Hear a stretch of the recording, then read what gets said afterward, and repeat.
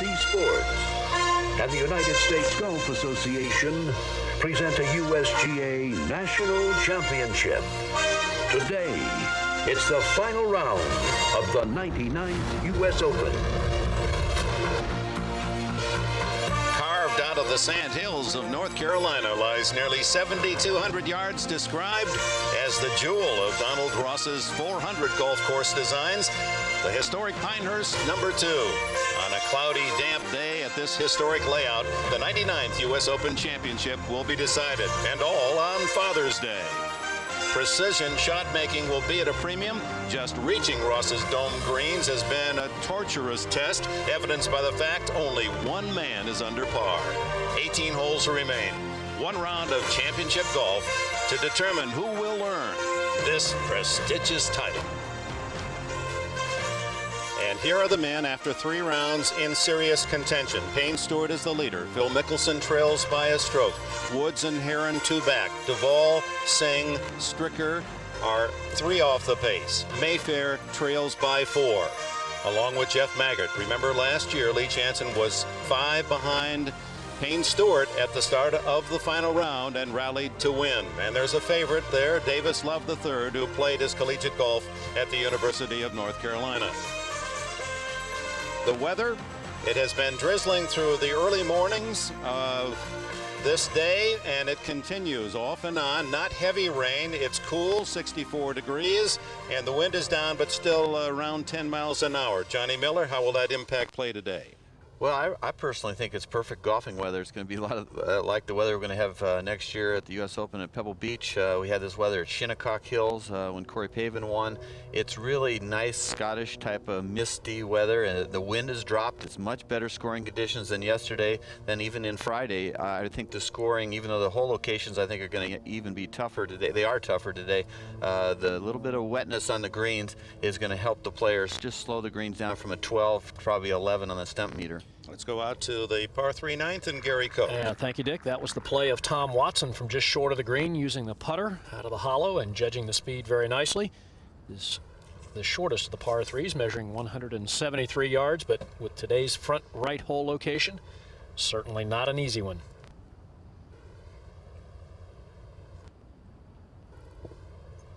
Watson now for his par 3.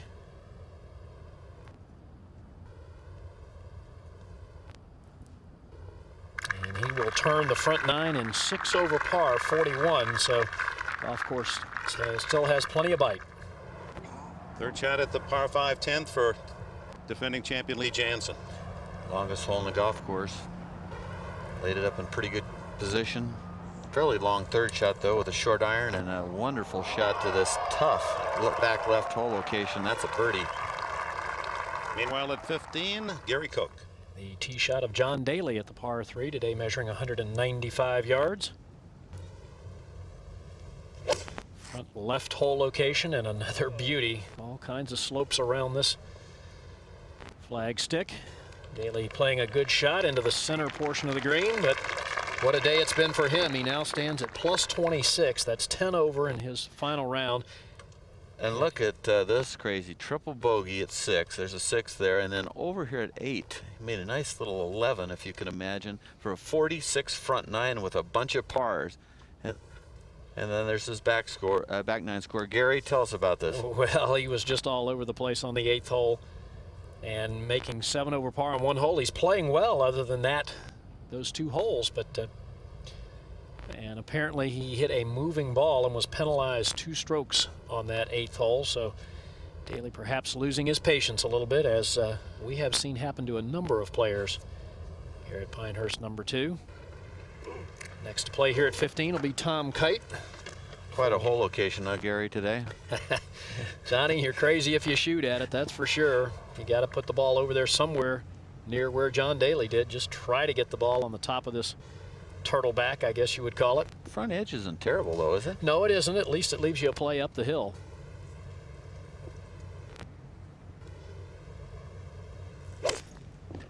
Kite continuing to strike the ball pretty well this week. He's just +4 in his round today.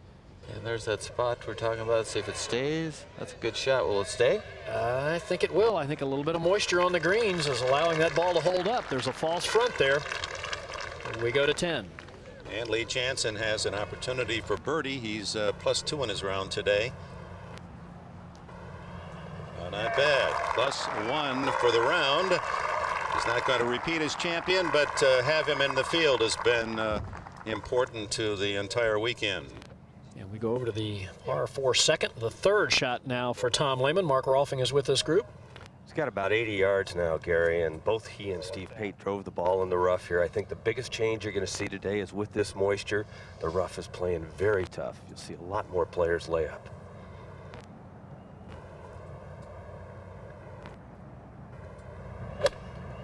Both Lehman and Pate have already bogeyed the first hole. How about that fall off, Gary? How close that is. That is very close, John. Just a matter of about 4 or 5 feet left of the flag. The green drops away. Let's go up and join Dick and Johnny. All right, Gary, and we welcome those of you join us for the 99th U.S. Open Championship, one of golf's majors, and 26 years ago. This man did something that men last night were dreaming about here at Pinehurst, and that's could we come up with a 65, 64, much less 63. Do you think there's anything like that out there on this wetter day? Well, you know, I had that kind of day that was just magical, where I hit every iron at the pin and hit every green in regulation. It can be done. These hole locations, though, are unbelievable. Like Gary said, let's take a look here on the second hole. You can see right there, just 4 feet left of the hole, and behind the hole, it rolls right off the green. So you just cannot even mess with that.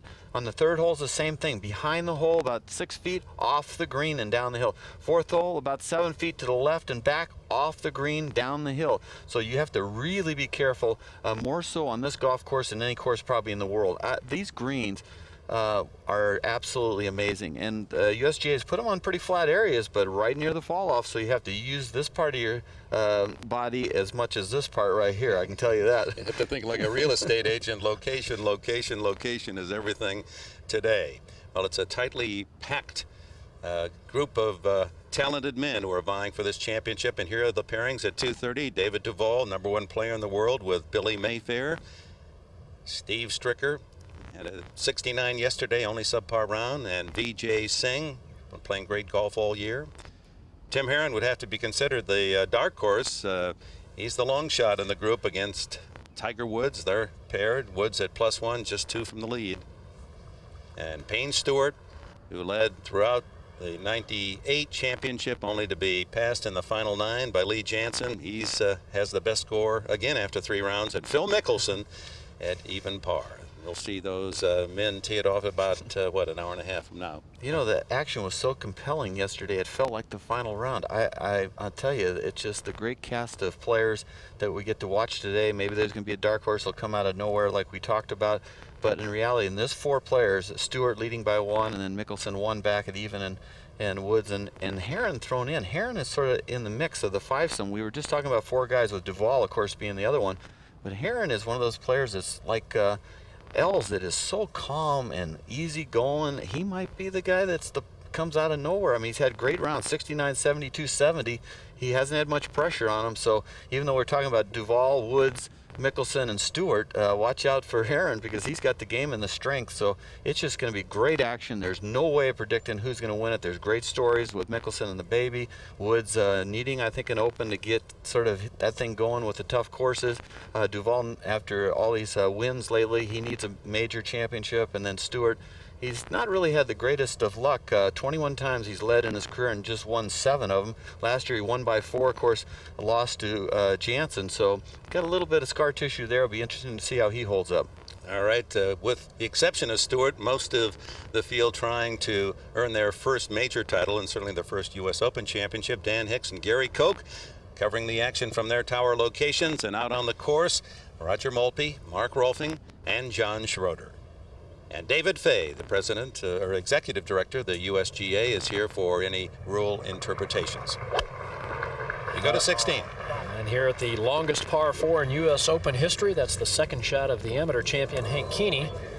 And once again, we see players missing the green here at 16. They have struggled at this hole all week long. Back at the second hole. This is the fourth shot now for Tom Lehman. Out of one of the low areas, left of the green. Deciding to take the putter. And Johnny, it appears the pace of the greens perhaps a little bit slower than what we've seen the first 3 days. I think it's good, though. With the hole locations as tough as they are, the moisture has been good for the conditions. Tom Kite for birdie at 15. That's a good stroke. That was a very good stroke. So Kite just 3 over par in his final round, and that's some pretty good play. Back to the second. Mark, the bogey putt now for Lehman. Well, it's been a very uninspiring start for him, Gary.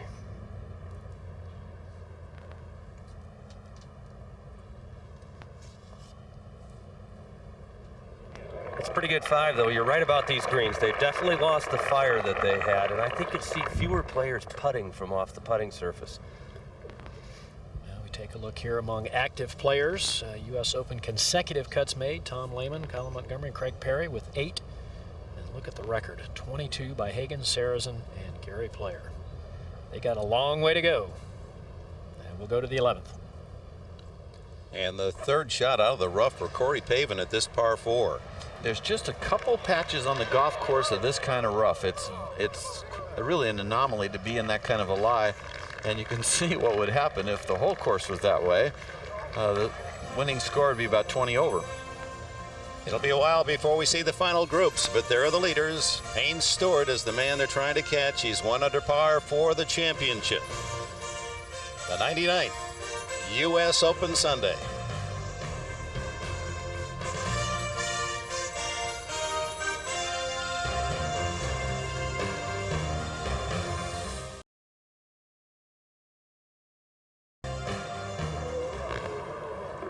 Vijay Singh arriving at Pinehurst number 2, trying to become only the 5th foreign-born player to win the U.S. Open in the last 67 years. And definitely a great chance. Didn't mention him in the opening, but both Singh and Stricker are right there also. Let's go out to 11, third shot, Lee Janzen. Yeah, a little uphill lie, which is what you want. Comes out softly, and the sand being a little more moist, you'll be able to spin it way more than when it's fluffy and powdery. When the moisture gets on it, it just compacts it enough that you get a nice little thump, and you can spin it. That smile's somewhat sarcastic. He thought he'd get a better result. Let's go to 16. Par putt for amateur champion Hank Keeney, who is 6 over par in his round today. He's got about another 40 minutes of amateur. That's about right, John. I guess next week he'll be turning pro. We go back to the second. Jim Furyk. Ooh, little fairway metal club out of the rough. This should be interesting. Oh, man. That ball went about 50 yards. This rough is going to be much more difficult wet.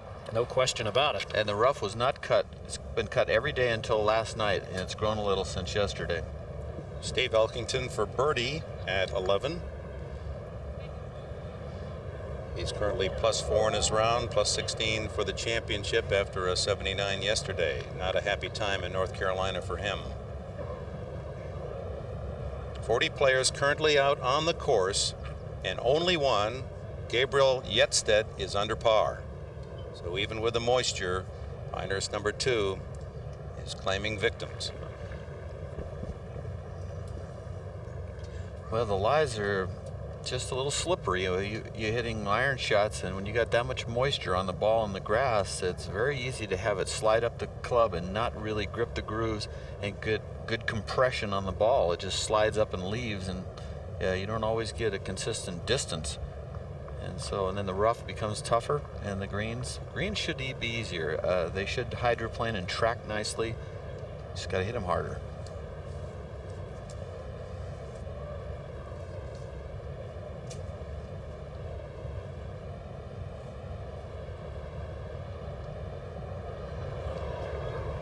So after the birdie at 10, a bogey here at 11 for Lee Janzen, back to +15.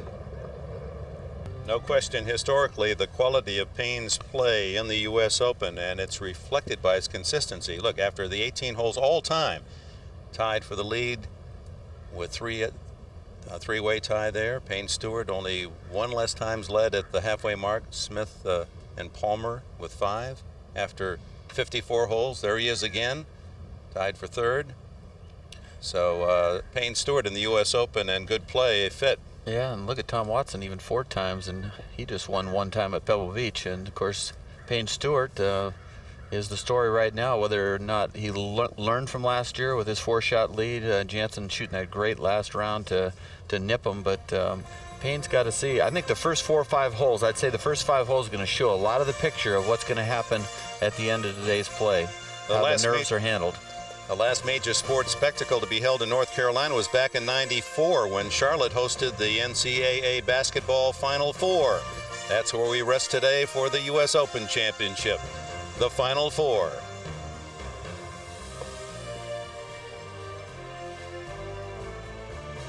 Payne Stewart, Phil Mickelson, Lumpy Heron, Tiger Woods, the Final Four at Pinehurst number 2.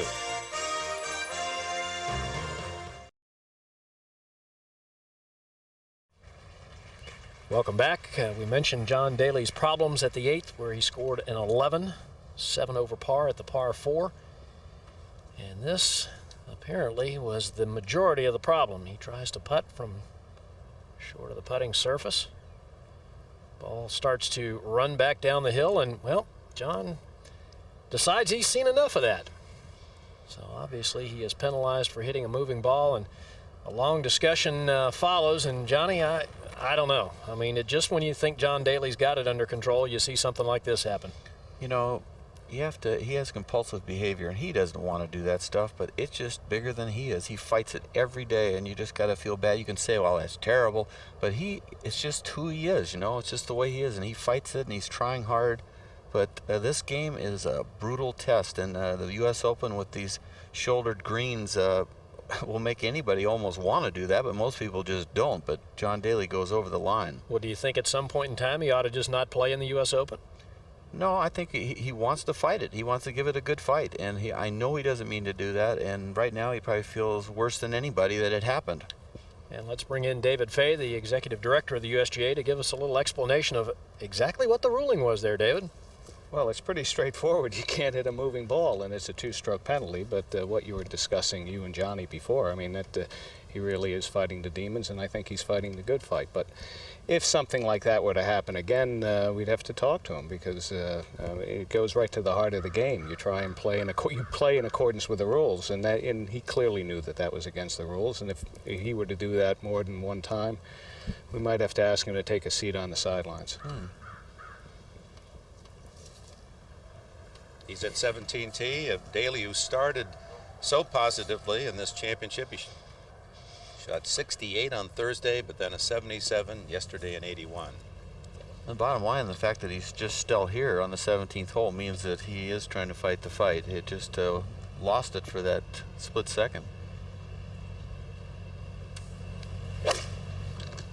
17th hole, back left hole location, 196 yards for John. Probably a 7-iron, and he's hit a beautiful shot.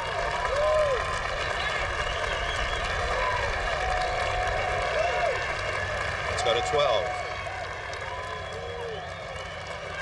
He has a good heart. He really does, and the crowd can sense that they love John Daly, and everybody has their foibles and problems, and his are more exposed than everyone else's, but he's still hanging in there. Well, Lee Jansen has his problems here at the 12th, Johnny. The hole location back right, his 3rd shot here. Not much green to work with. You do not want to be right, especially this far right on 12 today. Well, it's a good tight lie, to be honest with you. You can spin it and punch it in there, chase it. It's really you see how well that spun? He was able to put some spin on it. There's been a lot of talk about this golf course, and Lee was asked yesterday. I've been asked many times, what is the hardest test ever? Now I have the answer, and it was number 2 yesterday. Conditions have gotten a little easier today with the rain, but it is still tough. 18. Hank Keeney on the tee, amateur champion, U.S. amateur champion last year. Playing in his last amateur event. He'll turn professional tomorrow. And he launches it. He says he hits it longer than Tiger Woods. I'm sure it'll be an interesting driving contest when he gets paired. When he gets paired with John Daly, those guys will be getting hernias. Driving distance through 3 rounds, Duvall surprisingly leads the pack with Keeney just behind, 3/10 of a yard. Daly, Smith, and Woods. So there's some power hitters as Keeney will join the professionals next week. It's just a 2-hole measurement, so it's not always super accurate on who's hitting it longest. Golf.com brings you the most extensive coverage on the net for the 99th U.S. Open. Real-time scoring, full audio and video tours of the course, live audio coverage of players' press conferences, and the #1 rated audio show on the net, all at golf.com. Let's go to the par 4 second. And on the tee at the 447-yard par 4, we find Paul Azinger and John Schroeder's with this group. The wind is seems to be picking up a little bit, Gary. It's right into Zinger's face, and it's still misting, so the golf course is playing very slow, very long, and this is a big hole to play into this kind of condition, especially where they have the pins on these greens and how fast and firm they are. Well, almost mandatory now to find the fairway off the tee if you're going to have a chance to play into the greens. We go up to 12. Okay, Gary, the whole location was back left yesterday. As you can see, it's back right here at 12 as Jansen lines this putt up, but not a single birdie at the 12th hole yesterday. The only hole in the golf course not to give up at least one birdie. And again, it was a little harder conditions yesterday, and many of the golfers hit good iron shots in here to 12, but watch them go off the back edge. At 17, John Daly trying to make some amend with the birdie. Watch this putt. This could be the putt that wins the United States Open at the end of the day. You see he played that just outside right edge and did absolutely nothing. It's a straight putt. We await the leaders. Payne Stewart, after 3 rounds, with a 1-shot advantage.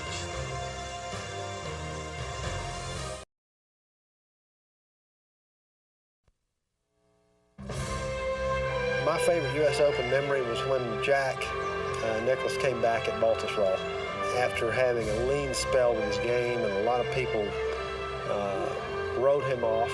And I mean, to play that tournament the way that he did shows so much about the man. It was a real tribute to a great golfer and a great hero of a lot of golfers. Second shot at 18 for Hank Keeney. Just a little wedge shot after that booming drive on this 446-yard hole, and see if it'll stop. Good shot. Tough hole location today. Back to 4. And first of 2 par 5s, Dick. 566 yards. Steve Pate getting ready for his third. And Johnny, you talked about it earlier, this whole location with that fall off to the left. Yeah, it's fall off just about 8 feet past the hole, and or 6 feet past the hole and left of the hole. Let's see if he keeps it right.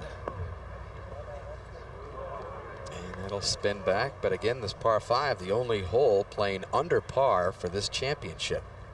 So it is the birdie hole of number 2. And Steve Pate playing with Tom Lehman. And this will be Lehman's third shot, +2 in his early round today. Seems funny to see him out so early after 4 years of being in the final group. It's remarkable, isn't it? See him looking way right at the hole location. You can see that just aiming way over there to the right. Maybe he knows his caddy, Andy Martinez, always does his homework. Playing a little draw, gets a little trapped wedge, keeping it in front of the hole. Well, they're all playing this a little tentative, and why not? To the first. And Jay Haas, his second shot at the short par 4. Nice little controlled short iron shot. It's +9. Oh, Jay. A chance for birdie to start his round. Jay Haas, who is looking for his first win in 5 years, at number 2 now. Second shot for Nick Price. John? 219 yards, Gary. 2-iron shot. That pin looks like it's sitting on top of a mound up there. The right doesn't even look like it's on the green. Yeah, like trying to land the ball on the hood of a Volkswagen Beetle and keep it there. That's a good miss there, but he's, you know. This ball rolled to the right about another 15 yards, though. So that's now going to be a brutal pitch shot. Yeah. If he hits it at just a few feet long, it's off the green, huh, Gary? Yeah, absolutely. This hole playing much longer than we've seen it play the first 3 days. Zinger now. he's got 216. Wind is still brisk. And he's hit his more left. Yeah, will that stay? Chances are it'll come back off the front. And it did, and we'll go to 13. And Lee Janzen getting ready to play his second to this par 4. You don't want to be right on this hole, but Lee Janzen has found himself there. It's not a bad hole location, but Lee has left it short, and it will fall back down the front. And let's go back over to 18. And Hank Keeney trying to complete his round with a birdie. He was the lone amateur to make the cut in this championship. He is +7 on his round today. You know, of course, the leaders do not tee off till 3 o'clock, the last group, and then 250 Tiger Woods and 240 VJ. Wouldn't be the worst thing in the world if they had a moment to be watching these putts on these last couple holes, because this could make the difference of them reading the putt correctly or not. They saw the putt by John Daly on 17 be dead straight, hole high right, and then they can see this putt is above the hole and left, which somebody will have this putt, and this breaks pretty heavily to the right, so it's perfectly legal to watch the TV, watch the telecast. Wouldn't be surprised if a few of them aren't watching. Watch how much this moves right. It's a good looking putt. Oh, just a little too much pace. You can see that's rolled past. You know, it's a great question of what kind of pro he'll be. Right now, he's not quite ready. He played well enough in the amateur to make the transition, but he's been in a little bit of a slump. But now that he's had more time without schoolwork to focus on his game, and with his length, he has a lot of capability. So he could be a gun. He's just going to have to really work on it. Got to get rid of that hook, and he has worked on straightening it out.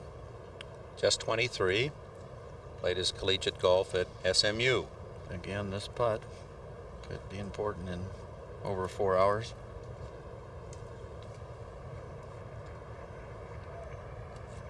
Nope. You can see that's a fully right edge putt hit solidly, and so that's a unfortunate bogey after that over 300-yard drive. 78 today for Keeney. And the men who are seriously vying for this championship arriving at Pinehurst number 2, David Duval, is on the grounds. Duval starts today 3 shots behind the leader, Payne Stewart.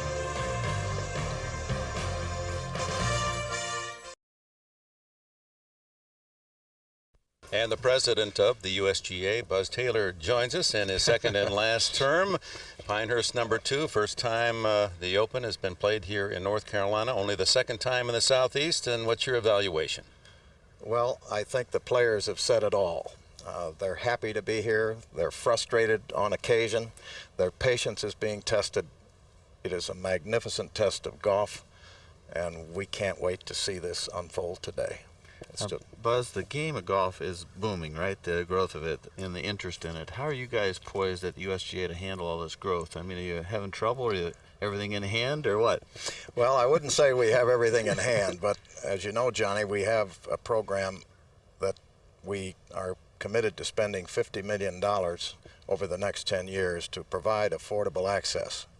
And we also have a Spirit of the Game program, and that's designed, when we do get new people into the game, to make sure that they understand the game's ancient and honorable traditions, the individual responsibility and integrity that go along with playing this game. And if we can succeed in doing well those 2 main missions that we've taken on recently, the game will be better for it, and I think we'll help it grow. Buzz, interesting contrast this year at Pinehurst with these convex greens and Carolina pines, and then next year, Pebble Beach, California. Well, I can't imagine it can get any better than those 2 venues, can you? Johnny Miller knows a lot about the one next year, and I think I know he knows this one too, and has come to really appreciate what a test of golf it is. And we appreciate your joining us today, and like everyone at home, sit back and enjoy. This is going to be a great Sunday. Well, thanks to NBC for all you've done for the game. Well, thank you very much. Thank you. Buzz Taylor. Let's go out to the action at 18. John Daly finishing his round. This is for birdie.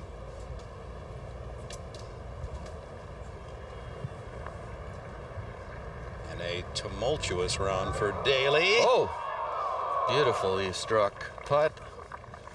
And again, there's a lot of break at the hole there. It's back right hole location on a pretty heavy slope. The moisture on the green will definitely negate some of it. 83, but that comes with that horrendous 11 at the 8th. John Daly, they did have a great start at 68, and anticipating a start in this final round. Here comes the leader after 54 holes, Payne Stewart. Those are quite the shoes there with that outfit. Wearing red, white, and blue. He's in the U.S. spirit for this national championship. Let's go back to 18. Tom Kite has a par putt.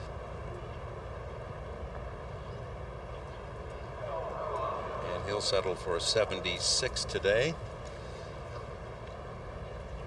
92 U.S. Open champion.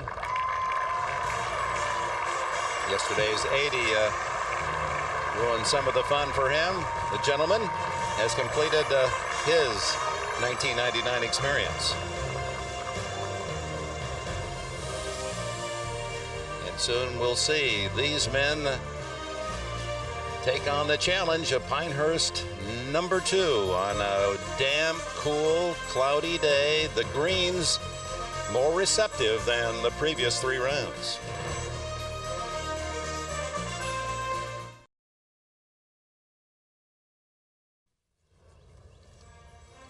Welcome back to this 99th U.S. Open Championship at Pinehurst number 2 on a wet day in North Carolina. Payne Stewart, the leader, going into this final round about an hour and 10 minutes before the final groups swing into action. Well, a man who experienced the extremes of this championship, John Daly, a 68 in the opening round and 83 today. Let's get his reaction. Roger? Thank you, Dick. John Daly, an 11 on the par 4/8 today, and I know you tried to roll the ball up from the side of the green a couple of times, and I guess it just wasn't going to come down that hill a third time, huh? No, it wasn't. I told Brian, I said, if that ball dares to come back down that hill, I'm going to do what Triplett did last year, take my 2 shots so I don't just go stupid. And, yeah, it's frustrating. I lost my patience, and, I hit a wedge from 147 yards, just peered it out of there. I was playing pretty good, and to watch it skip and go off the back, that was frustrating enough. But, no, I just knew it'd be 2 shots and take my penalty and continue to play. Shot 2 over on the back. Hell, I'm pretty happy. Well, now, I know you've been working hard at your game, and this Open Championship started out so well for you. But what happens? What happens to John Daly inside when he gets to that point and he just says, that's it? Well, I've hit the ball great this week, and I hit so many great shots yesterday. Then I shoot 81, and I feel like it's crazy. I think the pins were very unfair yesterday. I think a lot of people will agree with that. And, U.S. Open, I think, is not John Daly's style of golf. It seems to prove that way. I grinded out, and I hit a lot of great shots yesterday, and it gets frustrating. It just seems like the more you hit it, the better you're going to play in an Open. Well, my question then would be to you, why do you play? Well, I don't know if I'll be playing at Pebble next year, Roger. I just don't think it's worth my time, and I just feel that the courses are set up just really too unfair. Because I really feel like I've hit the golf ball pretty good this week. Everyone says I'm swinging good and everything, and I'm not going to go to Pebble and watch the USGA run that golf course either. Thank you for your comments. You got it. Back to you, Dick.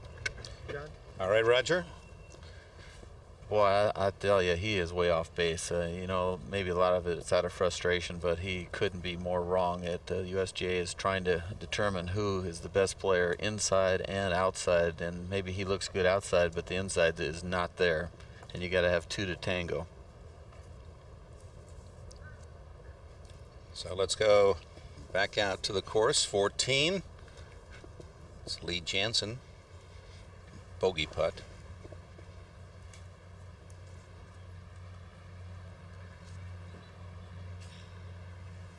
And Jansen, who had that spectacular final round at Olympic last year. To win the championship is +5 today. Let's go to 3. This is a long birdie putt for Paul Azinger.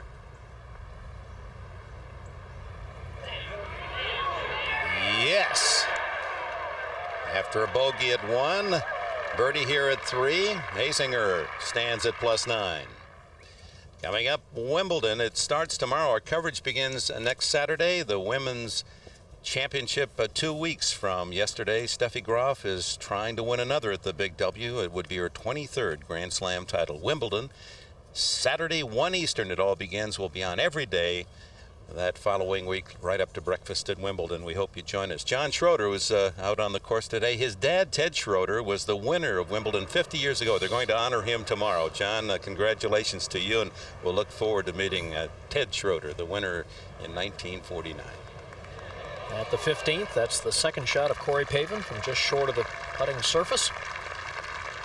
Pavin playing a lot of handy little shots around the greens. See John Daly again, a big story, but unfortunately for not the right reasons. So John Daly making some pretty strong statements about next year's championship, but right now we're just concerned with the final round of the 99th United States Open.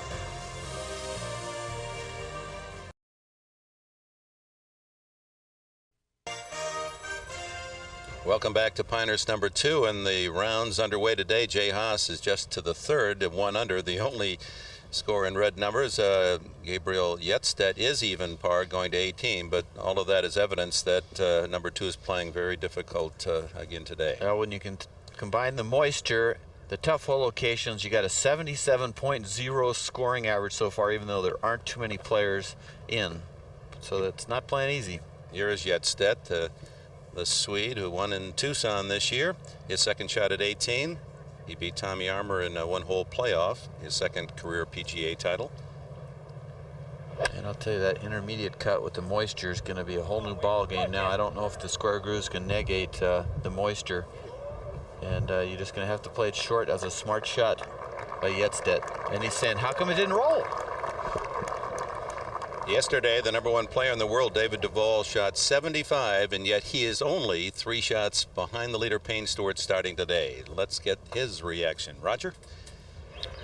Thank you, Dick. Well, David Duval, and David, the course is a little damp today. Do you think you can be more aggressive on this golf course today because of the conditions? I don't think there was enough water that got on the golf course to be able to change any game plans. So you think you're still going to be a day of playing away from pins, playing away from hole locations and defensive play? Yeah, I would imagine that the pins are, a half a step or step even closer to the edges today, and there's not enough water to make the greens that much softer, so you're still going to be forced to try to hit it into the bigger, flatter spots. What's going on inside David Duval? Nervous, excited, or maybe both? Not real nervous yet. I mean, I'll get there as soon as we get out there hitting, especially when we get to the first tee. Very excited. I know that the score I'm sitting on, as well as all the scores ahead of me, or everybody's probably right now sitting on very close to a winning score. It's just who can stay there. And so it's going to be, I think it's going to be a real exciting day. I think you're going to see a lot of good things and a lot of really strange things happen, and I imagine there's going to be a lot of different changes throughout the round, and hopefully I can put something together and come out on top. Good luck to you. Thanks. Back to you, Dick. Thank you, Roger. Great to see him without the glasses. You see a different man when those eyes aren't hidden from you.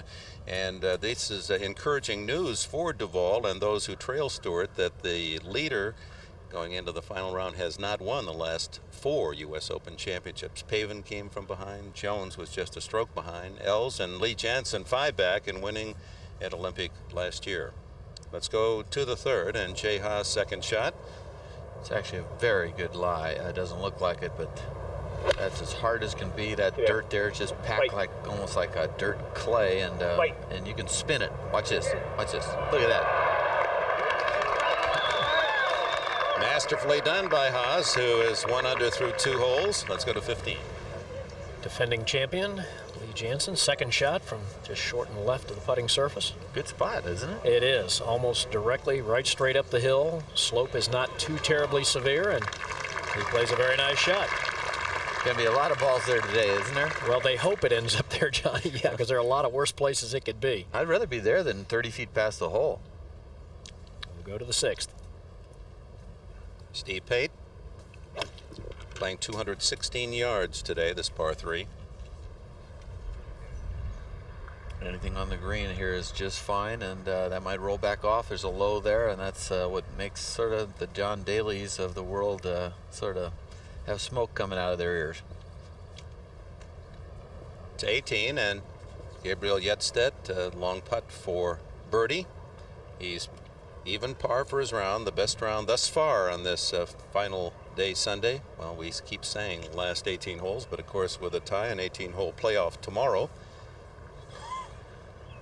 That has been a fairly frequent occurrence for this national title. Again, let's watch these putts. By the time Woods is here, this could be the putt he'd like to be able to make. And he's playing it outside right, moves about 8 inches. So remember that, maybe 10 inches from down there. So Yetstedt in his first U.S. Open championship showing he belongs on this final day. We may see him in the Ryder Cup. Yeah, any one of the guys on the top of the leaderboard or even near the top would love to have that smooth little 70 if he makes his putt. That's a great round.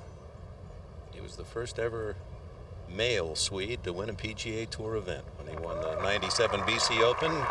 Gabriel Yetstedt, he is 28 years old. To 4. And with the precision iron play that has been in such high demand this week, a lot of folks had Nick Price contending for this championship, but it's not been Nick's week.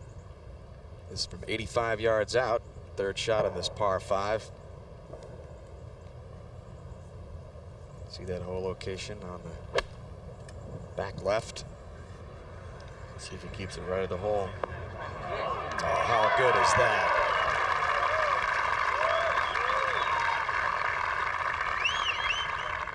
Well, with all the leaders now having arrived here at Pinehurst, too, an opportunity now to get the feelings from the man in front, Payne Stewart. Roger? Thank you, Dick. With Payne Stewart. And Payne, how you feeling today? I feel good, Raj. Yeah, I slept pretty decent last night for the situation I'm in, and you know, it's the U.S. Open. I got a chance to win, and that's all I can ask of myself.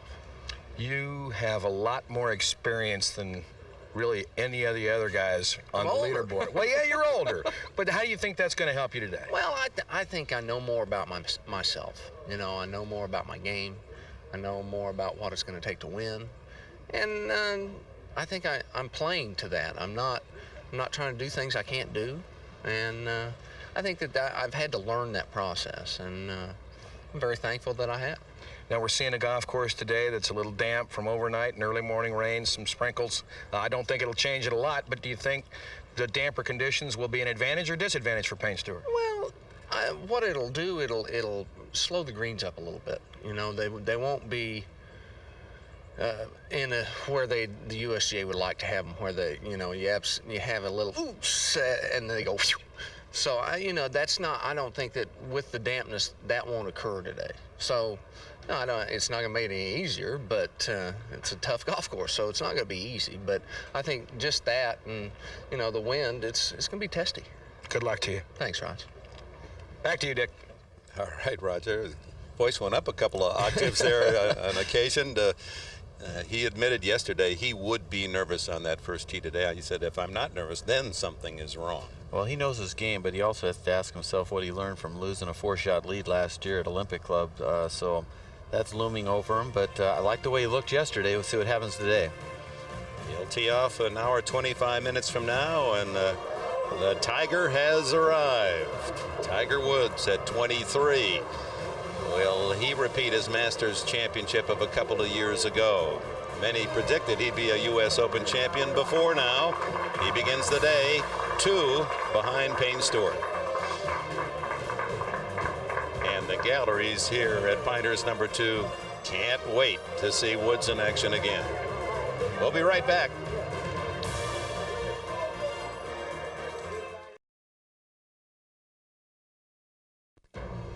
You are watching the 99th U.S. Open on NBC.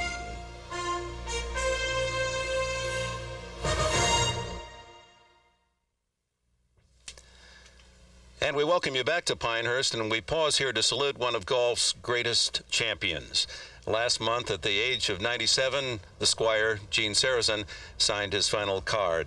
Sarazen won this U.S. Open championship twice. He was one of only 4 men in the history of golf to win all 4 Grand Slam titles, along with Hogan and Nicklaus and Player. And his career literally spanned this entire century. He competed, get this, against Harry Vardon and Jack Nicklaus. And of course, he admired all from Bobby Jones to Ben Hogan to Tiger Woods. Recently, we had the rare privilege of sitting down with this legend of golf. To win an Open championship, you got to be lucky. For instance, the 17th hole, I hit a poor tee shot and it went through the woods and out into the fairway. And the 18th hole was a par 5, and I wanted to play it safe. And my caddy says, "Oh, go for it." So I went for it and put it on the green about 15 feet from the hole and got a 4, and a 4 won it by 1 shot. And then 10 years later, at 30 years of age, you win the Open again. Tell us about that victory. What won me at Fresh Meadow was the sand iron, because every green has a trap on the right and a trap on the left, and I always managed to get into some sand. I think I ruined the game when I invented the sand iron, because Jones and Hagen and myself were terrible sand players. And then when I was working at Coral Gables Biltmore, I met Howard Hughes, and he used to take me up in his plane. And I never forget, I was sitting next to him. He says, "Pull that stick back." I pulled the stick back, and it flashed in my mind, my sand iron was a niblick. And I said, "Oh," he says, "look at this thing take off." So I said, if I got a niblick and build up the sole, it would hit the sand and bounce out. So I went back to the little town where I was living, Newport Richey, and I bought all the solder and had Wilson send me down some niblicks, and it took about 2 weeks, and I had the perfect sand iron. And it worked too. You really revolutionized the game with that. I ruined the game, I think, because players rather go in the sand now than in the rough grass. You said that if you could give advice to players going into the U.S. Open, what would it be? Today's players. Well, I sacrifice at least a week or 10 days before the Open to freshen your mind, because you can't go to the Open with a little tired mind, because the first round you might shoot a pretty good round, but soon the brain is going to get tired. And how would you like to be remembered? How, if you were to write a paragraph about yourself, how would you like to be remembered? As one of the 4 players that won the Grand Slam. 10 decades of golf, 96 wonderful years, so many memories. What are you most thankful for? Well, I'm very thankful being married 62 years, and I wouldn't want to start over again. You wouldn't want to start golf again? No, I wouldn't Why? want to start golf because the competition is too great. It's too hard, and they play too slow for me. They play too slow. Gene Sarazen, he was active right up to his final days. At 97, still driving his automobile, still exercising. What a great spirit. I remember at the 73 British Open, I battled Weiskopf right down to the wire there where he won, and he was 71 years old, and at the postage stamp green, the 8th green at Troon, he knocked it right in the hole. And I was using one of his sand wedges at the time, an R90 Wilson sand wedge, and I was in the bunker. I made 5, so he cut me by 4 shots that day. Gene Sarazen, literally the century belonged to him in golf. Now let's go out to action at the 4th. Okay, Dick, we want to show you how Nick Price finished off his birdie attempt. This was a moment ago, and that will be the order of the day at this par 5 4th. That is the 102nd birdie made at the 4th this week to 2. And at the 2nd, Jesper Parnevik. This is a rare birdie opportunity. And yes, Parnevik knocks in the first birdie of the day at the 2nd hole, and he moves to 7 over par. We go to 17. Corey Pavin, who won at Shinnecock in '95. Go in. He's asking for it in. Let's see how accurate he is. Not bad. That must have been purely struck. He's +3 in his round today, +16 for the championship. And to the first hole, the second shot for Davis Love III. Mark? After a real good start, Dick, he smashed it right down the center. He's only got 123 yards.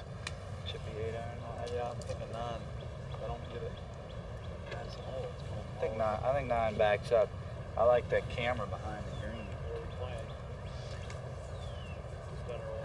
You can hear Mark Love. I really think would like to see him, Johnny, hit a small 8-iron, but Davis wants the 9. His caddy's saying it might back up. And then he says, aim at that camera behind the green. Like yesterday, these opening holes are going to play tough because the wind is right in the player's face. You can see Davis staring up at the treetops. He's right in between clubs. I think his caddy's right. The 9 is, you know, you got to. Is that a 9? Looks like an 8-iron.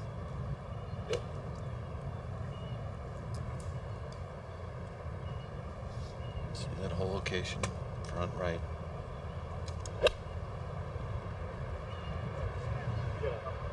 Well, it's just right of the flag kind of hanging, and the younger brother was correct, or the older brother, excuse me.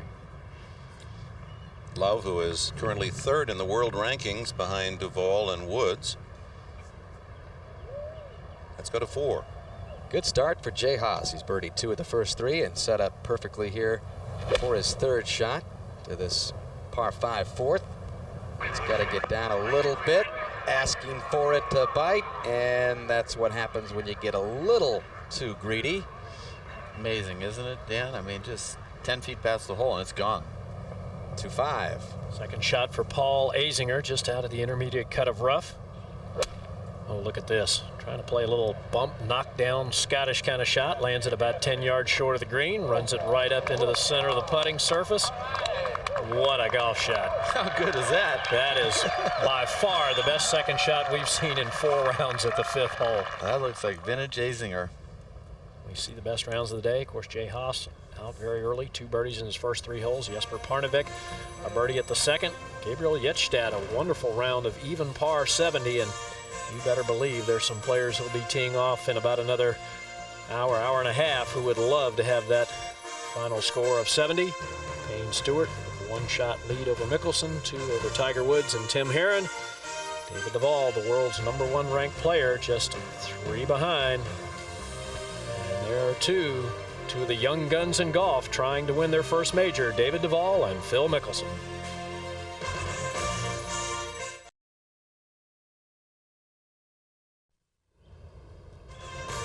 We're back at the 99th U.S. Open Championship with a reminder, the NBA Finals, Game 3, tomorrow night at 9 o'clock, 6 o'clock on the West Coast, San Antonio. 12 straight playoff wins. Can the Knicks slow them down?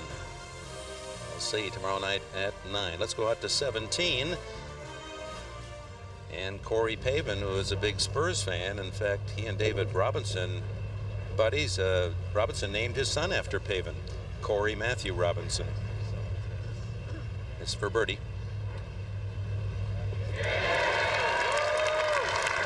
And a round of +2 for Pavin. Solid.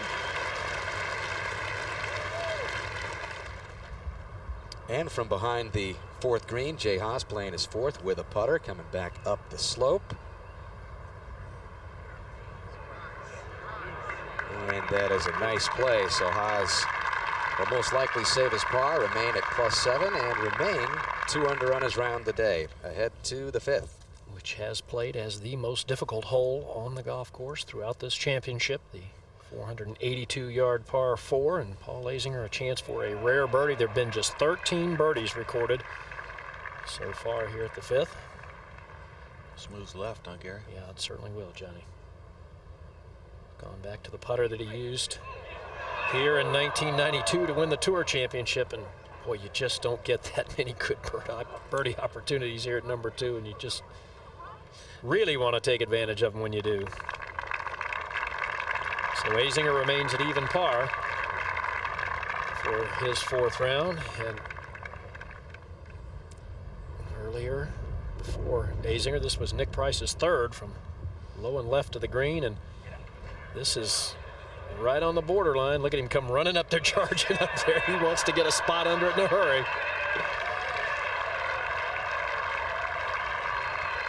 And we'll go to the first hole. Davis Love for par. And he's underway, +7 for the championship. Let's go to Roger Maltby. Thank you, Dick. With Tiger Woods. And Tiger, I remember reading that when you were at Stanford, you would make a point of it to go out and practice for hours in the rain because you figured at some point in your career you were going to have to go play in damp conditions to win a major championship. Is that true? It is true, but I also did that well before college. I was doing that at junior golf. As you know, Southern California doesn't get a whole lot of rain. And when it did rain, I'd take advantage of it and play under some severe conditions. Now, what have you done to prepare yourself mentally for what's ahead of you for the next 5 to 6 hours? Well, 18 straight pars. That would be a good job, I think. And I think one over par or even par might get the title. Now, you're playing with Tim Herron today. Good pairing? That's a great pairing. Timmy and I are good friends, and it seems every year I get paired with the same guys. And for the whole year. 97, I got paired with Justin every week, it seemed like. And 98 was Nick Price, and this year it's Timmy. So we're going to have a lot of fun today. Good luck to you today. Thanks, appreciate it. Back to you, Dick. Seems in a good mood for Tiger Woods' play this week. It's featured poor starts, but very impressive finishes. In Thursday's opening round, he was even, arriving at the 7th hole, his second shot. Birdie opportunity, tough hole location. He's come out of the iron, though. You can see looking down. He knows it's going right. Goes down into that deep bunker. Very difficult shot there. We'll see what kind of lie he comes up with. And he's got to chop it out of there. Takes a very unusual swing, trying to get too cute. And now it comes down at his feet, and he's got to do it again. That left him with this fairly long putt for bogey. And to me, this was the key putt of his round. He needed this big time. He was grateful he could make that thing, and it spurred him on. At the 11th, his second shot. He's +1. Short iron shot, uphill green. And look at this. Might be going in. A birdie for Woods. He's even par as he moves to the 17th tee. 17 back right hole location, hitting a high towering 5-iron into this shot. Watch this. Slow start, but what a finish, and he capped it off with another birdie at 18. Hit a wedge in there just underneath the hole. And a 68 for Tiger Woods. To the second round at the 4th hole, another slow start for Woods. Hits it in the right bunker in a buried lie, and of course it jets out of there over the green into the junk. A bogey there, on to 9. Long putt, tough par 3. And he's got it. He'd go on to shoot a 71 in the second round, -1 for the championship in the third round. Again, a miserable start. Second shot on the first hole, right out of the box, up against that collar, and of course he sort of hostels it over the green, makes double bogey there. And follows with bogey at 2. Beautiful drive. It's a pretty good iron shot, but the shoulders on this green right here get him, and it falls off down into that low, and he does not get that up and in. He's 3 over par after 2 holes. A tough start. 5 behind the leaders, and it could have been worse at the 6th. This deep bunker left of the green at 6. Comes out too fast, going to go over the green, hits the pin and drops down. He makes that putt for a 3, and wow, that's a big break. And again, Woods' toughest coming home at 15. 198 yards, right hole location, hits a high 5-iron, cutting towards the pin. Nobody's got it close all day. That was the shot of the day. He goes on to make that putt for a nice 2. And he tied for the 3rd best round of yesterday's action with a 72. He starts out as Eldrick and finishes like a Tiger. +5 from 1 through 7. Well, he's been really strong on the back 9 this week. Best of anyone, -3, and that's really, really going to play big. But, you know, he's thinking about all pars, but I really believe when you got his kind of horsepower, there are some holes that you've got to say, I need a few birdies to offset the few hiccups that anybody's going to have. And so I think today almost the guy that makes the most birdies, just the opposite, is probably going to be the winner. If you just par, I think you got to make a few birdies. So you can't totally get off the birdie thinking. And you got to keep the ball in front of the holes and hope you make those 15, 20 footers that way. You see the leaders yet to play. And you also see the large galleries here, some 40,000 spectators through this week, and They've been courteous, they've been knowledgeable, they've been enthusiastic, they've offered a wonderful flavor, supportive of every good shot. And making some good shots today, Jay Haas. No question about it. Dick, 2 under par early in his 4th round. The 45-year-old Haas, who went to school at Wake Forest, not far from here, has played number 2 a number of times. Trying to chase it up onto the green, but it will not quite get there. But a good leave. We go to the 17th.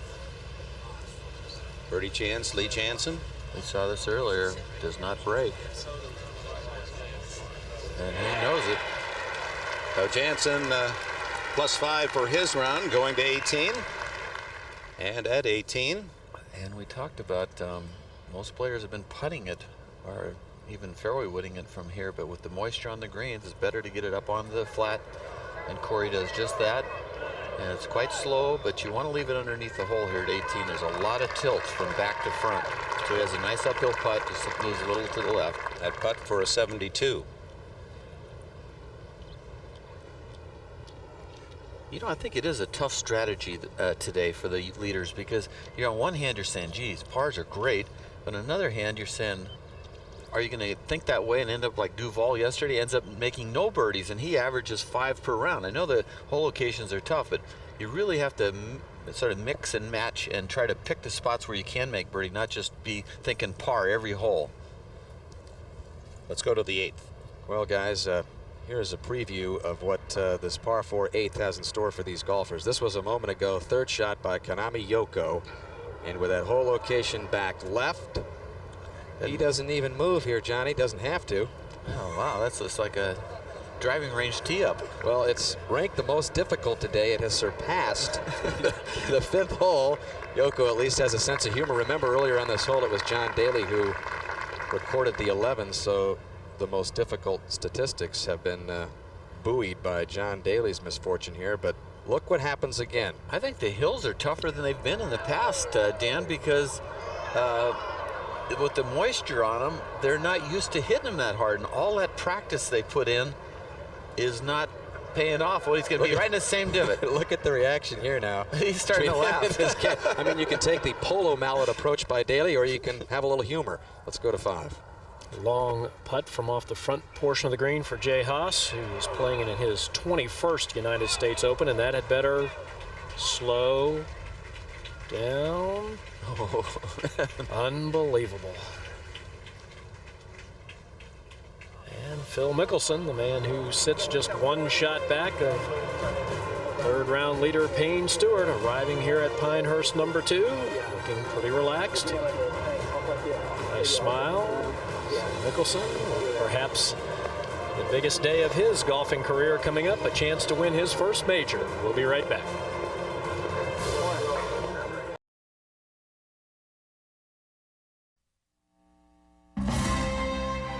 Well, I think the most vivid open memory I've ever had is hitting the forward shot.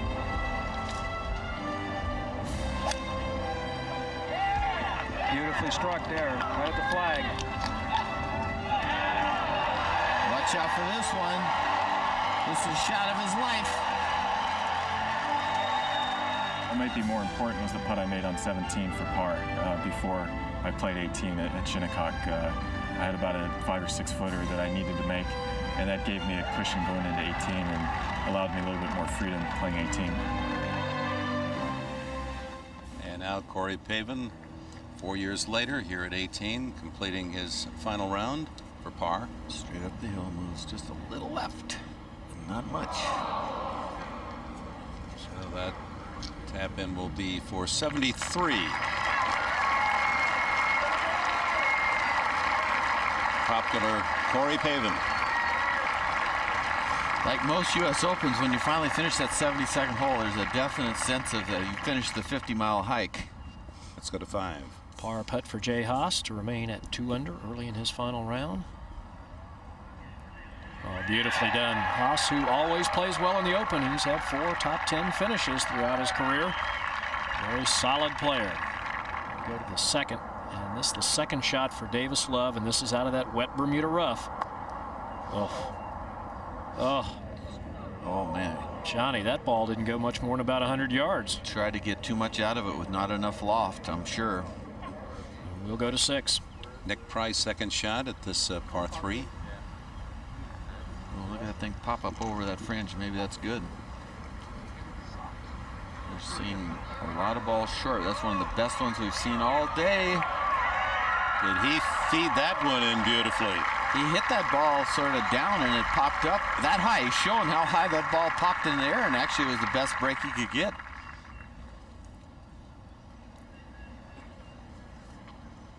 Now Lee Janzen at 18.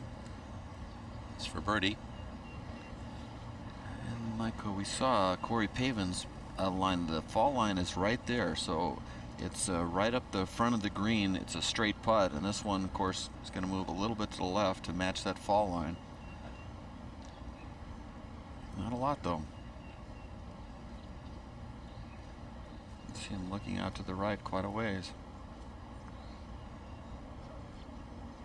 I thought his comment, Johnny, earlier in our program, that the Open is a mental marathon, and the mental toughness today of the leaders, the man that is mentally prepared. Even Sarazen said you need the rest to be mentally, not physically ready.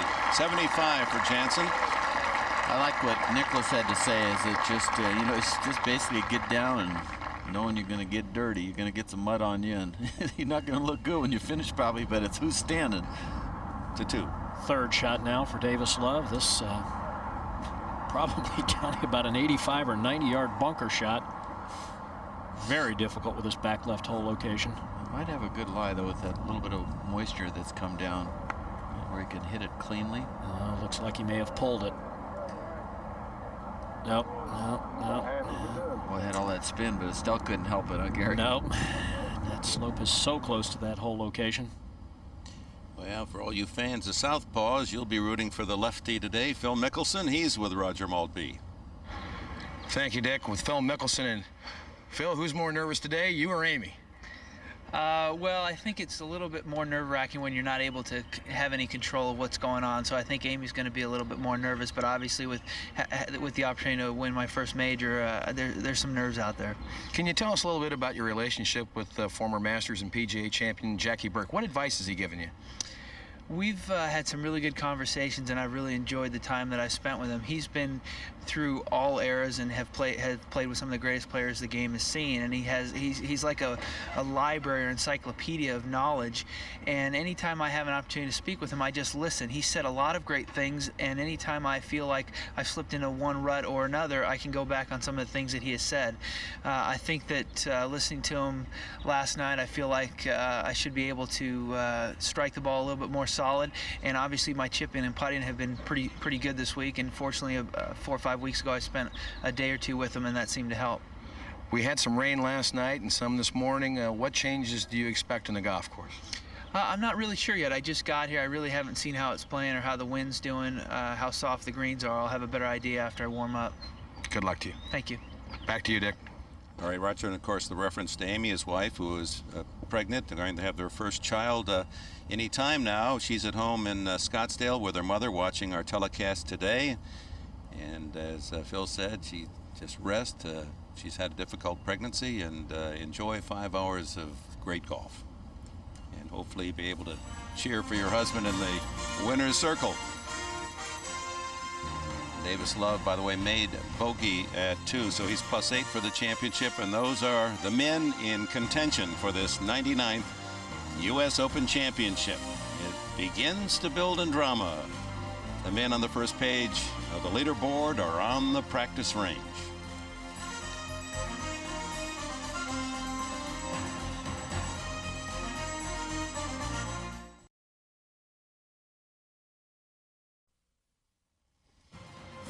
We've been talking a lot about Amy Mickelson, and there she is. She's a former Phoenix Suns cheerleader. Amy McBride then celebrating with her husband at the Bay Hill Championship 2 years ago. Could be a big month. First child, first major.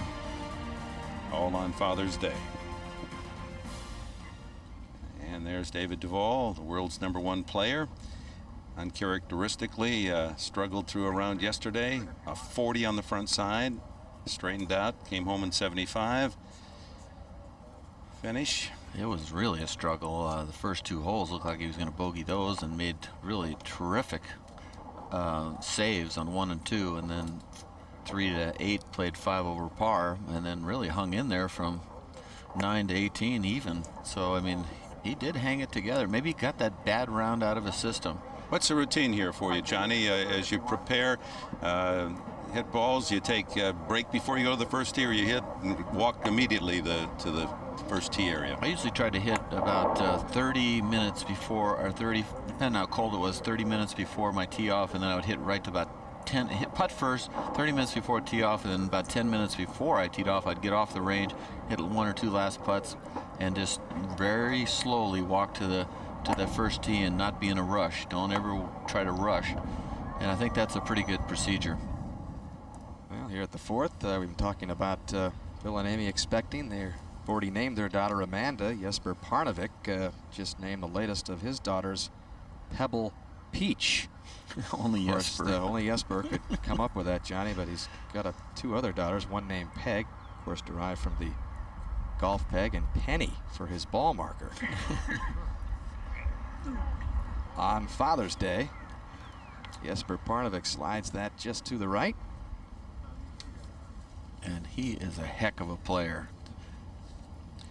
Well, the folks with tickets for this championship excited to be there. It's quite a treasure just by the requests we've had personally.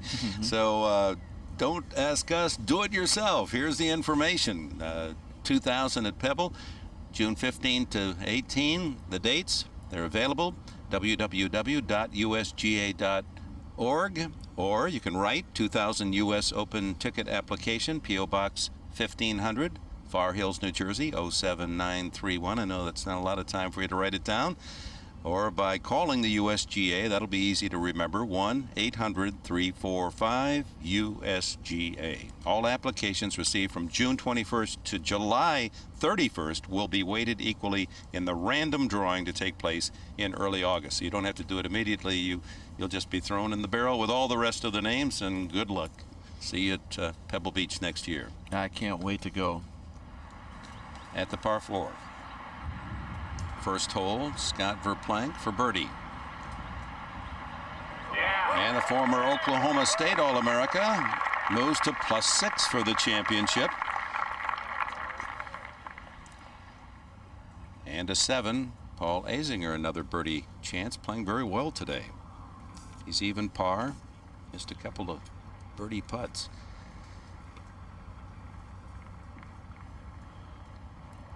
No. 65 in the final round at the Olympic last year, and so many fans around the country, the world for that matter, rooting for this man to join the victory circle. Let's go to 6 and Jay Haas for par.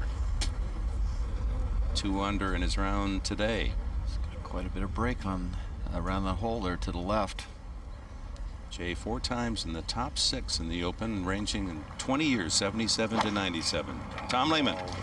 He shot at the par 3 ninth, and he doesn't like it. It looks like it's headed a little right by the way he's leaning, and that is not where you want to miss it at 9 today with that front right hole location.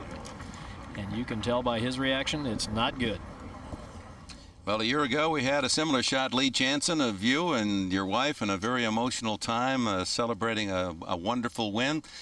We read your quotes yesterday about the course. You always wondered what the most difficult golf course was, and now you have the answer. Do you still stick to that? Yes. There have certainly been tougher conditions, and you'd have to only attribute that to weather. As far as a straight setup of a golf course, that is probably the hardest golf course I've played for 4 days. Is most of the strength in the course really within, 30 yards of the green? Is that the toughest green sites you've ever seen? Yes. People have asked me if they're tougher than Augusta. I guess the biggest difference is Augusta, you have maybe half the holes you can hit wedge to off a big drive, and that's that doesn't happen here. You're hitting such long clubs to these greens, which makes it that much harder to even get it on the green. There really aren't many birdie holes. I mean, you look at David Duval, who's averaging 5 birdies a round, and even his game plan, you go out there and you say, well, where are the birdie opportunities? 5 birdies around, that's impressive. I think that, I don't know how many I made, but I bet I didn't make 10 all week. Well, David Duval's not making them here 5 around. I'm saying on the tour, but it's a different mindset for him because he's used to making birdies. So is Tiger, and it's got to be tough for these guys to adjust the fact that you might only get Duval made no birdies yesterday. Yes, it's very possible that there's only 3 or 4 pins on certain holes that are accessible. Maybe 3 is a birdie hole, but not where the pin is every day. You know, today I don't think you can call that a birdie hole, even though it's the shortest hole in the course. And 4 is the birdie hole, easiest hole in the course, but there's a tough hole location there. A very tough pin today. If you fly the ball near the hole today and it doesn't spin, or if it spins too much, it's going to come off the green or go left of the green or go over the green. You really have to almost hit your second shot right in front of the green and play a chip and run to get it near the hole. And how about that easy 5th hole? That was an easy hole location too today, huh? Today was the first day I 2-putted for a par on that hole all week. Yeah, it's tough. Lee, as we look ahead to the men that are in deep contention for this championship, you have great knowledge of all their games. You've played this very difficult golf course. Do you see it favoring a couple men? Can you throw out a couple of names? Well, and I think it's an impressive list there at the top. I think all of them are worthy of winning. I think Payne Stewart, he's got the experience, and I think after last year he might just have that extra little motivation to win. Well, we appreciate your joining us today. Lee Janzen, last year's champion 2 times. He's held the trophy of the U.S. Open Championship. Let's go out to number 2. The second shot for Scott Verplank out of the rough using the fairway wood. This a dangerous shot as we've seen before. Just not coming out very good, but it might chase on there. Yeah, that's very well executed. At least he got it coming out straight, Johnny. Most of the other guys have lost the ball left out of the rough. This is really a good shot. Wow. Safely up on into the center of the green. So Scott Verplank off to a good start. Birdie at 1, good shot at 2. Payne Stewart still maintains his 1-shot lead over Phil Mickelson. Tiger Woods just 2 back along with Tim Herron. World's #1 player David Duval just 3 back. And they'll be getting set to play in just over half an hour. We'll be right here.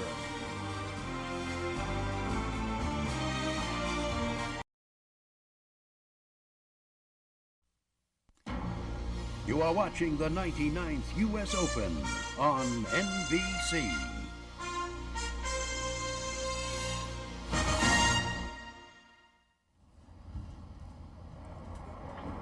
Welcome back. A bit of impromptu tailoring by Payne Stewart. He's talked about cooking all week here, enjoys being in the kitchen. Pretty handy guy to have around.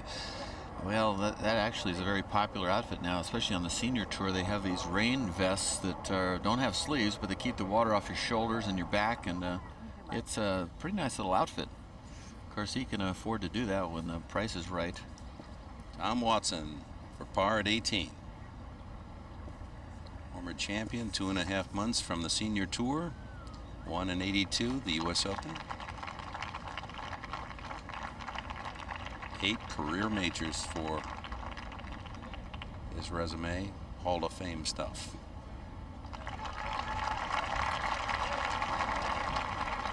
Well, he'll fail to get in the top 15, of course, and receive an exemption from his play this year because he's not going to get it. So next year, he'd probably need to have a special exemption, which if anybody deserves one, I would think it's Tom. But if not, it's time to go to the second qualifying and give it a shot. On to the senior tour. Let's go to 2. Scott Verplank eyeing this very lengthy birdie putt here at the long par 4 second. And with the wind coming up today and the softness and the difficulty of the rough, the second is now the second most difficult hole on the golf course. And really from this position, you're just trying to get the ball somewhere near the hole. Although Steve Stricker made one from about this distance on 2 yesterday, Johnny. Yep, it can be done. Is it doing much? Not too much? No, there's really not a tremendous amount of break to it. It's really more judging the speed than anything.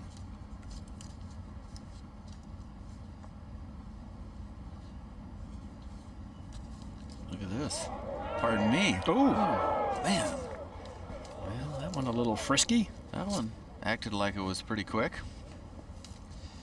Well, the men on the course would give you their view. Johnny certainly has surveyed the 18 holes here at Pinehurst #2, and here is his bird's eye look at the holes beginning with number 3.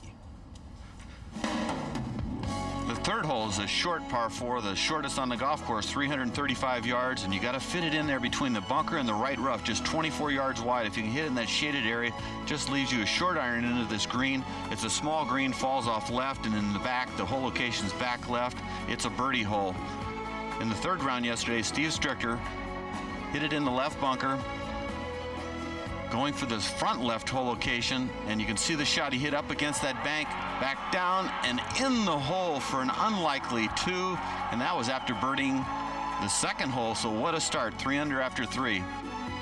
The fifth hole, what a hole this is, 482 yards with a serpentine fairway, the hardest hole in the golf course through 3 rounds of a scoring average of 4.6. You can see why, a narrow fairway just 30 yards wide. You want to hit it in that shaded area there, and that leaves you a downhill hook lie into this green that is the hardest green on the golf course. And it's just a hole you want to make par somehow, chase it in. You can hit it short of the green and run it onto the green, but a 4 is a super score. And then the 8th hole is the other key par 4, I think, on the front 9, a very long one at 485 yards. Again, a serpentine fairway. The bunker on the right is a 260-yard carry. If you can hit it there, again, you have a hook lie, a little uphill, and you want to hit a high fade, which doesn't match. Left of the green and behind falls off big time. Right side, again, is good. A 4 is fabulous. If you're going to miss this green, right and in front is a little collection area, and it's not a bad spot. You can make 4 from there. In the third round yesterday, Jeff Maggart in the right area there in the wire grass, hard pan, knocks it out of there, and what a shot this is. Gets a good little right bounce. And look at this, it should have gone in, and he makes birdie, of course, from there.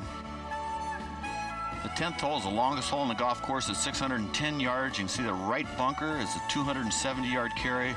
Most players, of course, is a 3-shot hole, but not for Tiger Woods and maybe David Duval. They got to hit it back past that bunker, though, if they're going to go for it. Some players, if they miss the fairway, will have to lay it up there. Most of them will be there in 90 yards to the middle of the green. Hole location is back left today. And you can see that green, a lot of tough hole locations and pin placements, so you don't want to go long where the hole is today. In the third round, David Duval, over on the right, his third shot. He has to play it to the right and watch what happens. He doesn't get it up the face of that green there, and down it goes off the green, and that happens so often here if you're out of position. The 15th hole is a very strong par 3, even though it's just 202 yards. You can see the false front on the green. The hole location is just over that today, and 3 on this hole is a very good score because it has shoulders all through the green. In yesterday's third round, Tiger Woods pulls out a 5-iron, right hole location, plays it into the middle of the green. It's cutting towards the hole. Nobody's knocked it close all day, and look at this shot, the best of the day. He goes on to make that putt while Phil Mickelson bogeys that hole. The 16th hole, the longest par 4 in U.S. Open history at 489 yards. I think the hardest hole in the back 9. The perfect tee shot would be a little draw into that shaded area right there. The fairway is just 30 yards wide. You need a good drive here if you're going to go for the green, because look at how narrow the throat is there, and that front left bunker is in play if you miss the fairway. If you hit that good drive, you got to just nail an iron into this long accuracy style green. In the third round yesterday, Payne Stewart took out this 2-iron and just crushed it 220 yards on a fly into this green and chased it up right into the front of the green. I think one of the great long irons I've seen in major championship history. A clutch shot right there. And then the 18th hole, a very strong par 4, 446 yards. Uphill here, as you can see by the arrow. The bunker on the right is in play if you come out of it. It's a 260-yard carry to that first part of the shaded area. If you get it up on top of the plateau there, you're leaving yourself a mid-iron to short iron into a green that's sort of blind. You can't see too much. You can see the shaded area there. It sort of falls off into a little area there, but the whole location is in the back right, a very difficult one. In the third round yesterday, after a big tee shot with a 3-wood off the tee, Phil Mickelson takes a short iron and takes dead aim at it. And you can see just 5 feet from the hole, he makes that birdie and puts him in great position to win this championship, just 1 stroke behind Payne Stewart. And this golf course tests every part of your game. You got to drive it good, hit your irons even better, and you better be Superman around the greens if you're going to win this thing. And just moments ago at the first green, Paul Goydos, who was in the share of the lead after the first round with a 67. This for birdie. And he moves to +4 for the championship. He started the day tied for 10th. Goydos. David Duval ready to tee off. He'll be at that first tee when we come back. He begins the day 3 behind the leader, Payne Stewart.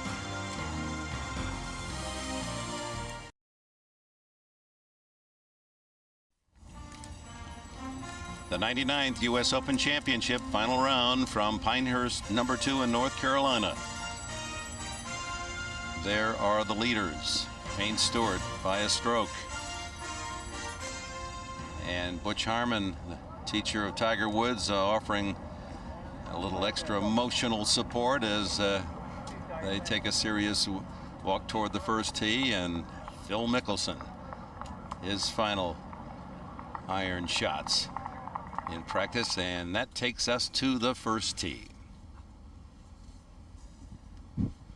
Ladies and gentlemen, this is the 2:30 starting time. From Scottsdale, Arizona, Billy Mayfair.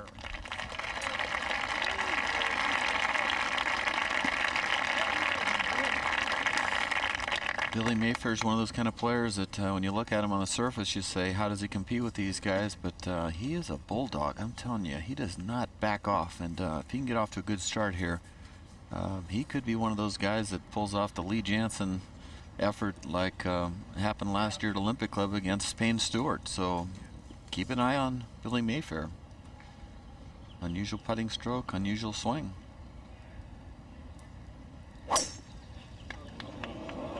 Might be going a little right, I don't know. And that is not a good start, but the good news, it's in the rough that's been trampled down. And from Ponte Vedra Beach, Florida, David Duval.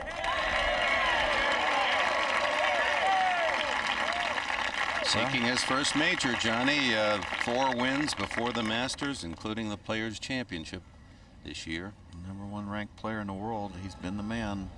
And yesterday, didn't act like it. See what happens today. Needs a good start.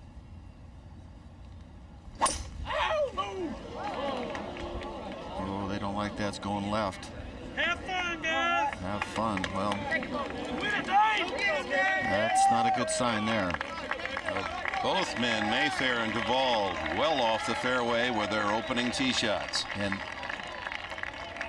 And yesterday, same sort of kind of start out of David Duval. It's, I think, just open nerves trying to get that first major. It's really tough. He's struggled mightily through 8 holes. You see the look on his face, not the typical one. See the second shot at #4, came right over the top, hit the scoreboard over there through the trees, got a good bounce, ricochet, misses a short birdie there. Of course, struggled on 1 and 2 to make great pars. And then over here you can see in trouble again, double crossing irons, coming out of shots, chipping, falling off the greens there into spots he hasn't been in normal situations, and I think it's just all nerves.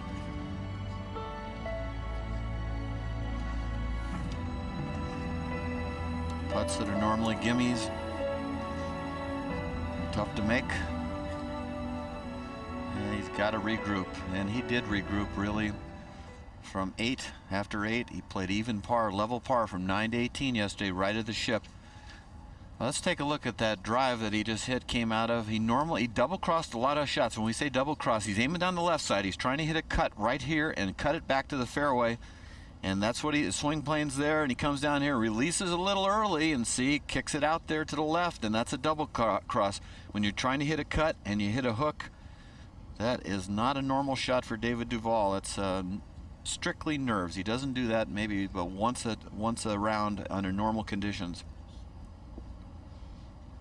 Let's go ahead to the par 4 third, and a long birdie chance for Scott Verplank. Nicely rolled. Verplank with a birdie at 1 is at +6 for the championship. You see all the scores alphabetically. And it's always interesting when you hit it in the trees with all the people, and you don't have a clue whether you're going to be up against a tree or wherever to get out there and see what kind of shot he's got. And John Schroeder, what does he have? Well, he's got an open shot to the flag. He's going to have to hit it to the left of the tree right in front of him and keep it low, and he doesn't have a problem keeping it low. And he's got a very clean lie, Johnny. It's not a bad spot, is it? Well, he's got a great angle at the flag, actually. Does he have to work the ball, or just what does he have to do? What kind of shot does he have to? I know it has to be low, but what does he have to draw it, fade it? Well, first of all, he's got to move all these people out of the way up to the left. Looks like a beauty queen. No, he's going to have to hit just a low straight shot or just a low cut. I mean, he's got to play the ball left of the flag, obviously. He can carry it onto the green without much problem. You just got to keep it low for about 30 yards, and then no problem. The breeze is back at him. There's not a bunch of loose pine needles around the ball, huh? Well, there is, but the ball's sitting very clean. You got to really be careful when you move pine needles, because sometimes they're attached to the one that's 4 inches away from the one you're pulling, and that one pulls on another one. Next thing you know, the ball moves, and that's a penalty. Now we're trying to determine who's away. Fred Ridley's the referee. He's waiting on me, right? I guess they've determined it's David. David to play first. Duval. Marshall? He's got 169 yards to the front. He doesn't like those people that are poking out down there about 40 yards, John Schroeder, and like to get them out of his line of sight. Well, he's obviously a little on edge getting out of the gate here, and I'd probably be the same way. I just want to relax and not have to worry about something like that and just focus on the shot. Whole location is right there.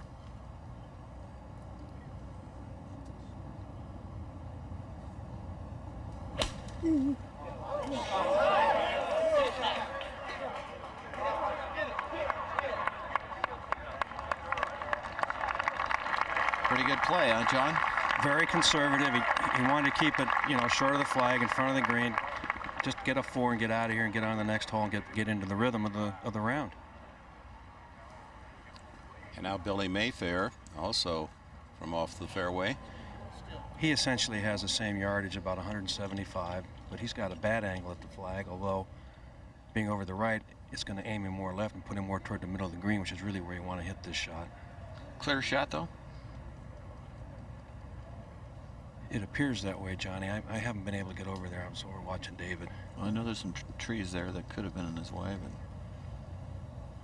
but... That ball's going right toward the middle of the green.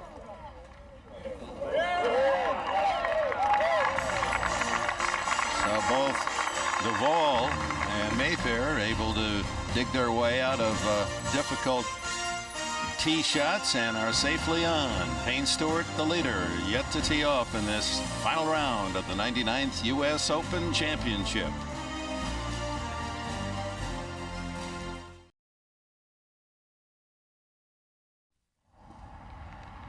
Welcome back. David Duval, his third shot, first hole. Delicate little shot. He's elected to play a sand wedge. Drive it in there with spin. And not a bad shot. Back to the first tee. Ladies and gentlemen, this is the 2:40 starting time. From Fiji, Vijay Singh.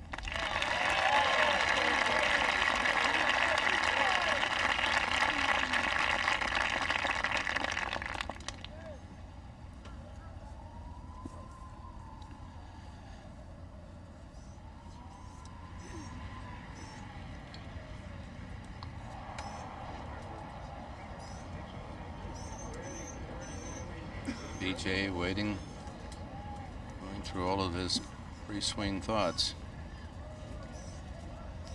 Wants to hit it right down that cut line.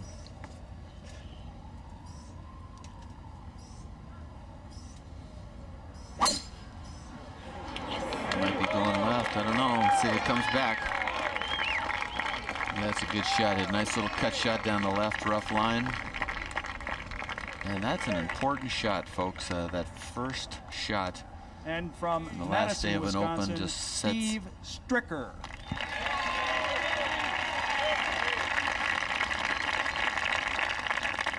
Steve, who makes his home now in Tampa, attended the University of Illinois, of course grew up in Wisconsin.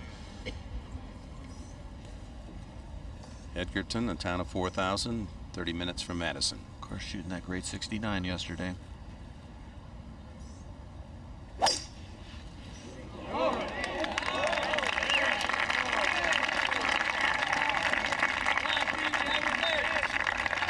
shots behind Payne Stewart. Steve Stricker. Now up to the green at 1, and Billy Mayfair, long putt for birdie.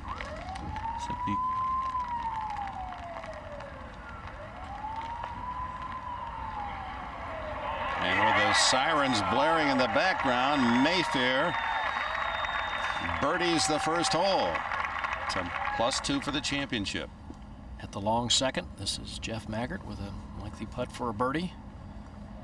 Just to get to +3 for the championship. Oh, looking good. Will it get there? Yes. And Jeff Maggart, the man with 4 top 10 finishes in his last 5 open appearances, and whose game is so well suited to this championship, makes an early birdie. We go back to 1. And Duvall at 1. This for his par. And on to 2 they go, with Mayfair picking up the birdie to go to +2 for the championship, and just 3 behind leader Payne Stewart. And the weather's sort of deteriorating. You saw the wind kicking up there, and it's changed in the last few minutes. It's full-fledged rain gear weather now, and it's a tough combination of rain, pretty darn cold, and windy. And you can see that umbrella, just how much torque is being put on that umbrella from this heavy air and the wind. So we're talking about real conditions now. We're talking about survival conditions. Stricker yesterday with a 69 and was 3 under in the first 3 holes. And in the first 4 holes for the week, he's played first day -1 and then 2 under 2. The first 4 holes, those are how he has played those holes. And the opposite of Tiger Woods, his problems have been coming home. Final 3 holes, where he's combined 3 over.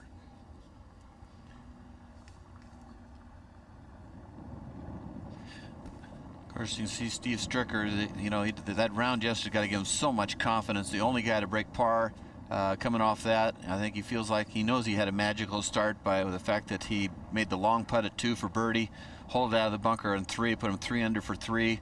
And really, he rode that momentum for the rest of the day. And he admitted that's the reason why he was the only guy to break 70. So who knows what's going to happen today. At the second, tee shot for David Duvall. So playing extremely difficult. Back into the wind, 447 yards. And a good swing there. Johnny puts it nicely in the fairway. That was an important shot. That's that fade that's his bread and butter, and he was trying to hit on number 1, Gary. A little surprised that he came out of that one on number 1 and let it go left. Well, nervous. It can happen. Yep. Yeah, we're on our way to Wimbledon tomorrow, and these conditions makes one wonder if it isn't a portent. Wet grass and cloudy gray skies. And Martina Hingis, will she flash that sunshine smile? Can she win Wimbledon again? 1 o'clock next Saturday, our coverage begins. Daily coverage from the All England Club. At the long par 4 fifth, it's a birdie putt for Davis Love. And Davis trying to make a run, moves to 1 under par. Excuse me, even par for the day. 7 over for the championship. And now the second shot for Steve Stricker. You can see with the wind blowing the moisture into the lens of our camera. So wind coming straight in. Just behind that left bunker on the tee side of that's 149 to the middle, so he's not too far from that. Playing into the wind though, so he's got to play more club. Probably a 1 or 2 club wind now. That front hole location, you got to hit it perfect to hit this green. Anything left or right will kick off, and you can see what happens even a little long. Anything that's even a little bit offline on this golf course will repel away from the target. Number 1 playing 7th toughest, and as we said yesterday, Donald Ross in his design felt that this should be an easy start, a comfortable start, a handshake hole, but it has not been that in this championship. Well, the wind kicked up on Friday, and it's been dead into the wind. It's a northeast wind, and these holes weren't really designed. They were supposed to be sort of let you off to a nice start, like he said, but these are tough holes, really tough holes, 1, 2, 3, and 4, especially in these conditions. Nice solid strike. I don't know if he likes it. Not bad there, VJ. Chance for birdie for Vijay Singh. When we return, Tiger Woods. Will this be his day?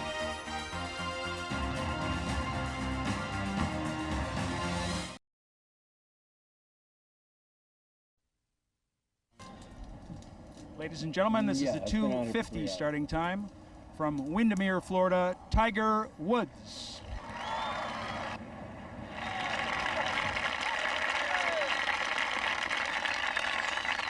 Probably calling up every bit of reserve he's ever experienced. Of course, winner of the '97 Masters with a record of 12 shots, and played a lot of golf in the rain, and he's a mudder, and his length will be big time to his advantage because this course is going to play really long. Distracted, he'll reset himself. You can see that rain coming down. I really can't overemphasize his strength and able to get out of the rough and getting it down there far enough that he can get a club on it.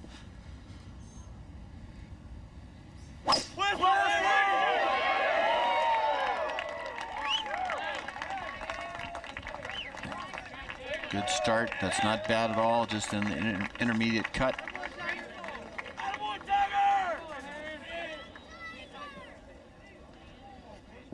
And from Minneapolis, Minnesota, Tim Herron. Tim's father is here.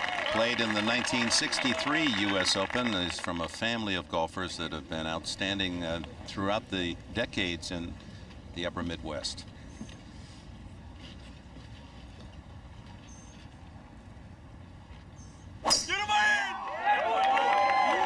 Might be going left. And you can see the ball nestling down in that wet, thick Bermuda, and his strength should also be a factor, but we'll watch his second shot and just see how tough this rough really is right now. Let's move ahead to number 2. This a moment ago, the second shot for David Duval from 185 yards.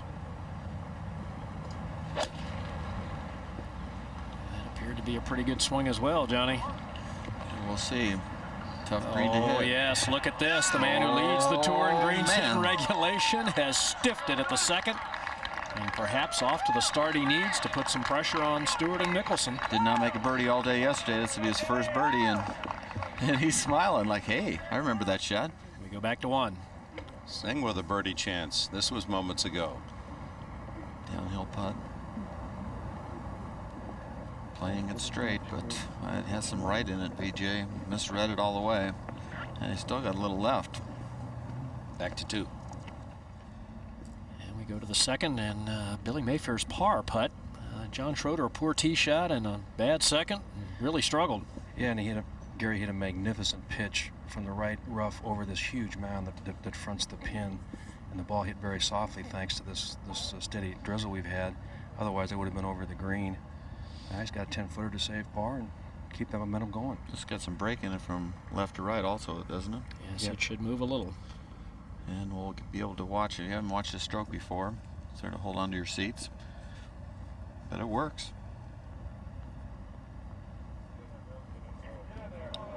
Oh, boy, that was a good putt. So Mayfair, whose best finish in an Open is 23rd. Back in 1992, will suffer a bogey at the second and negates the fine birdie he made at the first. And he'll drop back to 3 over. And we'll go back to 1. Singh's par putt. DJ at +2 for the championship. 3 behind leader Payne Stewart.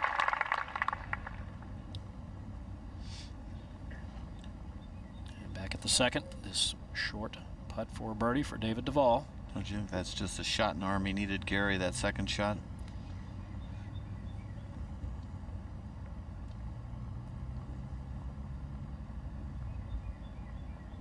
Okay, safely in. So David Duval moves to 1 over par for the championship, and now just 2 off the lead. Up ahead, Steve Stricker, or excuse me, behind Steve Stricker made par at the first. And we'll go back to 1. Tim Herron in the heavy rough. Mark? This is a horrible lie, Dick, and this is really where the rough has changed at this level right here. The grass is very wet right now. It's got 170 yards. You can barely see the top of his shoes, and he's going to have to muscle this one just to get it to the green. How's it look? It's just a little bit left, a little short. That's not really a bad spot there at all.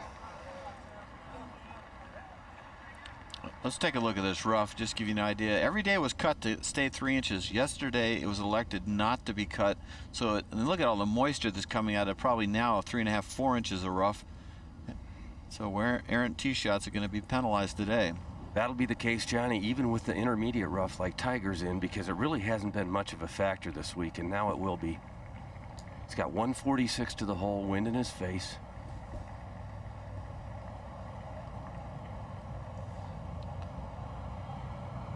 Looks like he's taking dead aim right at it, not aiming left. Wow. Wow. How about that shot?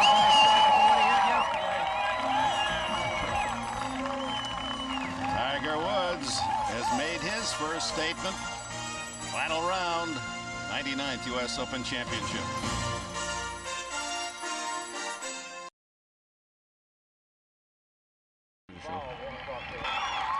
This was moments ago. Phil Mickelson leaving the practice area and walking to the first tee, and a standing ovation. Cheers of encouragement for Mickelson. He's one of the sentimental choices today.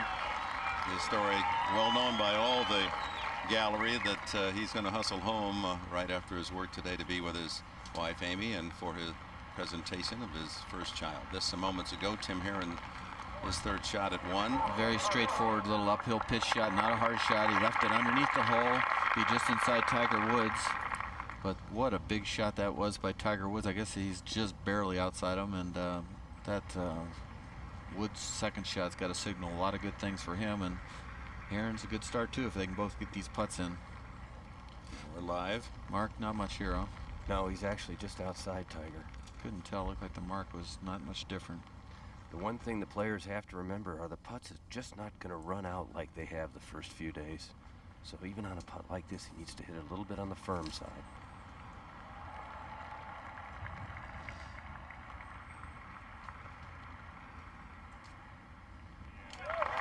That's a good start.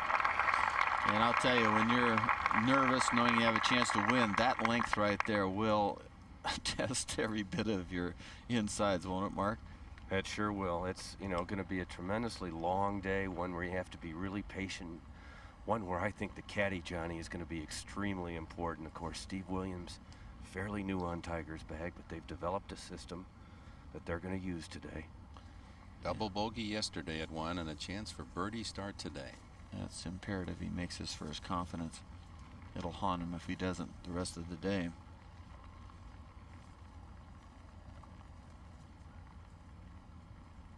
He's even par for the championship.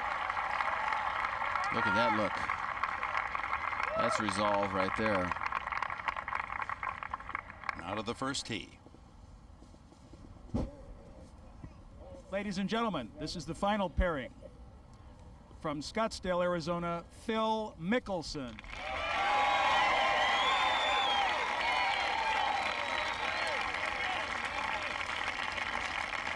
"13 wins, no majors. Now's the time, Phil. You got the people pulling for you. 29 earlier this week.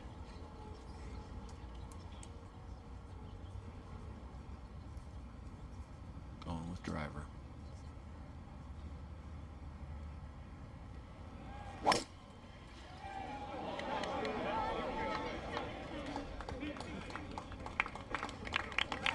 I think a lot of people are having trouble seeing the ball. That's why there wasn't a big, really, applause to that shot. It's just sort of going out of view. From Orlando, Very Florida, good shot. Payne Stewart.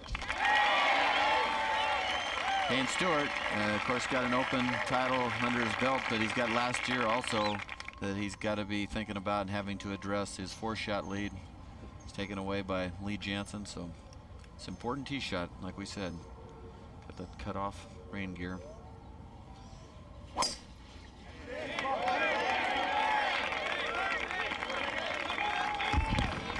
Just what the doctor ordered.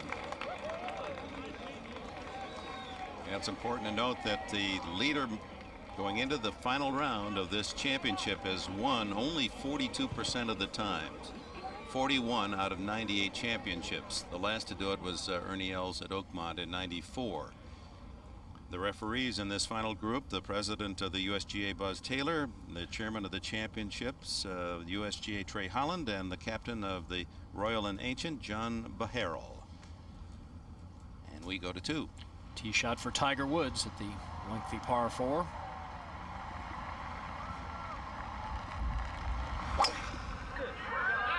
Chance for him to really take advantage of his length if he can drive it in the fairway, and he does. It's looking good, isn't it, Gary, for Tiger right now? Certainly is. That's 3 very good swings in a row, Johnny. We go up to the 3rd. Billy Mayfair, long birdie putt. Billy hit a 9-iron in here for about 125 yards. Ideal position, Johnny, to try to make this putt. It's uphill. It's really coming down pretty good. It's a very, very heavy mist, and the greens are definitely slowing down. Just moves a little left? Yes, it does. Should be just about right there, and he'll make it. Oh, those are 2 good putts on John Schroeder, the last 2 holes.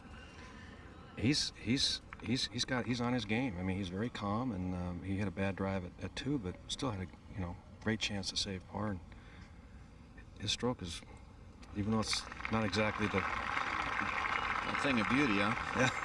But he made that. Trying to get a word to describe it. Yeah. But he's got beautiful rhythm and is rolling the ball beautifully so far. Of course, he made the putt at number 1 for birdie, so he's level on the round. There's the story on Duval yesterday. Holes 3 through 8, he was +5 on his way to a 40 front 9. He really played 1 and 2 not too well either, but he scrambled for pars, making a long putt at 2 and an up and in at the bunker 1, so a whole different story right now. And that putt there by Billy Mayfair should have showed him exactly what he needed to do, huh, John? You're absolutely correct, Johnny.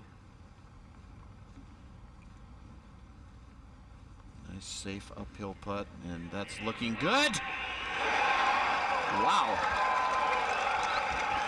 Well, the top players in the game are flexing early to the delight of this huge gallery. Duval to even, Woods to even.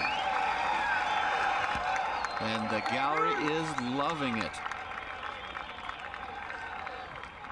Oh, Payne Stewart at -1. Woods, Duval, and Mickelson are now even.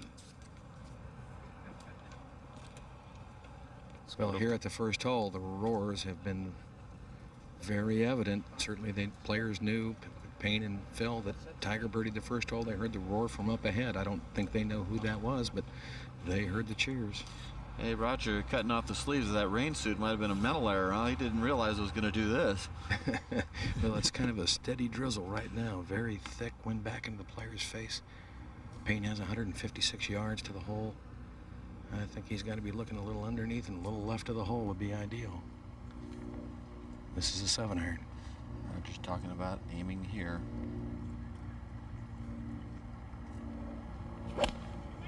Solid strike, huh? Good strike going at the center of the green, cutting a little bit just left of the hole. Textbook, Roger. Beautiful play. Wow, that's a good sign.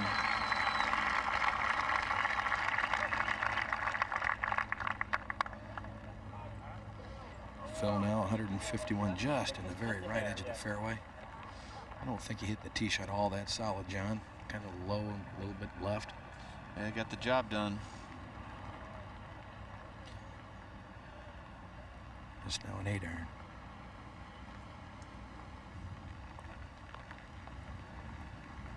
Took an extra waggle there. This ball starts well left of the hole. Holding that line. Watch out. Watch out. Should have backed away there. I could see that something was going haywire in his head. He took that extra look, extra waggle. To 2. Tiger Woods getting ready for his second shot. Got 192 yards, Gary, to a back right hole location. Would fit his shot shape perfectly.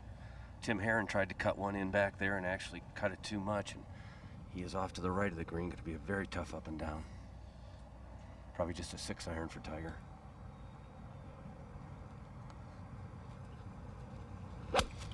Only 18% of the field has hit this green in regulation. Wants it to bite. Going slightly left. Oh, and it does bite. And that's the softness of the greens with the moisture. And that's his power coming out too. Yep. Able to hit this green with a 6-iron. That is incredible. I think it's going to be a big factor is distance. Well, here we see Tiger Woods about playing with the pressure. I love it. I love playing in the most intense pressure. How can you not? That's what we play for. Well, he's got his wish today. Not everybody really relishes it like he does, and that's why he might be a special player of this dispensation. We go up to the 4th. Duval on the tee at this par 5, first of 2 here at number 2. And it is not certainly out of the question that Duval can put together 3 in a row, because this is the easiest hole on the course. Not really reachable today with the conditions, but it has been yielding birdies all week long, more than 100 all week. As we go back over to the 1st. And as we do, you'll see all the scores. And as we also show you the position, remember the top 15 finishers today are exempt for next year's U.S. Open Championship, and the top 8 exempt for the 2000 Masters. One thing about this very difficult sand that guys have been fluffing it and having all kinds of struggles with since we've had a little bit of rainy conditions, it packs the sand and makes it, you're able to spin the ball better, and you get a better little thump at impact. And so you're going to see, I would think, better sand shots. And this course is about a 62-degree wedge, and he's awfully good with this.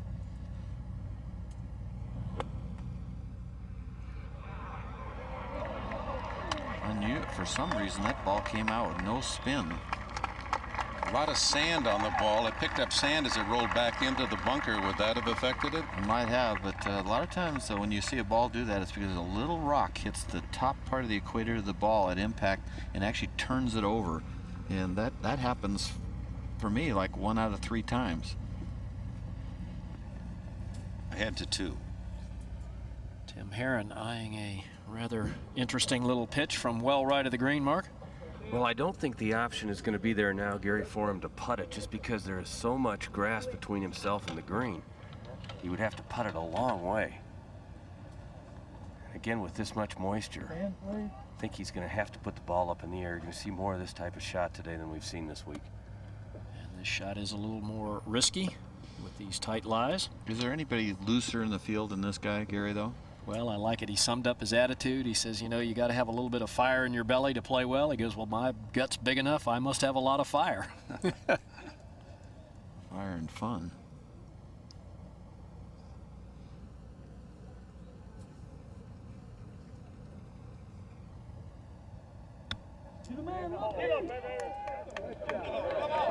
Pitches it up on top, controls the spin, and that's a well-played shot. We go back to the 1st. This is Stewart's birdie putt. Moves right. Looks good. The seasoned veteran Stewart. I mean, it's just amazing to see these players. Yesterday they struggled under pressure. It seems like they got it out of their system, and now we're seeing really top quality golf at its best, really, no doubt about it. Right out of the box, birdies, Woods, Stewart, Duval, Mayfair. 2 and 3. Now back at the 2nd. Tiger Woods eyeing a lengthy putt for a birdie. It's got about 30 feet, Gary. It may want to go just a little bit to his left. It's a putt he doesn't want to get overly aggressive with. He's off to a real solid start, obviously, with the birdie at 1. Yesterday, he took 11 strokes for the first 2 holes. If he were to 2-putt here, he would have cut that number by 4.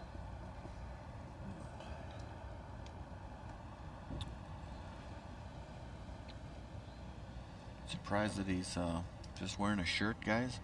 It is just a little chilly out here. The one thing you'll notice too, Johnny, is he's keeping the glove in his pocket at almost all times. Only takes it out right before he hits a shot.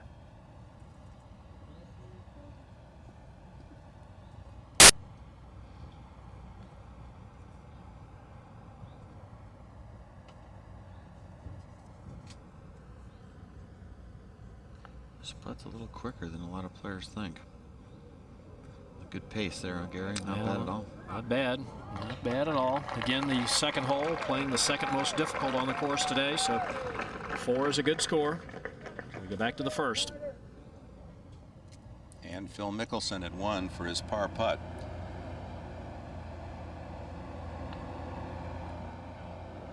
Oh, how pure. Mickelson, Stewart, Woods, Heron, Mayfair, Duvall. They all start well, and it's Stewart with a 2-shot advantage early in this final round of the 99th U.S. Open Championship, and the 42-year-old Stewart, who has won in 91 so close 2 other occasions. Can he hold off today? The young Lions, Tiger Woods, David Duval.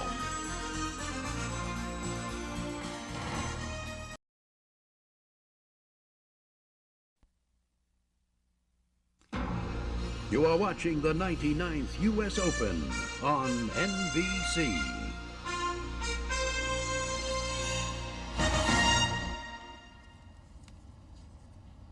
Welcome back, and very conceivable that David Duval will have 3 straight birdies, but this is 3rd shot at this par 5 4th, John. 97 yards. He's got his 53-degree sand wedge. A nice low driving shot. He's very good at this shot. Just to keep it right of the hole with that back left hole location. Good safe shot. Duval, with all of his length, has parred this hole every day this week, and again, it's played the easiest here at Pinehurst, and there is a huge elevation change on this hole from the tee down into the fairway. It's a 566-yard hole, 32 feet below the teeing ground. You come down, that bunker's about 275 yards away from the green. Only 1 player has hit this 4th green all week long, and much that has to do with the elevation as it goes back up 22 feet above the fairway to the green. And Duval and Mayfair are hiking up to this green, and while they do that, we'll go over to the 3rd. And Vijay Singh eyeing a possible birdie. The caddy's showing him where he thinks the ball needs to cross to be able to make this putt. There is slope from right to left. Caddy Dave Rennick works well with VJ. Needs to throw it out in this area here, and then it moves back left. Did he hit it? Well, he had half the equation right. Singh will open his final round par to 2. Payne Stewart getting ready for his 2nd shot, Roger. He is. A drive in the right center of the fairway has left him 220 yards to the hole. Back into the wind. The rain has lightened up for just the moment. But this is a pretty stout hole today, Gary. Well, we mentioned earlier, Roger, it has played as the 2nd most difficult in this final round. Stroke average of just at 4.7. Perfect shot to cut it, huh?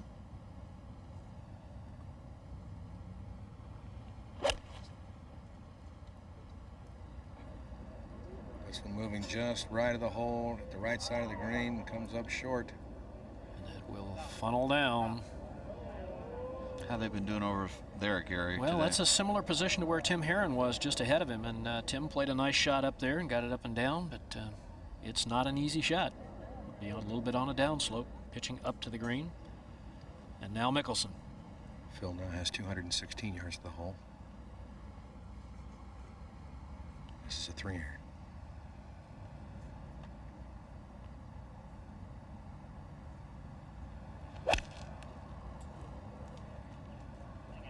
Very high.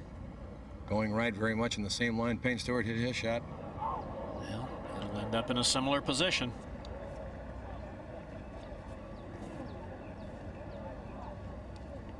Take a look at the animation of this 2nd green, and you want to see a green that's hard to hit. Falls front, falls off on the left, falls off severely on the right, and falls off behind. Players are hitting this green just 21% of the time in this 4th round. So easy to see why it's the 2nd most difficult hole today. And we'll move up to the 3rd. 2nd shot for Tim Heron on this par 4. Mark? Played an iron off the tee and hit it into the right-hand rough, which you just cannot afford to do, particularly with an iron. He's got 130 yards. The lie is fair. Don't think he can aim at the flagstick. Probably 20, 25 feet right would be a good shot.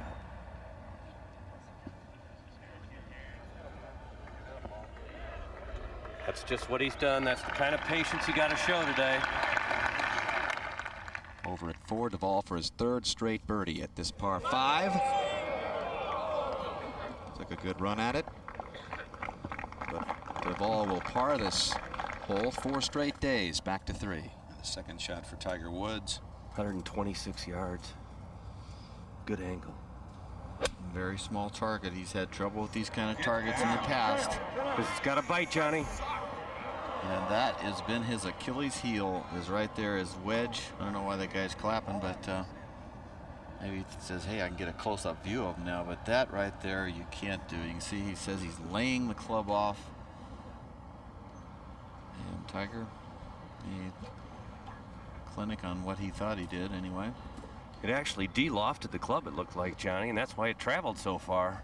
Well, let's see if he did any of those things he said. He said he came over the top. He said he laid it off. Watch him go back. Take it back here. He took it back outside. Did you see that? He's outside the line right there. The minute he took it away, he was outside the plane, and he just came down on that plane, and it was left. Just the first movement away, he needed to tuck it inside a little bit more and favor the right side. If anything there, you want to take it inside and keep it to the right. Back to 2.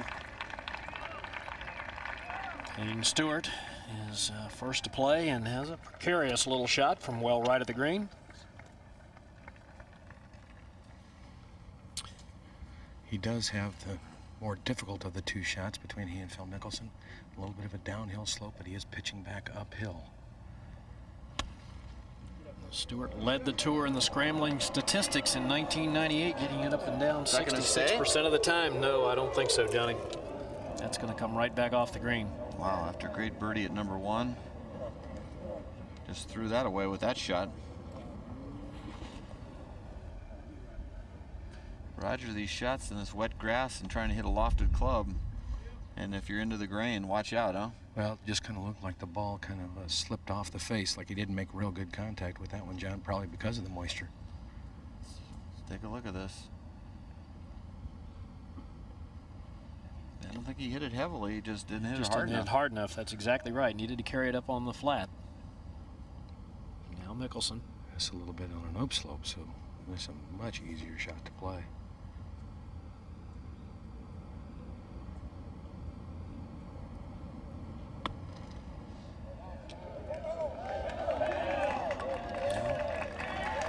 Really hitting down on it very hard, taking a divot, leading with the hands, trying to put a lot of spin on it. How about that shot, Gary? He's got 62 degrees of loft, and he hit the ball a foot off the ground. Well, obviously he's practiced it, Johnny. It's I mean, not one I'd recommend for anybody else, that's for sure. We'll go over to the 3rd. And Tiger Woods. And the big problem players are going to have today, I believe, with that moisture, is miscalculating how hard to hit it up these hills. Because in their mind, they've been practicing this thing since the start of the week, and they got to add another 10 feet to for the moisture. But the fairway wood might be the way to go. He's got to be careful though, Johnny, because the green slopes off to the right here. And he can't afford to do what Payne did. That's a good one. Well, it's pretty quick up there, isn't it? But that leaves himself a chance anyway. It's not the worst thing. That's what you want to do. He knows that. Hey. Well, Payne Stewart at the 2nd has now changed clubs, Roger. He's elected to go with the putter, and there's a lot of moisture in this grass right now. Very damp.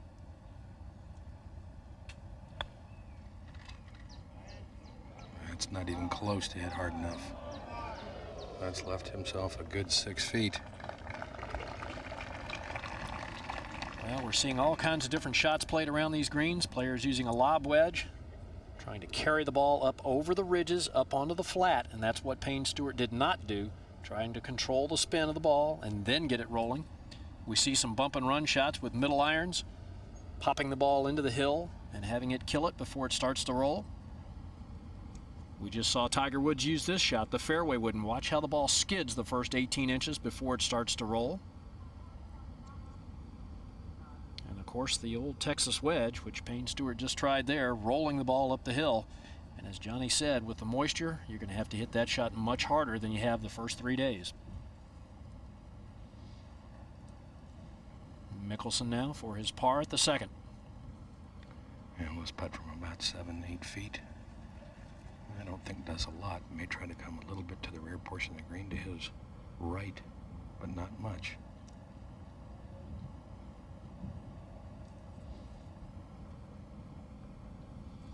He's looking out to the left there, Roger, like he thinks it's going to break.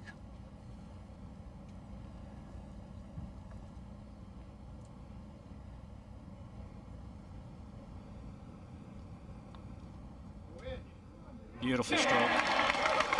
Two great par-saving putts for Mickelson in the first 2 holes. They remain at even par for the championship. It's got to help the nerves, I would think, Johnny. 2 strange pars, but boy, those almost feel better than 2 routine pars. And that could be what wins him this championship. He's only hit 8 out of 20 green, the last 20 holes he's played in regulation. Payne Stewart for a bogey 5, and this to maintain the lead. What do you think, Gary? I believe this is a huge putt. Well, Roger, I would tend to agree with you. After the well-played first hole, he seemed to have everything going his way, very positive. This could be a huge negative if he were to miss this. Left edge putt.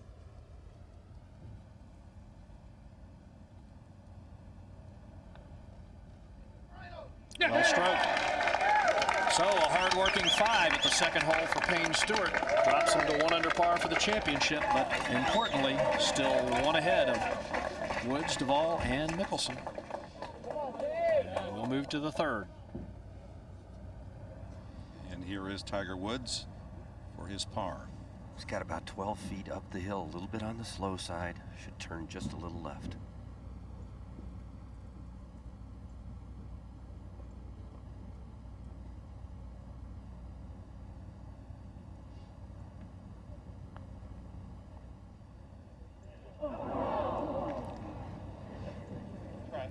Now 5. Second shot, David Duval. 182 yards. Probably hitting a 7-iron, Gary. Well, will the ball stay there? False front on this green that rolls everything hard to the left. Can you believe what you're seeing here?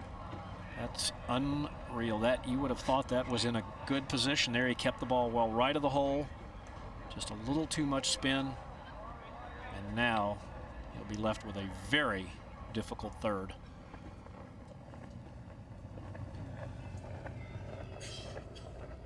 Take a look at this 5th green, and this is really one of the diabolical greens here. It falls off in every direction. Players trying to hit it into that right front corner and get a kick to the left into the center portion of the green. And really a green about 4,500, maybe 5,000 square feet, but effectively you're hitting to just that tiny area right in the middle of the green, not much more than about 2,500 square feet. Look at this. We've had 441 players play this par 4, and 337 have missed the putting surface. Only 113 of those have been able to get the ball up and down, so just 1/3 of the players able to save par here at number 5. We'll go back to 3. Payne Stewart on the tee, still leads by 1. Going with a long iron here. Phil Mickelson has already missed this fairway to the right. Just wants to hit about, what, 220 yards, Roger? That'll leave him about 130 yards to the middle of the green. He's done so perfectly, John.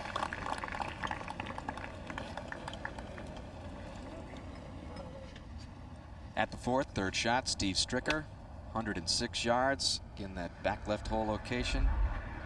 Looks fairly easy, but you don't want to go left because it falls off right into the bunker.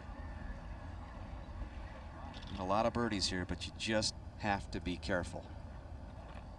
Stricker already picking up a bogey at the 3rd to drop to +3 for the championship. Playing with Vijay Singh.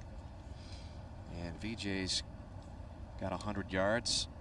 See, looking out to the right.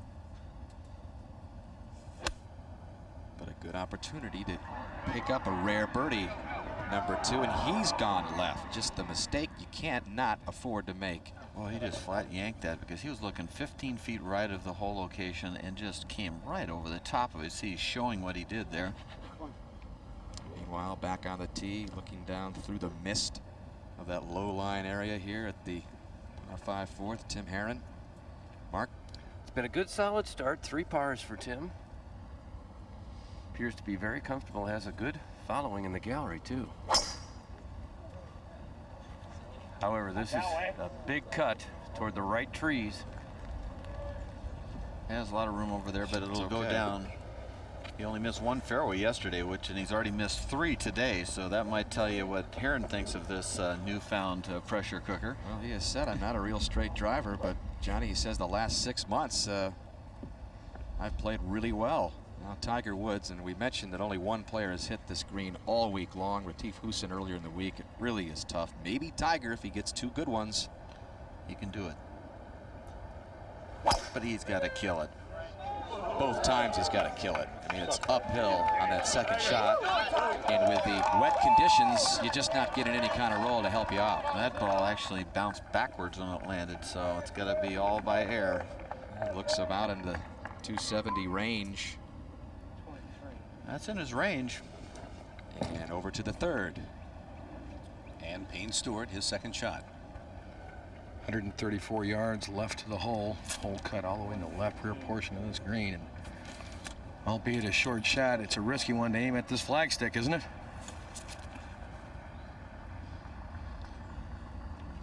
Well, let's look at this. The greens in regulation. Now look at this. This is the PGA Tour. This is normal old play day in and day out. And then this week, look at this stat. That's amazing. You think this guy doesn't get up for the U.S. Open?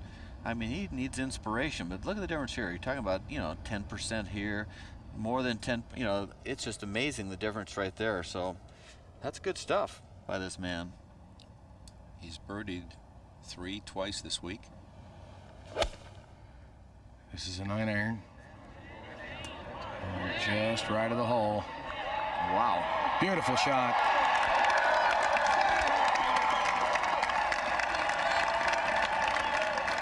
And the veteran bouncing back from the bogey at 2. We go to 5. David Duval backed away when he heard that roar as the 5th green and the 3rd green just some 50 yards apart. Gary, this is not that hard a shot. It's not as steep as it looks from the fairway. Pretty good lead then, huh, down there? Absolutely. In fact, when he walked up to the green, he looked at me and just kind of smiled. He says, "Where are you supposed to hit it?" So I hit exactly where I wanted. Back to the 3rd. Phil Mickelson's second shot. Ball above his feet, a very sandy lie, not sitting particularly good. 121 yards left to the hole. This is a pitching wedge. Solid, huh? He made pretty good contact, John, going at the center of the green. It should be spinning.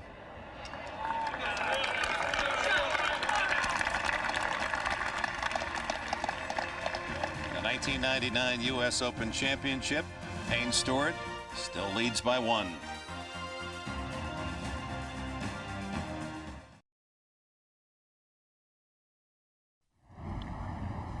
That's the birdie putt of Mickelson to tie Stewart.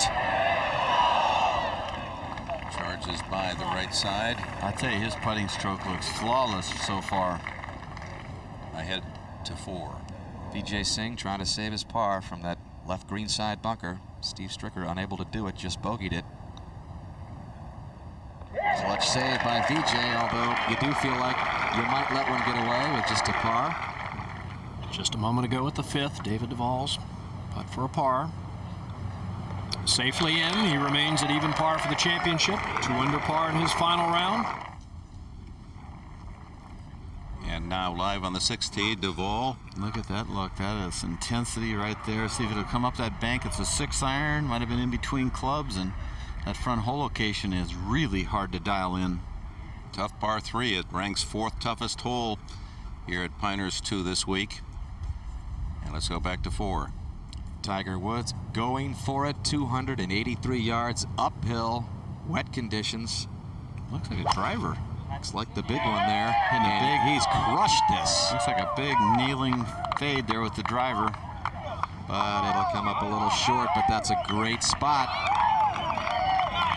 Wow, just play a little chip back up to the hole. Tiger Woods there in 2. Back to 3. And the leader, Stewart, birdie putt. On the way up to the green, Payne Stewart looked at his caddy, Mike Hicks, and said, "I did hit this shot a little left of where I was aiming," so he pulled it in there close. He leads by 2.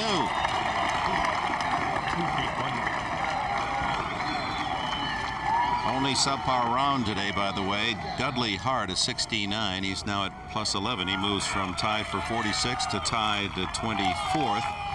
And we remind you again that tomorrow night, Game 3 of the NBA Finals, the Knicks and San Antonio Spurs. Will Camby and the Knicks be able to hold down the Twin Towers? Dave Robinson, 6 o'clock on the West. Game 3. Such a crucial game. There's so much riding.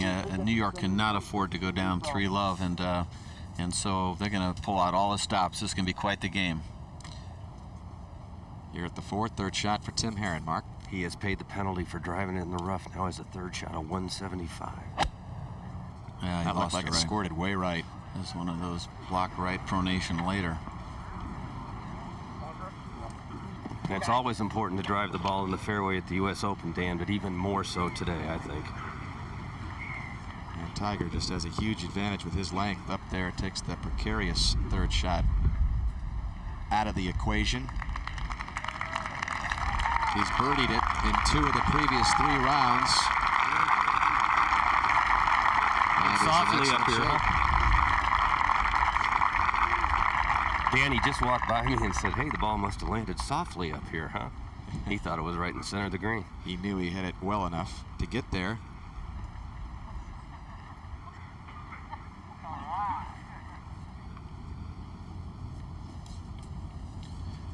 Interestingly, in the normal week in June here at Pinehurst, too, there are 16 to 18 employees and the 700 hours of work. But this week, almost up to 125 men working and 3,700 hours of work. Their superintendent, Paul Jett, actually his title is Director of Golf Course Management, has done a fabulous job. The players themselves raving to a man.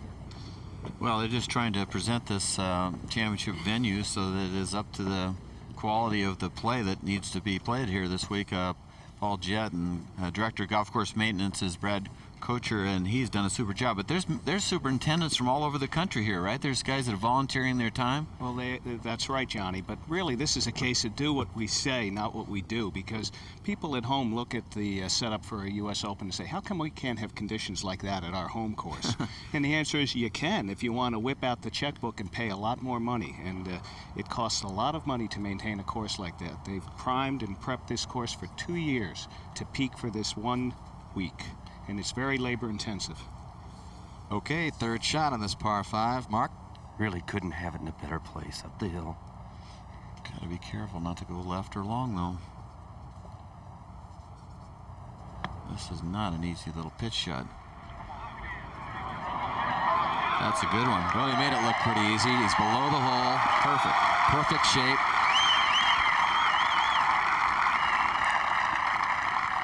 And again, we've talked about it. With Tiger's length today on a wet course, it's going to come in play even bigger today. Well, some guys are long, but they get it because of a low line drive draw or something. They get 30 yards a run.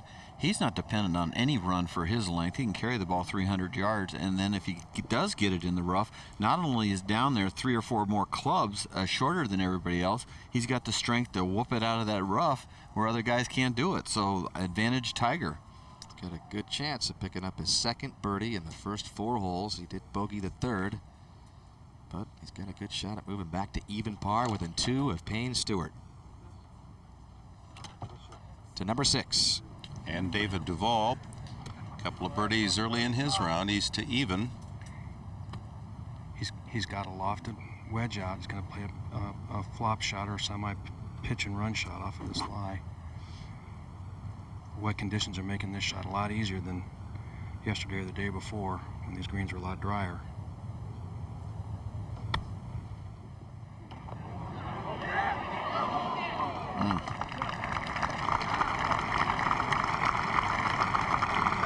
Say after a par start, birding 2 and 3. Now it's 6 at 2 under for his round and back to even, just 2 shots behind Stewart. Yeah. Let's go to 4.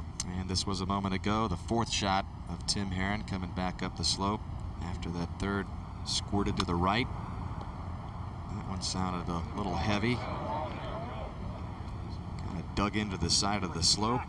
So Herron now left with a long par putt at a birdie hole here at Pinehurst number 2.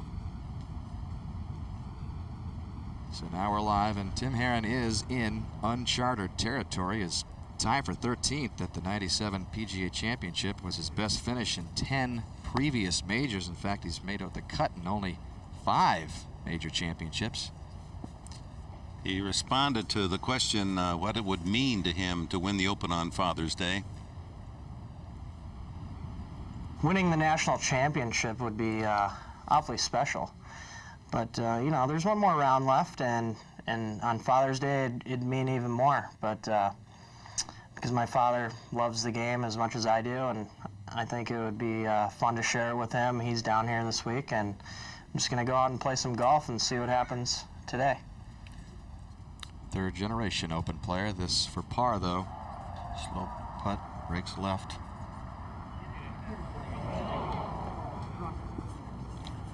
Tough to accept bogey on this hole today after giving away so many birdies.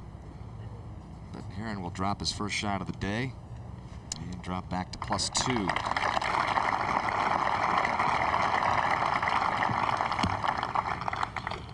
Danny, Tiger's got it right in the fall line, right where you want it, dead straight. It's just textbook the way to play this hole. He was working very hard on his putting before he teed off today, and in fact has been working on his eye alignment, Johnny. The last thing he did before he walked off the putting green was take a golf ball and hold it right up to his eye as he stood over a putt, and then dropped the ball. And it landed directly on the ball below, which meant his eyes were in a perfect position. And he putted very well before he came out here. It's not all he's doing well. Did bogey the last hole, but good start. If he makes this, an excellent start. Is to get within 2 of Stewart.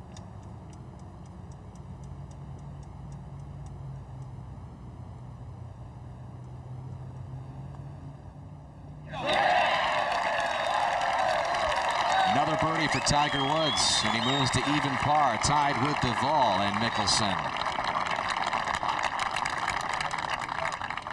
Ahead to the 5th. Birdie putt down the hill for Vijay Singh, one that the players have not read enough break into. Ball moving to the right. It's very hard to pick up that break.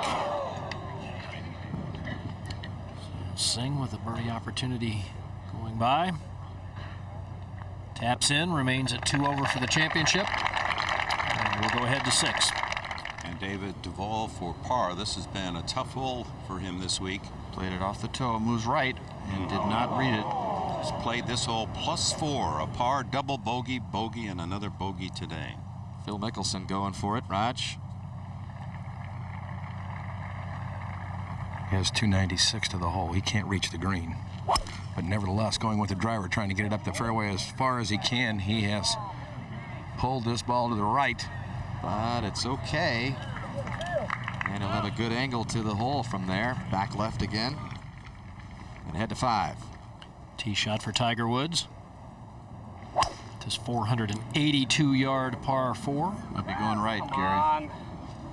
Get a bounce. Bounce. Oh, it's not bad, Tiger. Better than you think, huh? Well, safely in the right side of the fairway. Players cannot see the landing area off this tee as they drive over a hill. And ideally, you take it right up the right side with just a little bit of turn. And they really don't know exactly where the fairway is, do they? That's obvious by listening to the Tigers' comments there. Well, it's a very difficult driving hole as the fairway does kind of snake over the hill. You can see it there. You tee off and go over the rise. Line just about right there, Gary? I would say right at that little white roof line you can see just to the right of that, Johnny. That might be going right also. That's that delayed pronation. Well, little toe hook. Yep. Turns out okay. And we'll move ahead to 6. And moments ago, Duvall, his bogey putt at 6.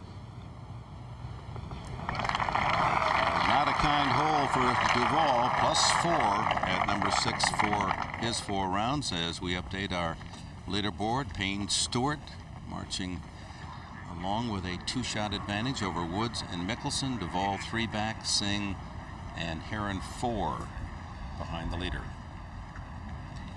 Well, you got to be impressed with Payne Stewart. Made the nice birdie, perfectly played birdie at number 1.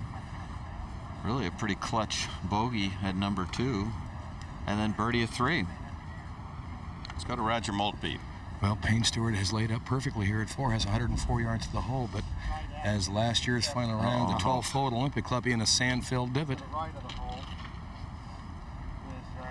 Well, and that is not good. That's last year at Olympic as he was battling for this championship. Bad luck. Yeah, it's the 12th hole at Olympic, and he blocked it in the right bunker. Yep, that's right. He went from sand to sand, Johnny. And this, with this hole location, Denny, as tough as it is, this does not help, does it? Nope. Again, got to stay right. Anything left is a mistake. He has chosen the sand there, and I'm sure aiming right at the hole, just trying to hit something hard and solid. Sounded good. No, it's got a little heavy. It's got to get up. And it's headed left and in the bunker. So similar results from Olympic last year to today at Pinehurst number 2. I'm surprised that he would go right on line with the pin. If he was out of that divot, you would think he'd have given himself the strike a little bit behind, like Roger said. Let's take a look at another angle. Watch it come down. See if he did catch it. Yeah. Well, it was interesting. Earlier in the first round, Payne Stewart found 2 other sand-filled divots and spent a lot of time Thursday afternoon on the practice tee hitting out of divots. So I guess he expects it to happen, Johnny. It's a bad thing to have happen. It's an unlucky thing. The ultimate prepare. Well, better divots than lightning or something. I mean, gee, that's bad luck. Well, we've seen some guys get it out of that bunker. The slope does work for you a little bit, although it is on the short side of the green. Now Mickelson is next, Roger, and what's his shot like? Well, he has 53 yards to the hole. He's paced all the way up to the green. Now going back, wanted to get a good look to see just how much room he had behind the hole. There is a fall off, some 12 feet behind the hole, so he just wanted to see the proximity of that slope.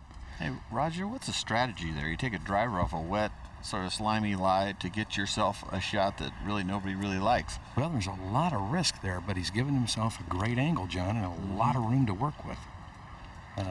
I was a little surprised that he would go with driver for a second here, but you think you play that where he turns the shaft angle way down and traps it in there with spin? I think something's going to come in here low, skipping a couple of times before it starts to check up, yes. And this is that 62-degreer? I believe so, John.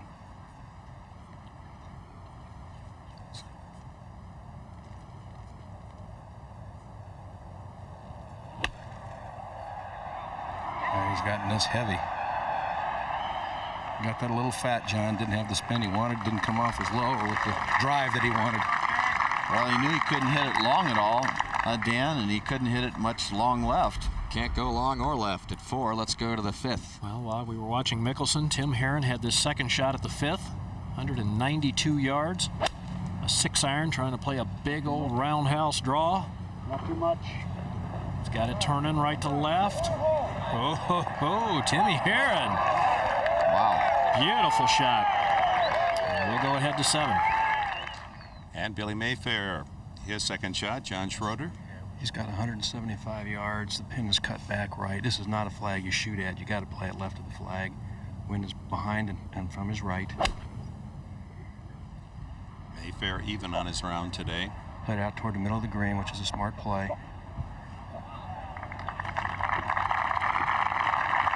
Billy at +3 for the championship, trailing by 5.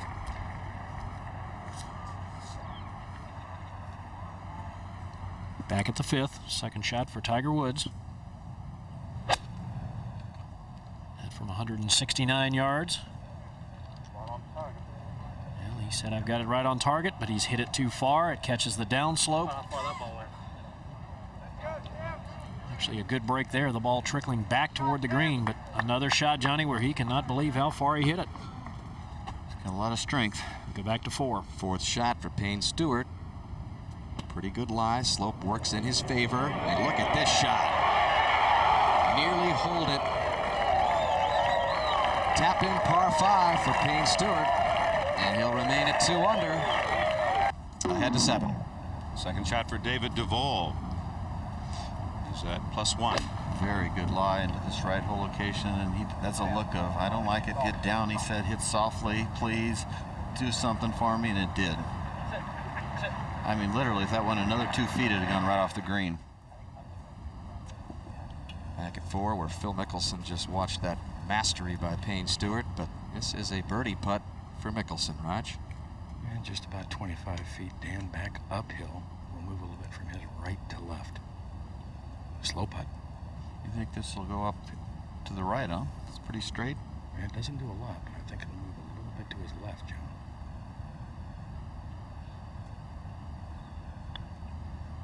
Go in the hole. Go in the hole.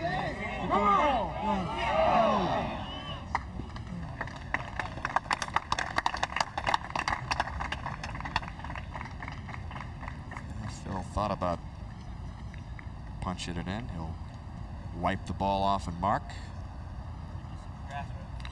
Lost our camera there on that shot. Just went down to moisture. Yeah, steady start for Phil. 4 straight pars. Remains at even. Just 2 back of his playing competitor Payne Stewart as they go to the difficult 5th. Let's go there now. Where Tiger Woods is getting ready for his 3rd shot. Mark Rolfing's there. Well, without the rain, Gary, he definitely would either putt this or use the 3-wood, but now he's going to pitch it. A lot of green to work with. Is this scary at all, past the hole? Yes, it is. Could end up right back down on the fairway, practically.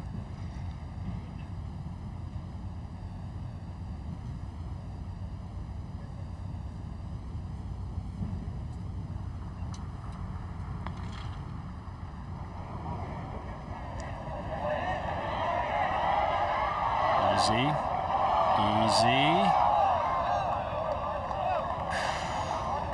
Ooh, the moisture saved him there. Better hurry up and mark it, Tiger. And back on the tee, championship leader Payne Stewart. Going with the driver here, wind helping and from the right slightly.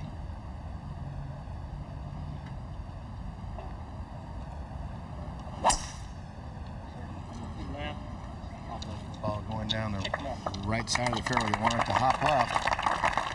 Well, it does, and it catches the extreme right-hand side of the fairway. That'll leave a long 2nd shot. Now let's take a look at this swing. It's an old-fashioned swing. No wrist action, no wrist action, no wrist action. Finally, past halfway, past parallel, straight left arm. Look at him clear his left hips. Arms extended through the ball. Total flowing swing, big follow-through. That does not look like a guy that's in his 40s. That swing might last a while. And now Mickelson.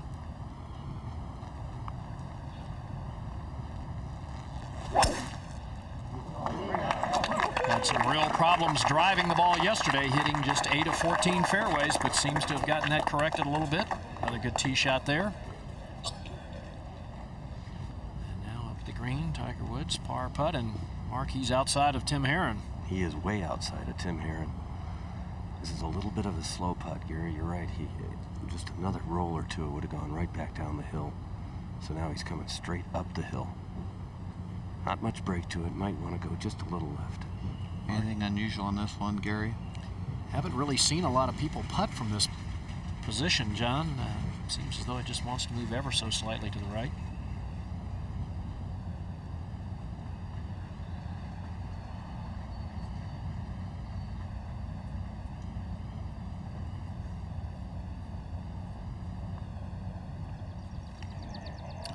And it did. Just a fraction. He can't believe it. So 2 iron shots that have gone a lot farther than Tiger Woods planned has caused 2 bogeys. See how close this putt is? Just breaking right at the last second. Johnny, we've said it before, you just can't be long on these Donald Ross design greens. That's twice he's been over. Yeah, you can get away with short like Duval did on this hole. He hit it on the front edge, no problem, straight uphill putt. And nice little swing here for possible for Tim Herron, huh?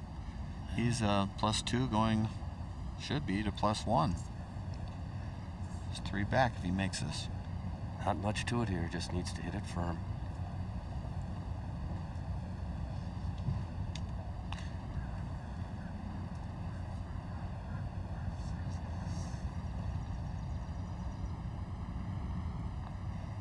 So Tim Herron with just the 15th birdie recorded at number 5 for the entire week. Moves to 1 over par, and now just 3 back of Payne Stewart. And we'll go to the 7th. And a birdie chance for David Duval from long range.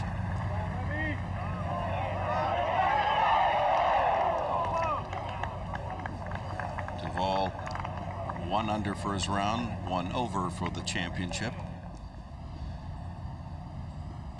Payne Stewart, the leader, at -2. The Scotsman, the designer Donald Ross, would have loved this day, wouldn't he? Heavy mist and gloom, and players struggling on his magnificently designed course, his crown jewel, the one he was proudest of and the one he worked longest in developing. He designed 41 courses just in this state, North Carolina, nearly 400 overall. And now at the 5th, Payne Stewart and his caddy Mike Hicks discussing the yardage. We take a look at how the hole is played today. 40 players have come up short, and there you can play from. Only 1 player has been right or long, and that was Tiger Woods, and it cost him a bogey. 5 to the left, and I guarantee you they did not have much fun. 20 players have hit the green in regulation. Stewart now with his 2nd shot. Roger? Has 209 yards to the hole, 194 to the front edge. And I'm assuming he's going to try to put something and land it just on the front right center of this green and let it try to eke left over toward the hole. But boy, this is one you sure don't want to aim at.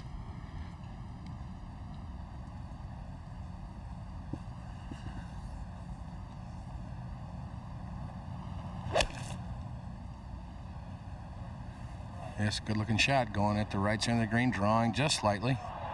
Gets a good bounce forward, and that is a well-executed shot. It's into the flat area. Very nicely done. We go to 6. And Tim Herron at this most difficult par 3. 216 yards. He knocked it stiff yesterday with a 5-iron. He went with 5 again today, and he does not like it. He's come out of a bunch of shots, and that is a deep, deep bunker there, and it's on the downslope, so good luck, Tim. Back at 5, 2nd shot for Mickelson. This from 182 yards. Ball slightly below his feet.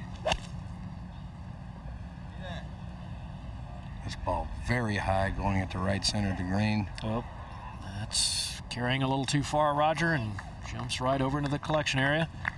Up to 7. Par putt for Billy Mayfair to stay at +3. This has some break on him.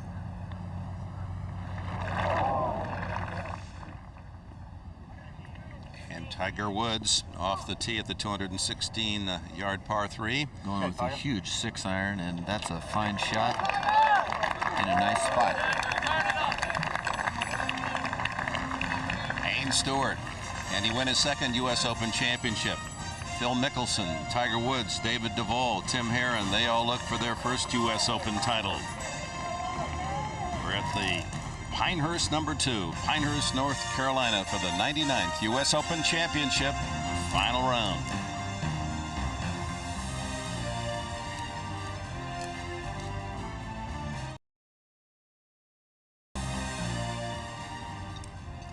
Welcome back to Pinehurst #2, and let's go to 18, Tom Lehman, who was in the final group each of the previous 4 years. Today he finishes nearly 3 hours before the final group. That was for par. Lehman with a 73 today, not bad under the conditions. +13 for the championship. Now it's 6.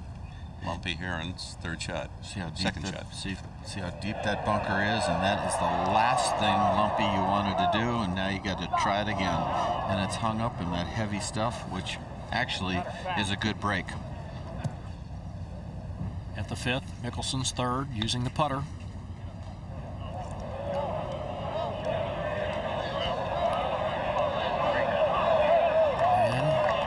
Pretty good effort there, Gary. Yep, very nicely judged. That's the area where you could run it right off the green if you were a little too aggressive. So gives himself a chance to record his 5th consecutive par. Roger, what's the mood out there? Are they really vocally for both guys, or Phil, or what? Both guys. I mean, I've heard many cheers for both players. I couldn't lean one way or the other. It sounded at the first tee as though the ovation was a little louder for Phil Mickelson, but there are a lot of Payne Stewart fans out here. That was quite a bunker shot he had in the last hole. Guys, that could have gone in. You know, always one of the real hallmarks of Payne's game is his bunker play and wedge play around the greens. Now this putt, from about 20 feet, a little better than 20 feet, moving right to left all the way.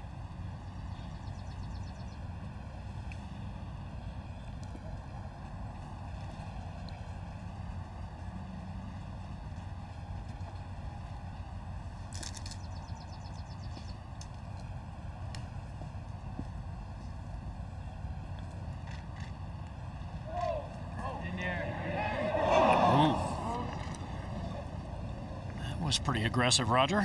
Well, it was. He mentioned to me on the way up to this green, he said, I'm working on my bunker play for those divots. He says, I've been practicing. I'm just not getting any good at them. And we move ahead to 6. Yeah. 3rd shot for Heron. Uh-oh. That could have come back down, but Heron almost came back down. Yep. He wanted to go up and mark it quickly. It falls off right where his feet are now. It falls off back into that rough. Here at the 8th, the most difficult hole on the course today. David Duval from 191 yards. See the hole location, back left, so left and long. Not the place to be. This one headed to the right. And if you are going to miss the green, that is a good spot to miss it. Probably not a bad play, huh, Danny? Just to get it over there from the rough. Back over to the 5th. Par putt for Phil Mickelson to remain at even for the championship.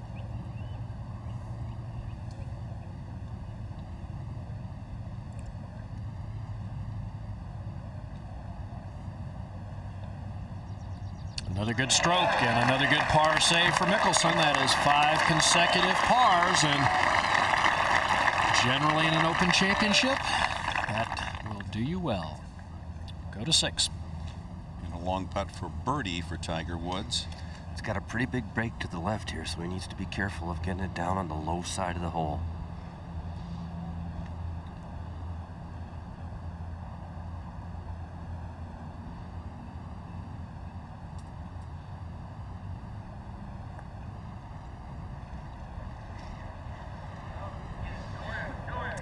You could see that he was afraid of it, Johnny. Yeah, I was going to say that you got to be careful not to leave it short. That's a hooking putt there.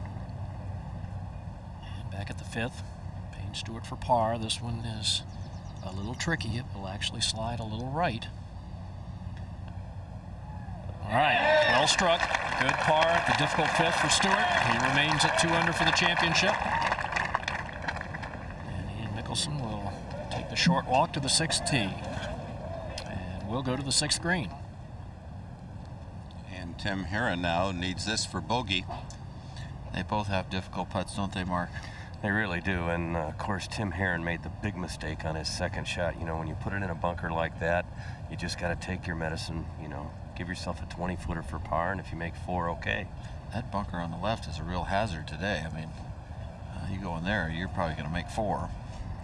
Well, he would love to have a 4 right now. This putt is definitely going to break to his right. It breaks a bunch, doesn't it? 4 inches? I would 5 say inches? he's got to get it almost 2 cups on the top side. Water may take a little bit of break out of it.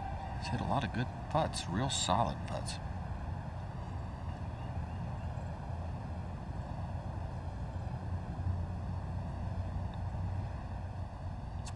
I think he hit it all right, Mark, but it just sliced on him big time. You can see how well he's driving the ball by his pants there. They're wet up to almost his lower knee. Well, he made a 3 at the 5th and is going to make a 5 at the 6th, so you would have thought maybe they would have 2 scores would have been reversed.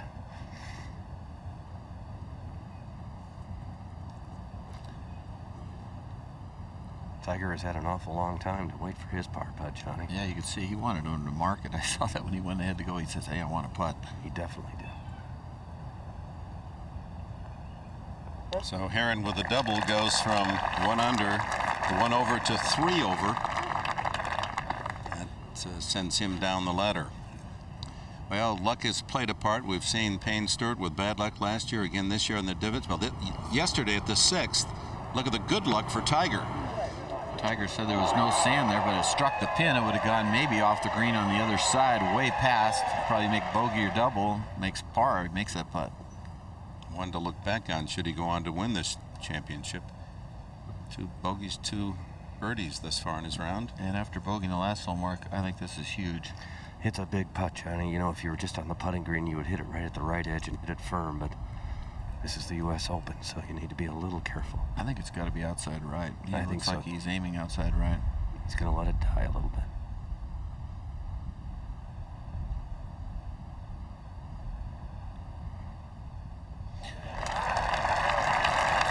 Sweet. So 2 birdies, 2 bogeys, 2 pars for Tiger Woods round. He remains +1. At the 8th, third shot for David Duval.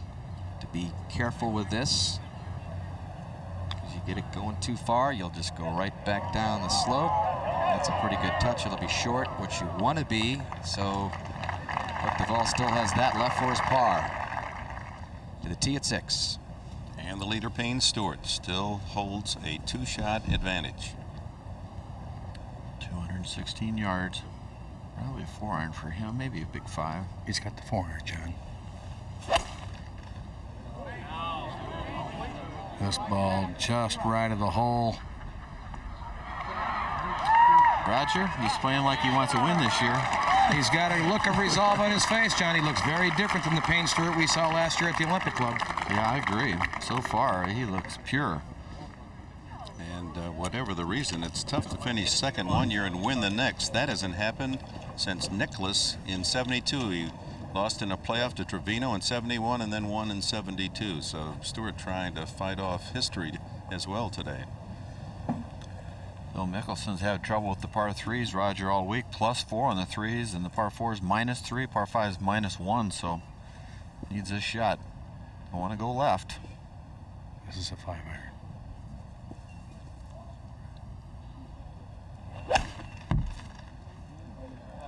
This ball very high, going at the center of the green. There you go, Phil. 2 good shots. Real good shots. It might have rolled off the front the way they're moaning. And it has done just that. That is a very bad break because it's at the very highest point. So it means it actually gathered more speed than a shot that wasn't as well struck. And now that's tough to take. At the 8th, just a moment ago, Duval's bid for par.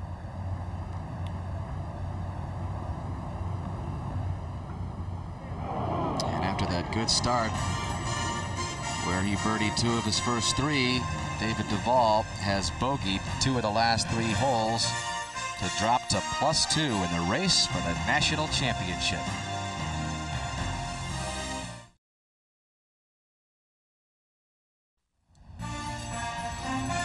Magnolias among the Carolina Pines. Pinehurst number 2, the 99th U.S. Open Championship at this Donald Ross design. Payne Stewart leads by 2, and we go to the par 3 6th. Phil Mickelson, bad luck, seemed to have his tee shot well secured on the green, but started to roll, and this is where it wound up.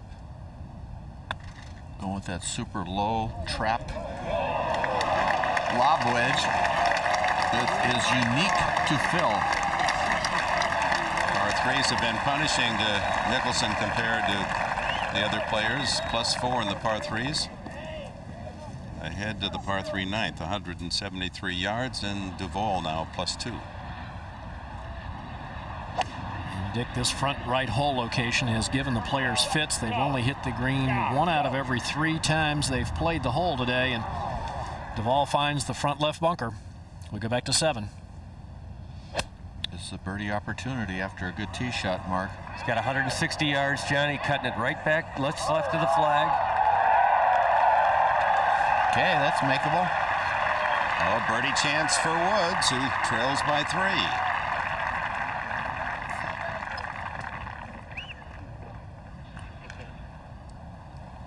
Meanwhile, at the 6th, Payne Stewart studying a sizable birdie chance.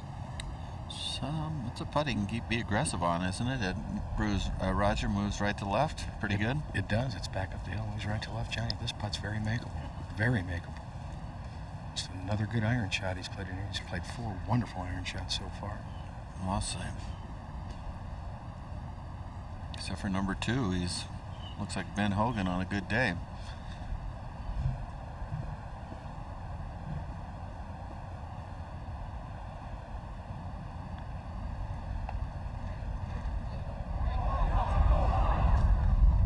Stewart admits he let one get away last year, and he's worked hard for this chance at redemption. I'm very proud of myself for putting myself back in the position to have a chance to win today. You know, after what happened last year, I didn't play well enough on Sunday. I got beat by a great round of golf in very difficult conditions, and all I wanted to give myself a chance to rectify that situation this year, and I have that today. Well, it couldn't be said any better than he said it himself, and so far he's met the challenge and maybe the little ghost that haunted him for the last year. To 9. The bunker shot now for David Duval. He's only gotten the ball up and down 3 out of 8 times this week, and that ball was buried, and it had better slow down. Look out. Look out.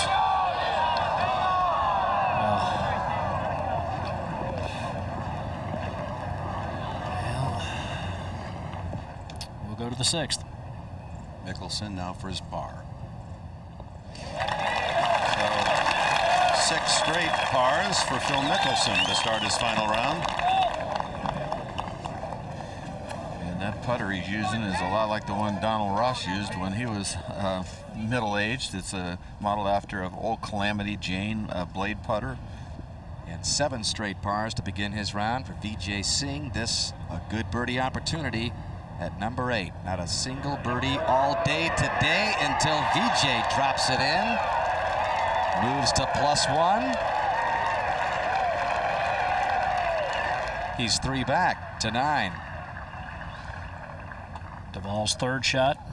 Oh, that's not going to do it. Nope, that's going to come right back to him, Johnny. He scooped it. Wow, that is tough to take, isn't it? He had an awfully good bunker shot. And it looks like from the color of that grass that is dead into the green where he's chipping. Over to the 7th. And Tim Herron, after his double bogey at 6, his 3rd shot. I understand it's his 4th shot. He buried it in the bunker, Dick, and was barely able to move it. In fact, the crowd applauded a shot that ended up right here. So they knew how tough it was. Is this a tough shot? This is another tough one, and he's got to be careful and not let this round get away.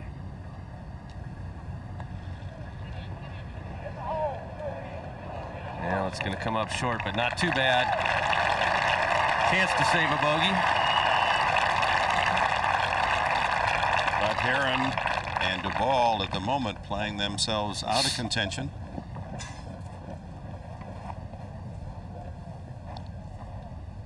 Here's that 2nd shot, 3rd shot. And this shot with the ball below his feet squirts right, and he really should have been aiming way more left and just got it on the middle of the green.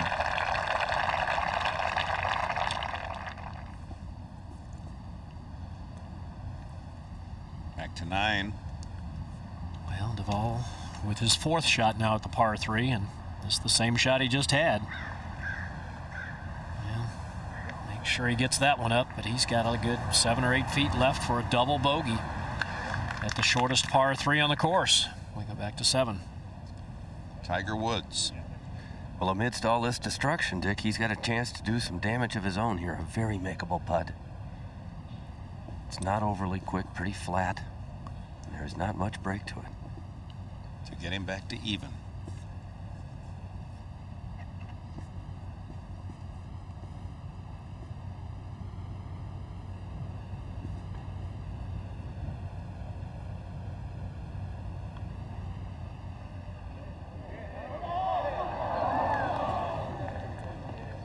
Thought he had the right line. At the 9th, David Duval, this now for a double, bogey, 5.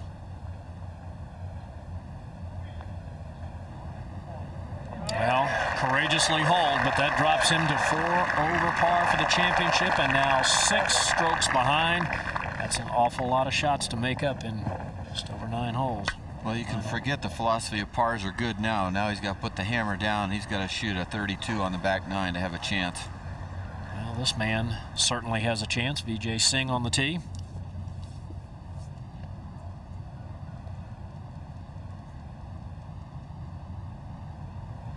That's a little 6-iron for Vijay, and he looked like he's got it going left. Yeah, trying to cut it back to this front right hole location. And why are they having so much trouble on that? You could just play it past the pin, couldn't you, and play it from there? Well, you can, Johnny. That's one way, and then you've got the big slope right in the middle of the green. If you just hit it into that, the ball will work its way right down toward the hole. I don't have an answer. I mean, the wind is slightly into the players, and from the right, you know you don't want to miss right because you end up where David Duval did, but some very poor iron shots.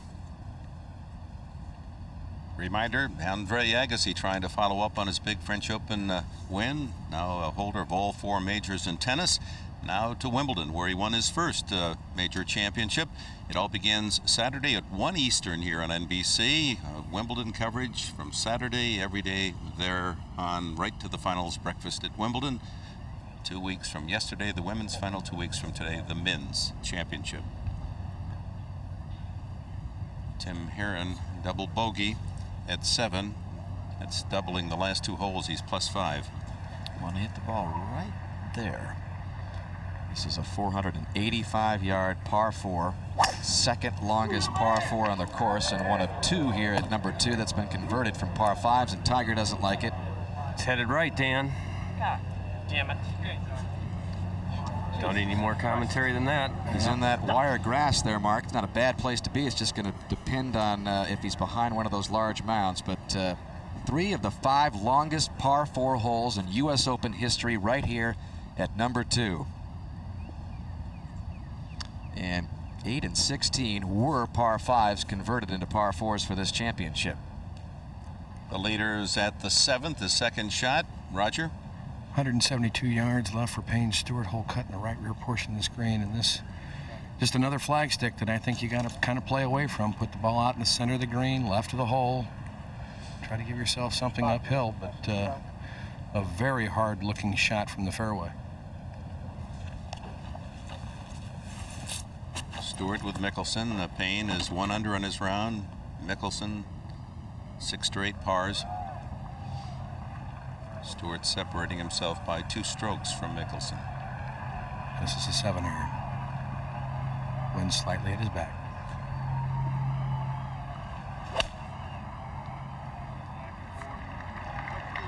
He's kept the ball left of the hole at the center of the green. Let's see if that stops. It does, just barely.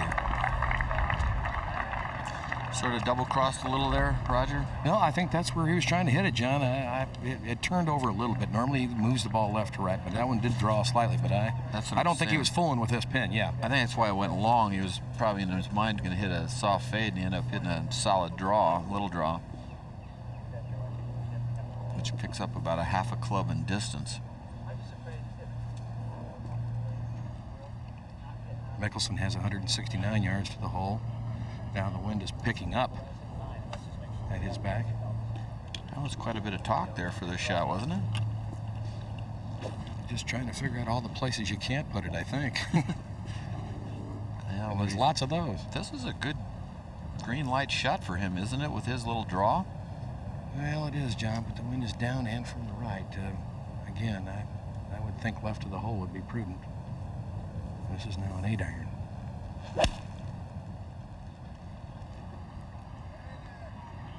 This ball just left of the hole.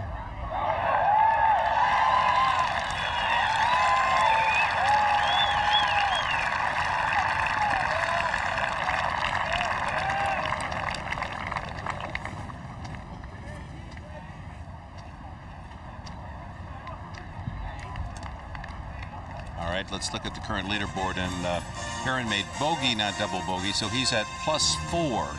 And Stewart leads by 2 in this final round of the 99th U.S. Open Championship at Pinehurst number 2. They all called this course unbelievable on Monday. Tiger and company are just trying to believe what they see today.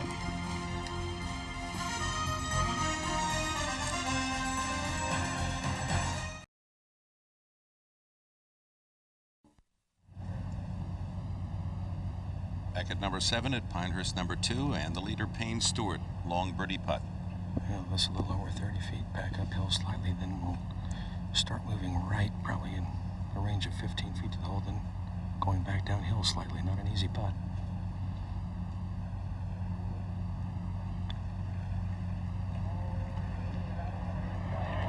This looks good here. Oh my goodness.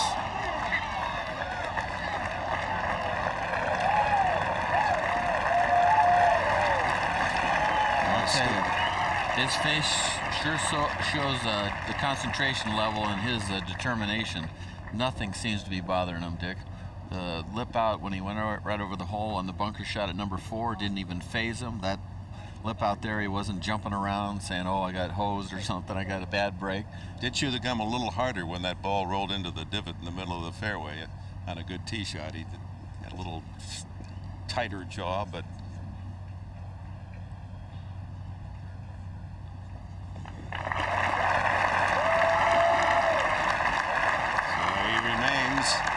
-2. At the 9th, Vijay Singh using the putter from the left fringe, and this is an adventure off the top level. It'll start right about now, heading down the hill. Singh has been putting well in this championship. He's currently 5th in the rankings, and that is beautifully judged. So, should be an easy 3 for Vijay at 9, and we go back to 8. Tiger Woods appears to have an opening out of this wire grass. He's 146 yards away. Has to be careful, though, not to go long on this shot. This is headed short and right. That's a good play. He's going to be happy with that. Back to 7. Phil Mickelson, birdie putt. It's a makeable putt here. Just moves a little bit. That looks good. It's down. That old putter is working today. So after 6 consecutive pars, Mickelson with a birdie to go 1 under, 1 away from the lead.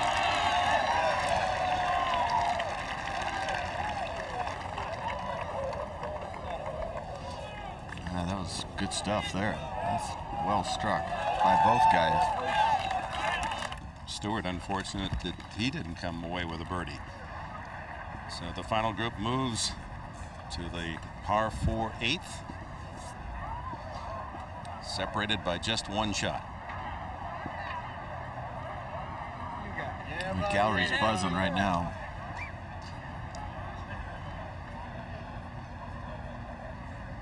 Well, traditionally, Johnny, they say the Open Championship begins on the back 9, and they're approaching that spot now. Yeah, that's true. The first few holes are big because some people, the wheels just fall off. And then you got to hang in the middle of the round, and then of course the hammer starts dropping as you get closer and closer to home. Well, this hole sets up pretty good for Phil. It is one of those serpentine fairways. Again, 485 yards. Fairway slopes big time from right to left.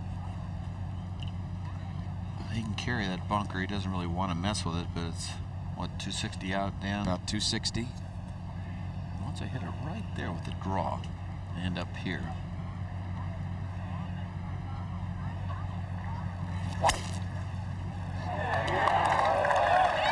Good looking tee shot right down the left center. Perfect.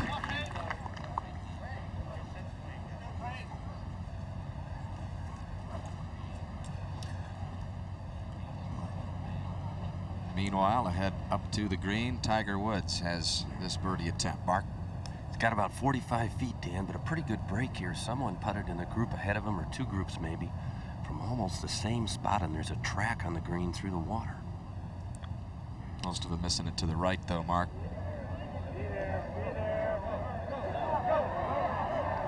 Not bad. Especially after his tee shot found that waist area. He could have been behind one of those wiregrass mounds, but wasn't. Got it on. And Tiger Woods is, he'll be really relieved if you get a 4 on this hole and leave. Again, the hardest hole on the course today. Meanwhile, back on the tee, Payne Stewart has bogeyed 8 and 9 in each of the last 2 rounds, so this has been a tough stretch for him.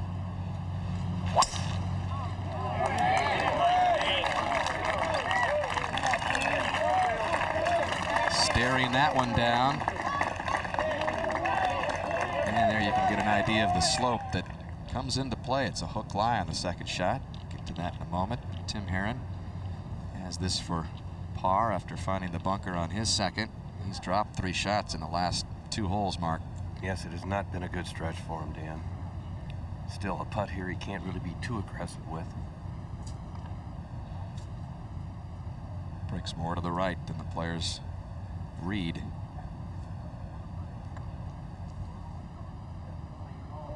Although he missed that left. And Herron will drop yet another shot.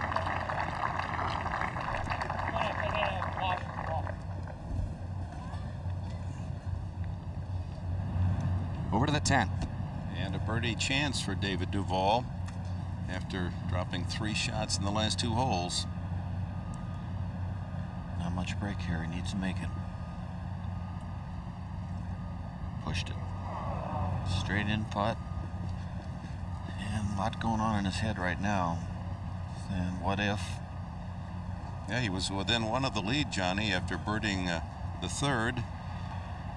Now he's 6 back. He's not out of it. He just needs to really do some super stuff from here on in, and that one could have been the start of it.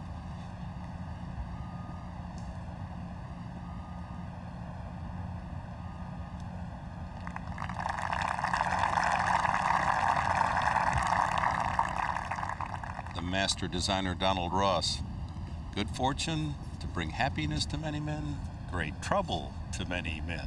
Must have had his eyes on Duval today. He believed the test of good golf was long irons, and thus these domed greens at Pinehurst number 2.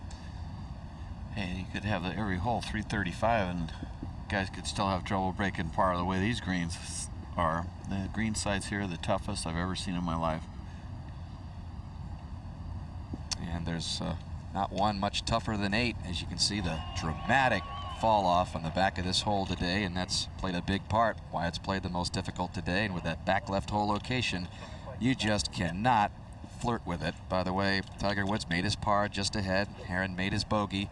Number of players through 66. 44 have missed it, and you can see how dismal the chances are if you miss it to try to save your par.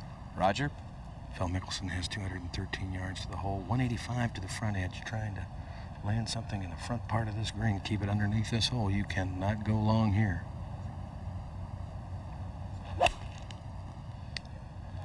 Five feet past the cup, it falls off into Never Never Land. That is a solid shot.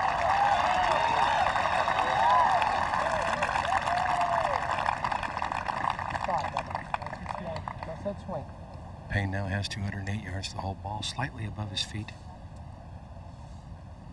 180 yards to the front edge. This is a 5-iron. Just trying to land it in the front third of the green.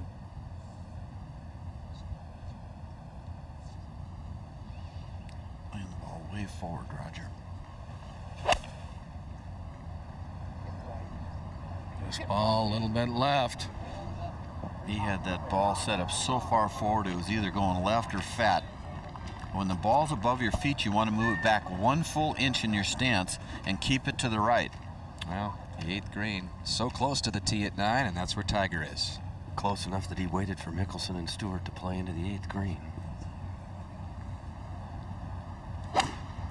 He is set up to hit a little bit of a fade. It was a 7-iron. This could catch the slope. Oh, but it may come back too much. That has been a very popular position. Right idea, Johnny, if you'd have just carried it up about another 3 or 4 yards. Gary, how strong do you have to be with a positive attitude not to go crazy when the ball's pretty good iron shots are just drifting into spots you can't handle, you know? Well, here's the animation. Again, the false front. There's the ridge in the middle of the green that the players are trying to shoot to get the ball to funnel down toward the right. But anything right of this green runs down toward the 10th tee where we saw David Duval earlier. Again, I mentioned the players just hitting this green 1 out of every 3 times they play it, and it's just measuring 173 yards. Well, Gary, Tim Herron has not made a par in about 45 minutes here, and he needs to get something going. It's gone double bogey, bogey, bogey, 6, 7, and 8.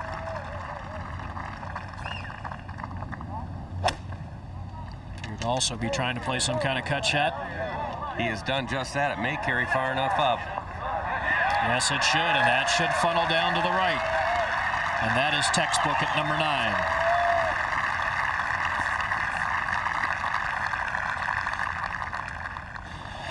Well, I hate to critique a guy that is leading the U.S. Open at 2 under par, but he's got this ball a full inch ahead of where he's supposed to, and watch what happens. It's a good swing. He's just already missed it. The ball's already missed.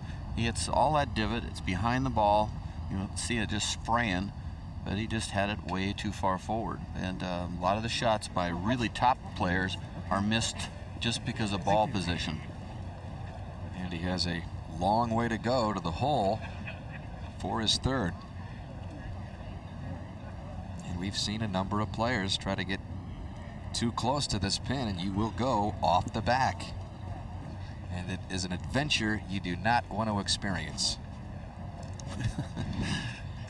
We used the analogy earlier in this championship, Johnny, that if you had some kids and this was an area of the country where it snowed, you'd come here and send your kids off on a sled on the back of this hole. It is that dramatic. You never have to worry about any water staying on this course's greens. It could pour like a Hawaii for a week and it'd be no problem. I'm talking about a hard putt to get to the hole, John, knowing what's just past the hole. You gotta believe this one will come up a little short, wouldn't you? I would think so. It's from a little better than 80 feet. Probably leave it 8 feet short and a little right, I would think.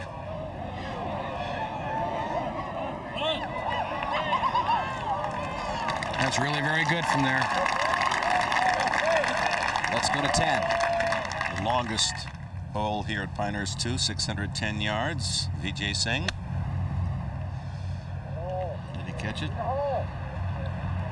He did. And Vijay quietly is hanging around. That could put him to the level for the championship if he makes that putt. Back to 9. Tiger Woods deciding on the shot he will play, Mark. Well, it would appear to be the fairway metal. Very severe slope up to the hole. How have guys been doing here, Gary? Well, John, they either get it close or they knock it well by. I think everybody very conscious of the fact that they must hit it hard enough to get up the slope.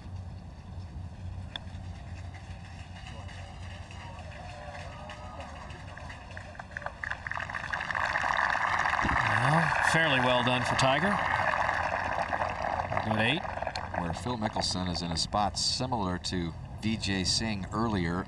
Vijay made the only birdie on this hole today, and Phil, who has just 9 putts through 7 holes, has the blade going.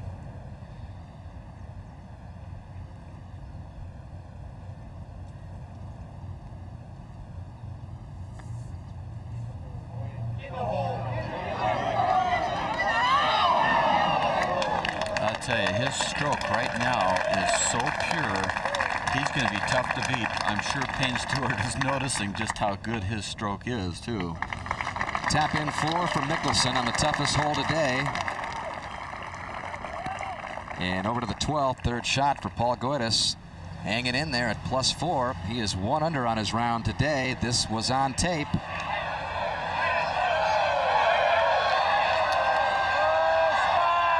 Can you believe that? I mean, that close to a great shot. But Goydos went on to make double bogey at the 12th and drops to +6. And back over to 8. Par attempt for Payne. Raj? Well, they should be inside the hole on the left. Back uphill slightly. Been very solid with these today. This to maintain his one-shot lead.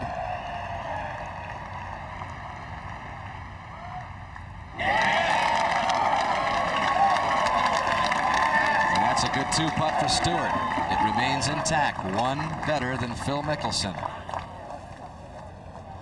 And over to that 9th. This was a moment ago while Payne Stewart was putting. Pretty putt for Tim Herron down the hill. Yes, nicely done. So Herron stops the bleeding temporarily. Moves to 4 over for the championship. And now live to Tiger Woods and his par effort. This would be for an even par front side, Gary, which is actually a very good score, I think. We saw him airmail 2 greens, both his bogeys came from dead center of the fairways. But he has kept his composure, did not get agitated at all, even with those 2 big mistakes. Mark, you mentioned him working on his eye line with his putter. He's been watching some old videotapes of old footage. Noticed that he was doing some things a little differently. The eye line was one. And he's been putting much better ever since. Nicely done for Tiger Woods. Good up and down. He remains at 1 over par for the championship with 9 holes to play. And he has enough wisdom, Gary, to realize, I think, that even though he looks like he's 3 behind, he knows that old man par is probably the score that he needs. So if he can play the back 9 1 under, which he has been playing it better than any of the leaders. He's been -3 on the back 9. If that continues, he'll probably win this championship. Back at the tee, Phil Mickelson. And while he waits, we'll go to the 10th. And Vijay Singh, a birdie putt to pull even for the championship.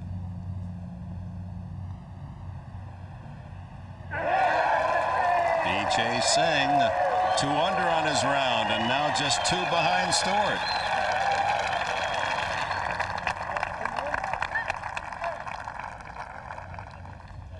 Back at the 9th, Phil Mickelson with the honor.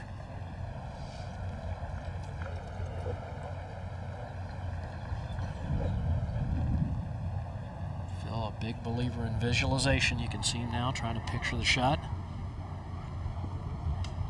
Roger, you have the club? Has selected a 6-iron, Gary. Starting to miss a little bit again. Wind feels like it's against the players.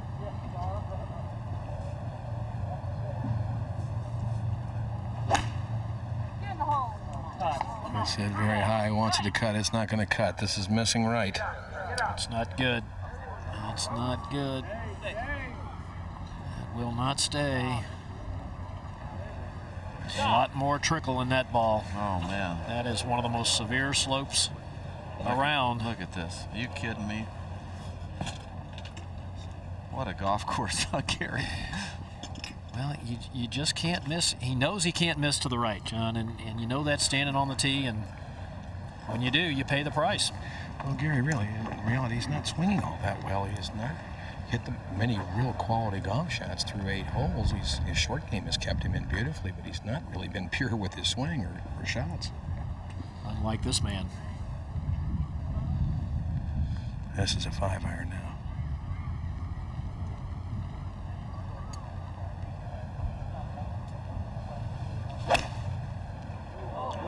This ball starts way left. It's going at the very, very, very left side of the green.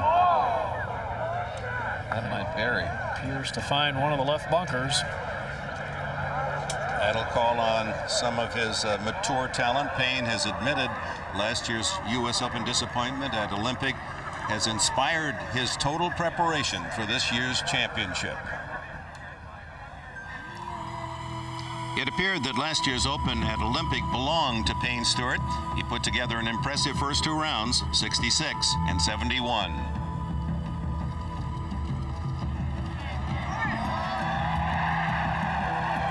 Even a punishing, controversial 3-putt at 18 on Friday couldn't deter him. Quite aggressive enough to look at this ball. Turn away. Wait a minute. Wow.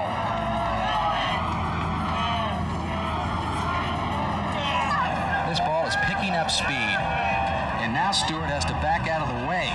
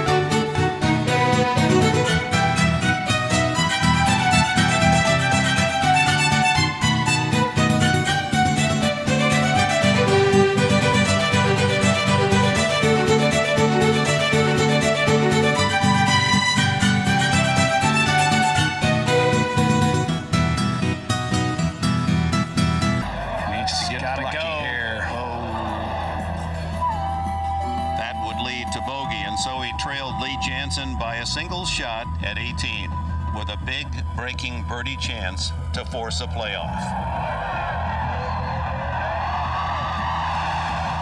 Lee Janzen, the tearful champion. Payne Stewart's final 74 not good enough to notch his second Open win. And so the question, with a 2-shot lead after 8, can Payne Stewart hold on to that lead, now a 1-shot advantage, and win his second U.S. Open title? Well, he'll be tested right here, Dick. You can see how far left he is looking. Roger, he's got to play this ball well left of the hole. Well left, and once it gets across that ridge about 30 feet from the hole, it will pick up speed. It had some spin on it. That's a pretty nifty play right there.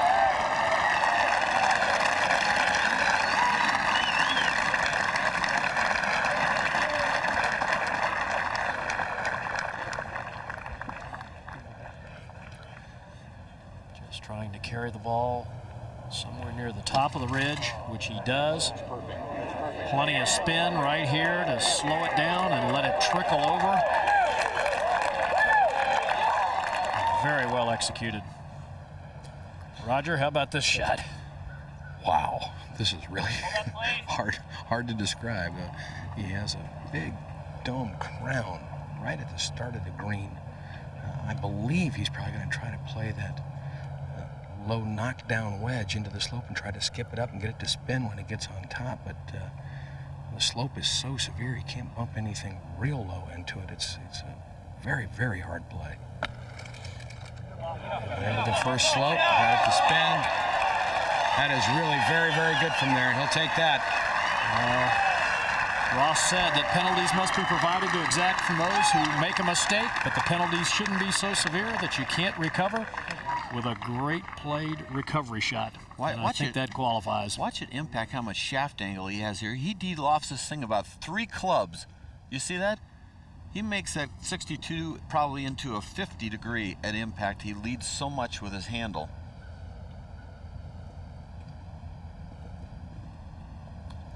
Well, Roger, it comes down to a little putting contest now. Well, certainly Phil Mickelson has been pretty strong in that regard so far. Page's putted very well today. What's this been doing, Gary?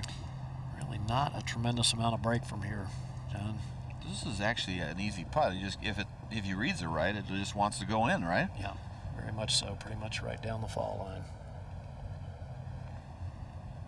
Is that what you see, Raj? Yes. Looks like he's stroking it out to the right. It's practice stroke.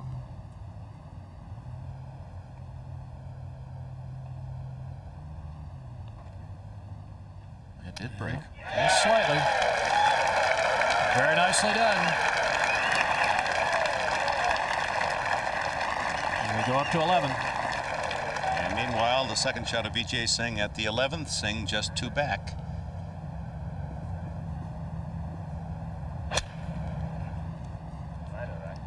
Doesn't like it. You could Let's see just how into it he is. I haven't seen that much body gyrations out of VJ in a while. Back to 10 and the third shot of Tiger Woods. Left hole location. This is the shot that's been giving him trouble. See if he can dial it in. Shot.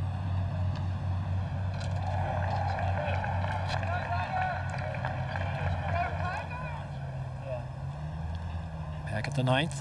Mickelson now to match Stewart's par. Well, I know he's a master with his club, Gary, but he sure is putting a lot of heat on his putter and his short game. A lot of times that doesn't last forever. Well, according to Payne's putt, this should be dead straight, huh? Very little movement. Slightly back up the hill.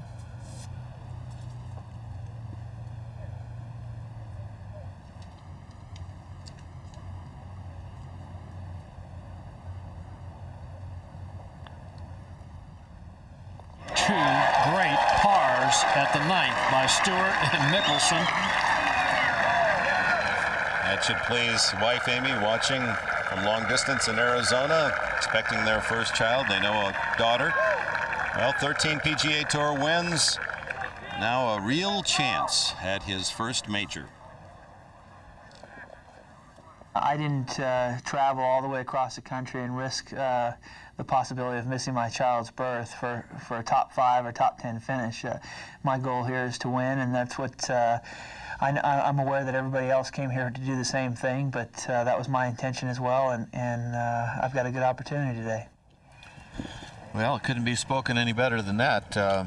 He is determined, and you can see it even though he isn't hitting it great. Like Roger said, you talk about resolve and short game, and the putting is... I haven't seen anybody putt like this and scramble in a long time. This is great stuff. Now to 10, the championship fight really begins. 610 yards, longest hole in the course.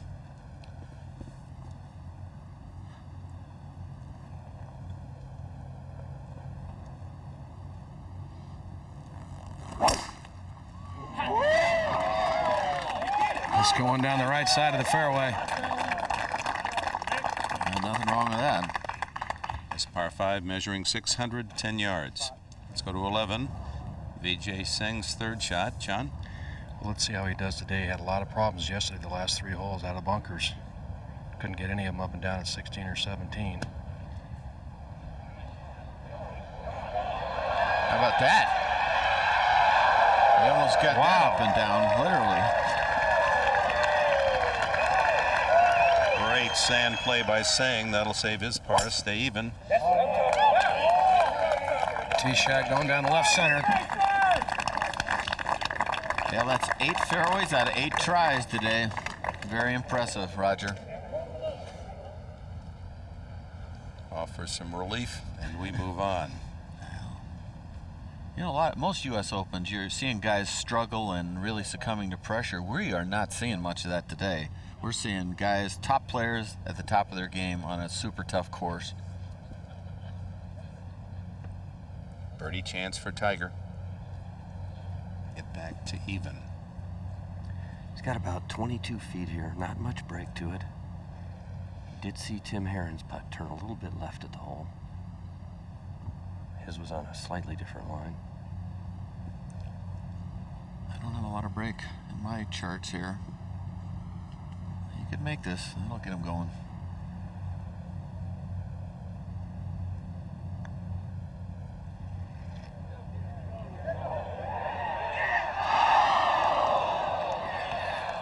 Oh, that appeared to be halfway down. That ball was down inside the hole and came out. If we show that again, just to show you how close that came. Wow, that was a great putt.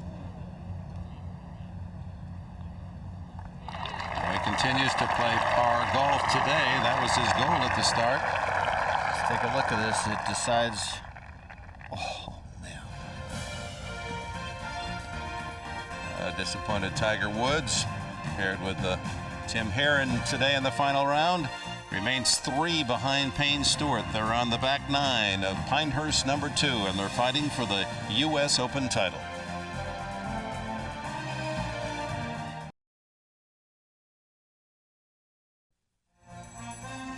Back in the beautiful sandhill country of North Carolina at Pinehurst number 2, the 1999 U.S. Open Championship. Payne Stewart leads Phil Mickelson by 1. Singh is 2 back. Tiger Woods trails by 3.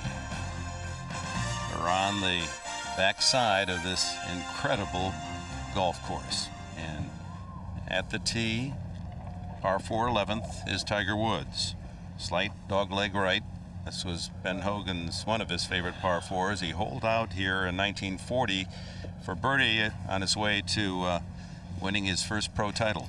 And you can see the perfect shot is really Tiger's shot. It's a power cut. Aim about right down the left side. And then just nail it. Well, you talk about nailing it, Johnny. Wait till you see where this one ends up. Oh, absolutely no roll whatsoever. But great shot, gives himself a chance for birdie. Let's go to 18.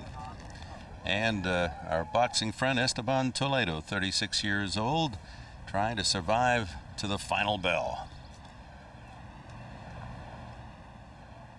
And in his first U.S. Open, he finishes with a 78, but he survived. No TKO. And obviously enjoyed the experience. Plus 16 for the championship. A very strange club selection, considering he's so far from the hole. Hits down and takes a divot, which is hard to do, hitting a driver off the fairway. And he stripes it, but see if it hangs in there. I'm not sure what he gained by doing that, and it's gone right up against that collar and then bounced off. So could be a tough little lie. A reminder, our coverage of the WNBA returns to NBC next Saturday. The Phoenix Mercury and the Detroit Shock. The WNBA on NBC next Saturday at 4 o'clock Eastern. Advance now to the par 3 15th. This a moment ago, Hal Sutton's second shot from just short of the green, electing to take the putter. Yeah, how about that? Something good for Hal Sutton. Moves him to 6 over par and just 1 over par in his final round. Well, this property, nearly 6,000 acres, bought by James Tufts, a Boston businessman, made all his money in soda fountains there in Massachusetts. It worked out to about $1.25 an acre. There's nothing here. They called it the Sahara of North Carolina. And most of the trees were gone. They'd used them for lumber. Yeah, the course just decided that maybe they need a golf course here, and there really weren't many trees. They'd already harvested the trees off the area, but in 1901 they stuck in 9 holes, and it was such a hit, a few years later they added 9 more. They just built it as a tourist area for the folks up in the Northeast to come down and get some fresh air, and he found all of the visitors out in the cow pasture hitting this golf ball. They said, maybe we got something here. And now there's 8 18-hole courses here. This is the famed number 2.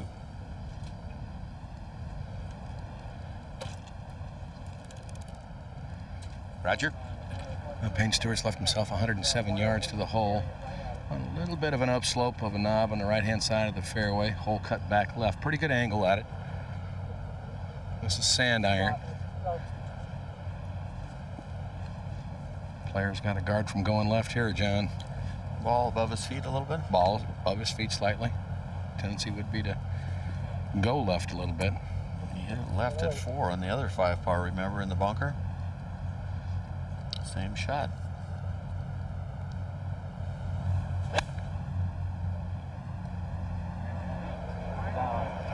Just needs to get up.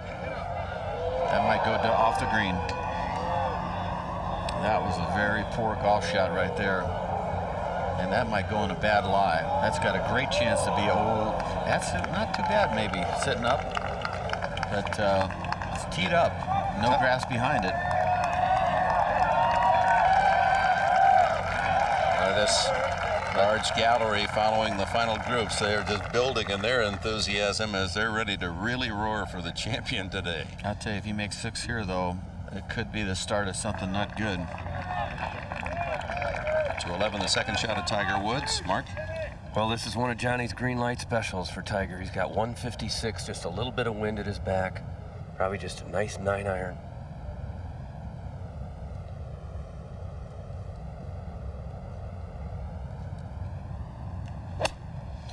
Right get the USGA sign and you got business, Tiger. Dialing the right distance.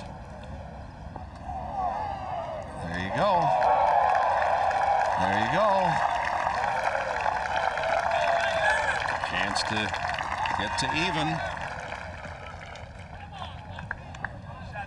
Now Phil Mickelson at 10, his third shot at this long par 5. Lie's okay, Roger? The lie's a little thin, John, and a little bit of a cuppy lie. It's got 45 yards to the hole. Well, he's going to probably play that little D-loft hooded lob wedge low spinner. He's got a great angle.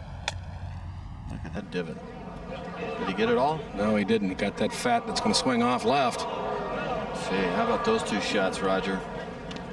Two guys in perfect position, and both of them really make unforced errors. I guess that's the best way to put it, isn't it? Yes, the shot of Phil's, I would think, certainly from that angle, was surprising, very surprising he would go over there. Had to keep that ball right of the hole. I mean, if you would have bet that both those guys would be missing the green from where they were, you got pretty good odds. So how about this lie in position that Payne's in? Is this a problem, or is it not that big a deal? Well, it's a problem, all right, because he's going to have a very awkward stance. The ball's well above his feet. He doesn't have much of an angle. Oh, man. And then that lie is really a strange one. It's different from this camera angle. He's got all that grass on the heel of the club, which is the hardest lie I think there is. And then, of course, no grass on the toe of the club. So when it comes in, you want to grab that heel and stick and turn the club over. So this could be, and with standing that far below, it makes you even grab the heel more because it makes the club flatter. So the odds of him hitting this solidly are not real good, Roger. Absolutely. He could miss this green left if he doesn't watch out. And heavy. You want to get as close to it as you can.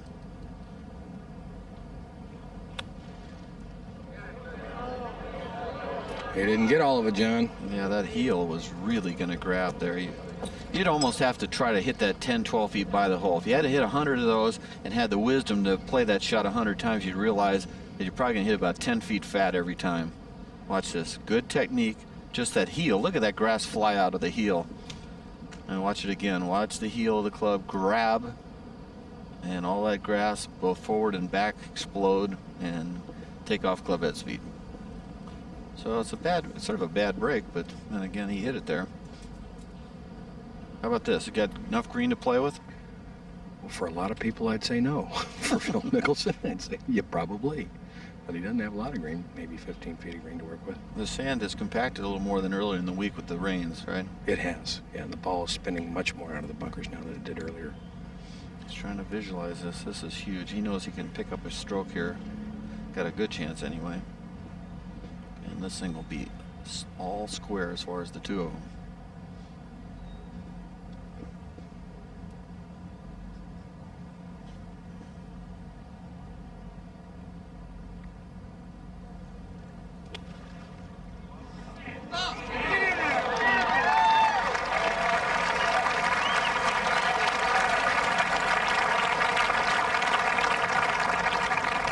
Meanwhile, at the par 4 12th, a man moving ever closer, Vijay Singh. Just 2 off the pay stick, but he's got a shot here from 196 yards.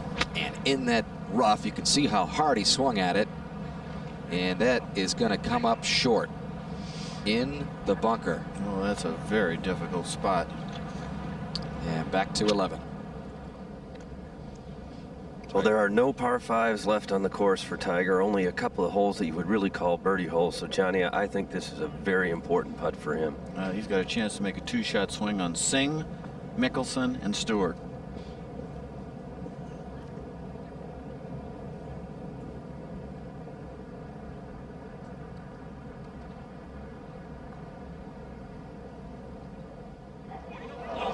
Just played a ton of break there. I'm not sure why he thought that was going to break 12, 14 inches.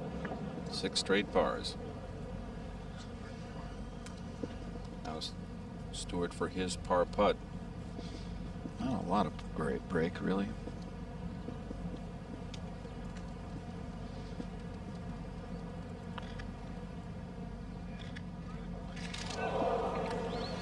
Now, Roger? Well, John, a costly mistake, and it's, I guess, a little miss. Clever maybe hit it just a little fat, but to miss the green here with the sand iron, bad mistake. I tell you, when you're leading and you do make that mistake, I tell you, the back of your hair and your neck sort of stands up, and you get like a little rush, like all of a sudden, whoa. Tiger Woods, that was his par putt. So he goes from a makeable birdie to bogey, and now is at +2 for the championship. Ouch. He falls 4 behind Stewart at the moment, but Stewart has a tough test for his par. He's got to regroup. Next hole is going to be key, whether he sort of blows himself out with that bogey there and follow up with more bogeys. And Phil Mickelson, this is for his par. Stewart already has a bogey putt waiting. He tapped in for his bogey, so Right. he's at -1. Roger was just a inside right putt or something. That's what I think, John. You can't give the hole up. Like you said, though, how many times can you dip to the well and expect to get water? And he has really been incredible. Of course, we talked about it. 12 putts through 9 holes. This one to tie for the lead. It's a beautiful putting stroke. Little forward press. Takes it back just a little hooded, and lost it and hangs on. That's a good move. There's noise out on the course, Roger, and maybe he didn't like the feel over the ball. Always wise to start the routine over if you're interrupted by anything, John. This is so huge. It's unbelievable. And people go nuts if he makes this.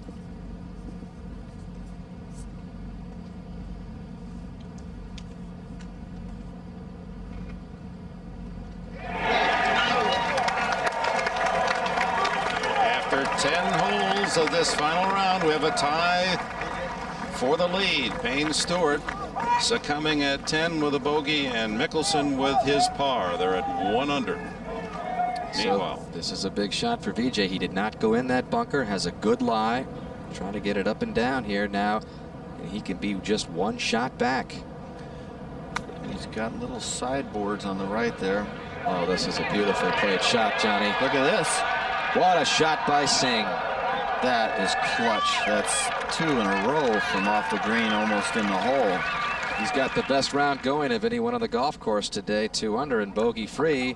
Let's take a look at this putt again. He misread the first one, hit it high, played too much break, and I'm not sure if he was aiming left edge, but this was a straight in putt.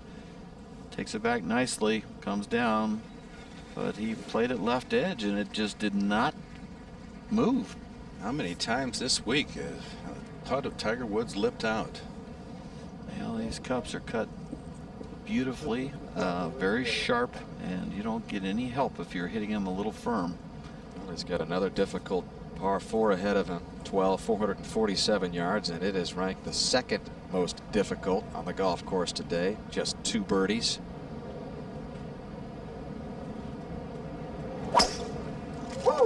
It's playing even a little tougher right now, Dan, because the wind has picked up a little bit. Well, looks like he got a little frustration out with that shot. He cranked that up the fairway at 12. DJ Singh just tapped in for his par at the 12th. So Singh is just 1 behind Mickelson and Stewart. They're the only players under par in this 99th United States Open Championship.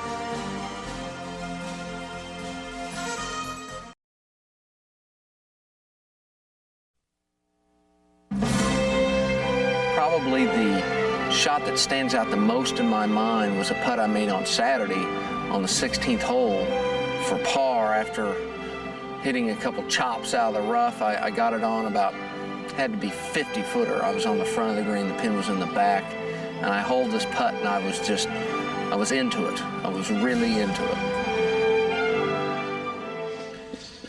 And that par putt he made is probably on the hardest 4 par I've ever played, the 16th hole at Hazeltine, and just great stuff. Of course, he birdied it the next round, which I think won him the championship. Let's move to 13. VJ Singh with an aggressive play here. Driver off this par 4, 383 yards. up the hill, dog leg right. Left is better than right. But VJ has found the rough just like he did at the previous hole. He was able to save par at the 12th, and that is where we go now. And Tiger ready for his second. Mark? Got 184 yards, very accessible hole location for him. Wind has died. Needs to get one in there close. But there's a steep fall off on the back of this green, so you don't want to get too aggressive. He's headed just right. And that's down in the bunker on the short side. Well, this will be disappointing, I think, Johnny, for Tiger, because he certainly got himself into position. Back to 11. And Phil Mickelson tied for the lead. 180 yards. This is 7-iron. That's a big 7-iron. Is he going to play a big draw? He's got 165 to the front. This ball's leaking a little left of the hole. Pretty darn good, I'll tell you that. Pressure's on Payne now, Roger. That was hit solidly there, John. That was creamed. 185 yard 7-iron in the wet. Payne Stewart now 176. Wind at the player's back, John. A little bit from the right, but at the player's back, so not playing its full distance. Don't you think this is a crucial time for Payne Stewart after making 6 from a perfect position? That'd be a great time to hit another good solid iron shot. A little bit right of the hole, give himself a birdie attempt.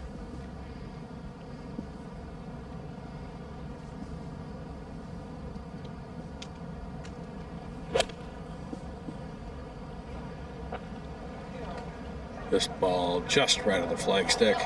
It's going to get up. Nope. Painful.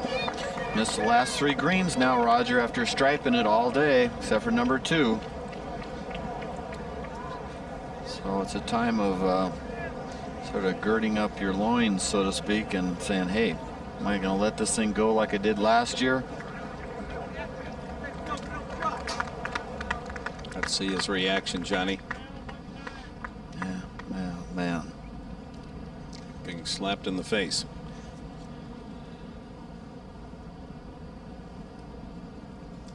At 13. Second shot for Vijay Singh. Missed the fairway again, 118 yards up to the hole. Not a real difficult hole location.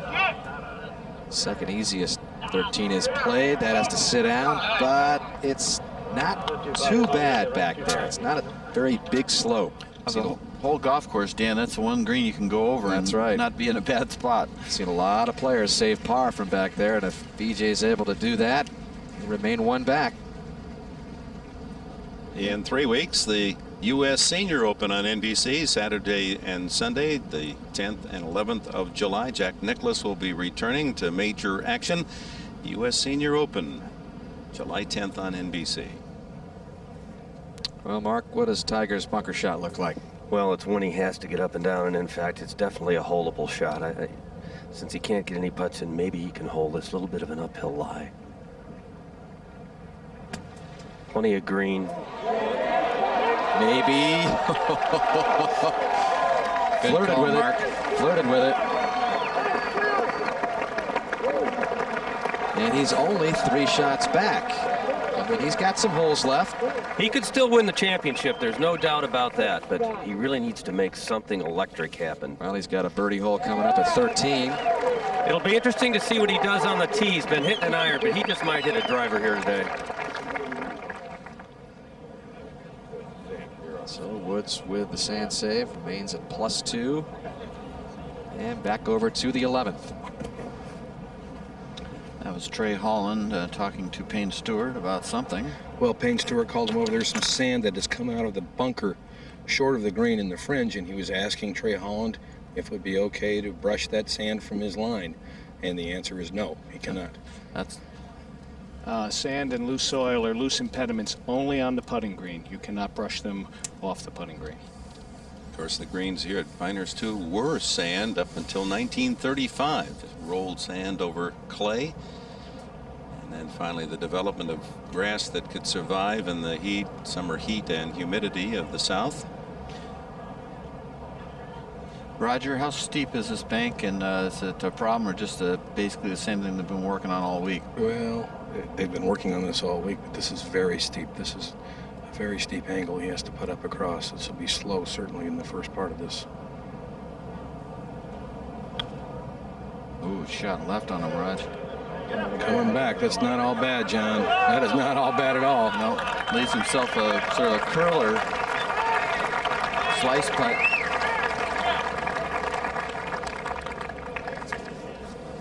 David Fay, any further clarification on the rule? Well, you see on the graphic, Rule 23 deals with loose impediments, and the third item there, sand and loose soil impediments on the putting green only. So if the sand had been on the putting green, of course, you can brush it aside, but you can't brush sand aside when it's off the putting green.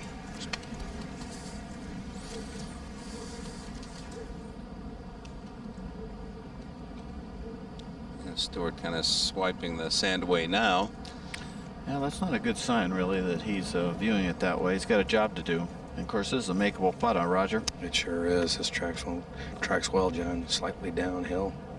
It was, what, 2 inches right? Yes, in that area. Depends on what kind of speed he hits it on. With the outright lead.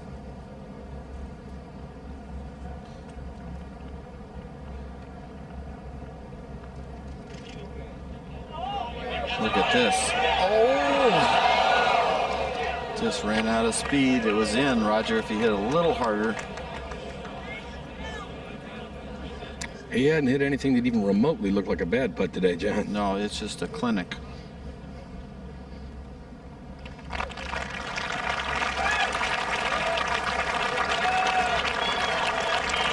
He thought he had it.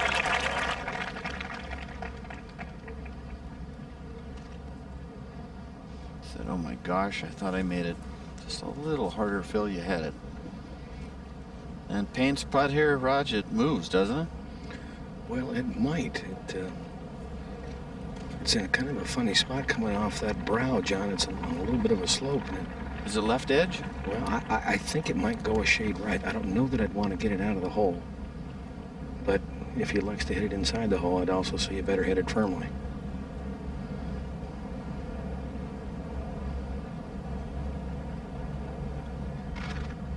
Yeah, good stroke there. So on to 12. They go. Mickelson and Stewart still tied for the lead at 1 under par. We advance to 13. And this for a share of the lead. Vijay Singh from behind the green at 13. Move a little left at the start, flatten out to the right at the end. Good looking putt. Man, he looks good, Dan. Very calm. Johnny, that par save he made at the previous hole at 12 was huge. I mean, how about the last 3 greens he missed? It had an average putt of 12 inches. And he's missed his fair share of fairways today as well, Johnny, but keeping it together, just one back. As the leaders make their way over to the par 4 12. Neck and neck.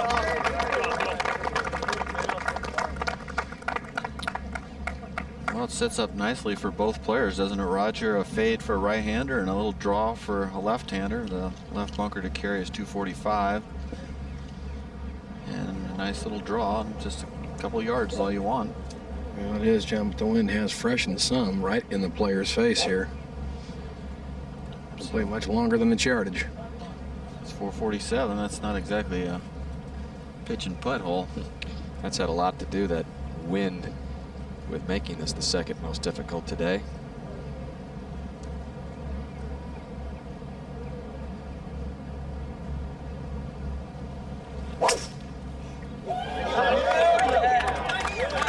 Right down the heart of the fairway.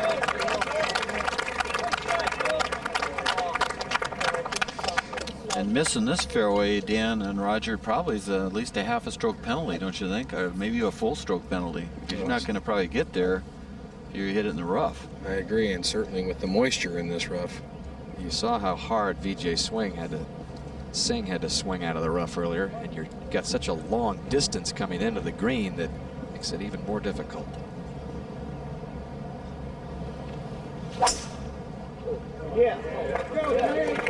This ball going right, headed to the right rough. First fairway is missed.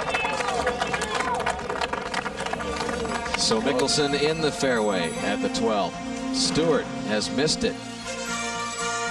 But it's Phil Mickelson and Payne Stewart who are tied for the lead through 11 at 1 under. Vijay Singh looking very steady, just one back.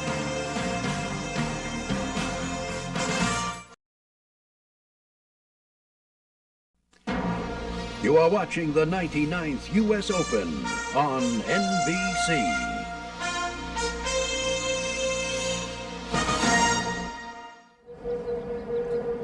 Tiger Woods, 152 yards.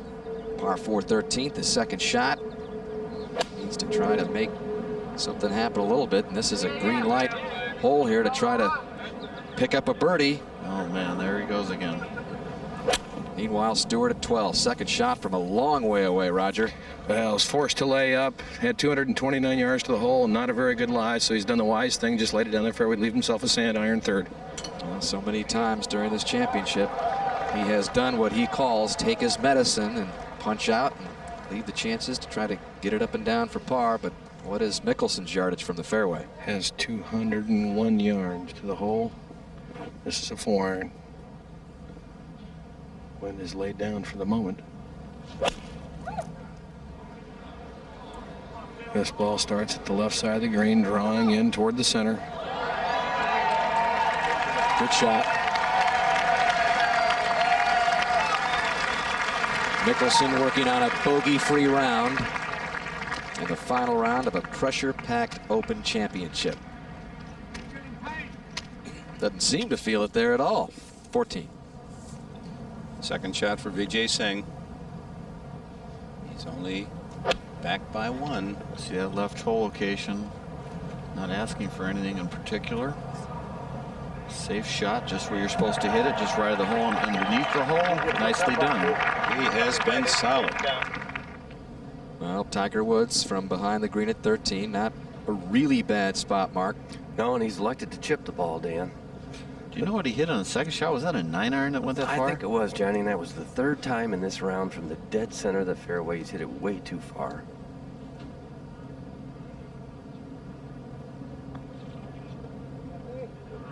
Good shot, huh?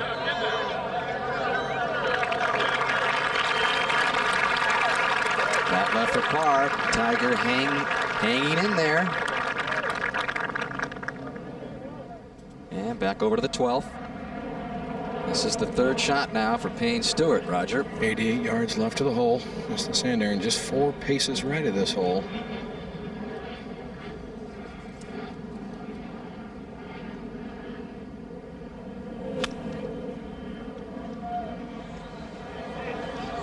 Gone away from the pin. Safe play.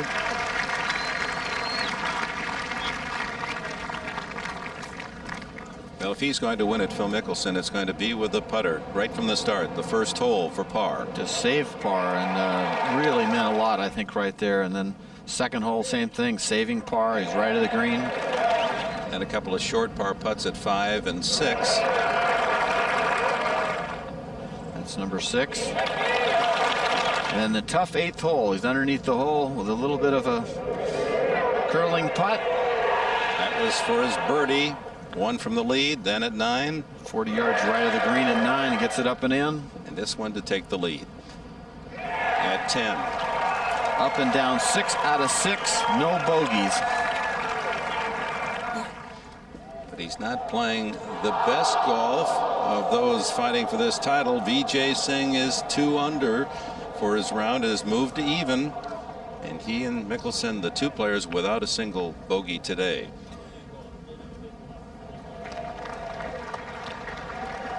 Over at 13, this is Tiger Woods trying to save his par.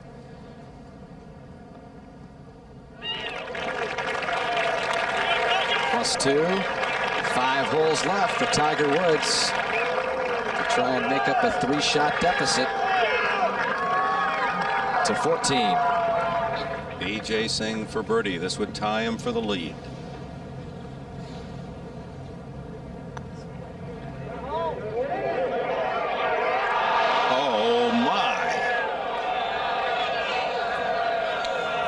taste of the Tiger Woods medicine. At 12, long birdie putt for Mickelson, but not a lot to it, Raj. Just back up the hill slightly.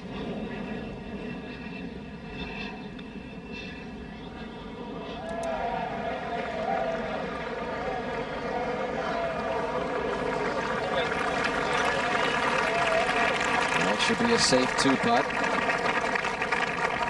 Mickelson will remain at 1 under. He will mark, but it's Payne Stewart who has another one of these U.S. Open type distance putts, Roger.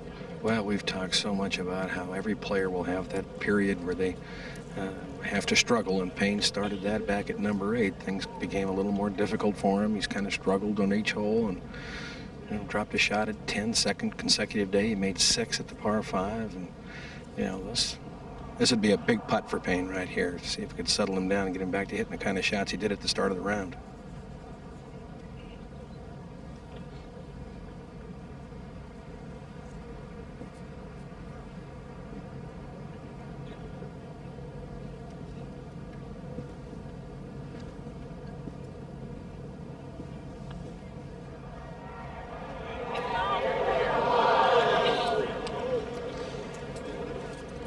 Roger missed the last 4 greens in regulation, and he's paid the price now.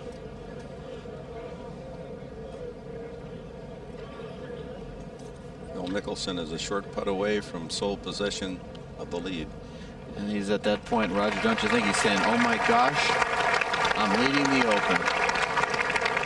Stewart back to even. And if you don't think that doesn't surge a little adrenaline into your system when you finally realize, hey, I'm leading the United States Open last day. And there's only 6 holes left.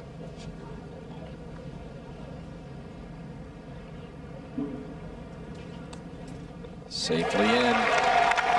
For the first time since the opening round, Phil Mickelson finds himself on top of the leaderboard. Started this championship with a 67. We go to 14. Tiger Woods +1. 436 yards. You want to hit it at the left side of the fairway, hit that power fade. Must be good. Everybody's loving it. Woods at +2 is 3 behind Mickelson. There's still some time, but he needs some heroic play.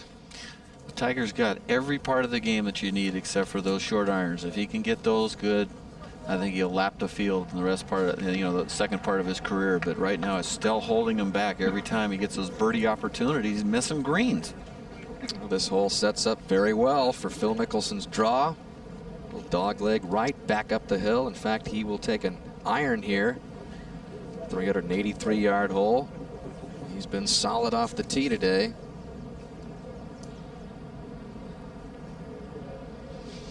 Nine of 10 in fairways hit.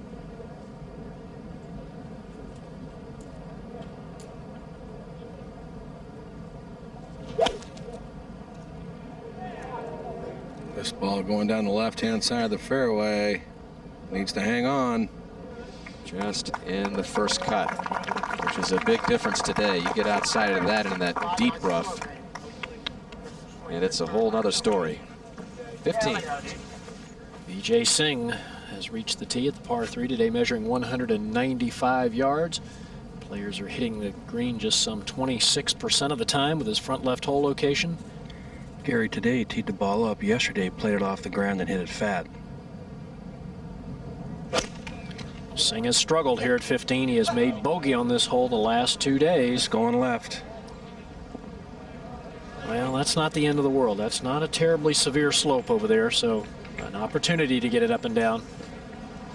Let's take a look at this green. False front, first 8 or 9 yards of the surface, putting surface, roll back down toward the fairway. Anything right falls off. Left falls off, but it is not too severe if you do miss the hole short and left. Seen some players get the ball up and down from there.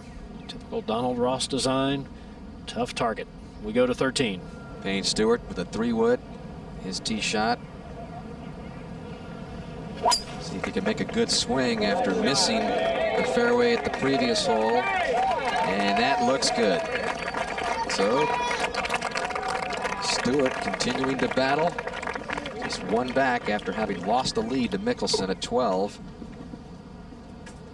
Mickelson in search of his first major championship. Payne Stewart looking for his second Open title, and Vijay Singh trying to win a major title for the second straight year. Let's go to Tiger Woods at 14. And he is in the dead center of the fairway. He's got 136 yards. Not much wind at all right now. Another one of those shots you should be knocking it inside 15 feet, Mark. Kind of ironic. He's made par on the 2 greens he's missed and bogeyed the one he hit in the last 3 holes. He's attacking this one.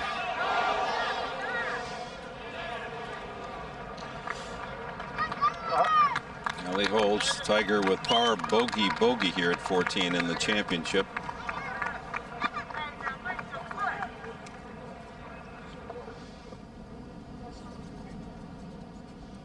He's got it on line, but lacking distance control again.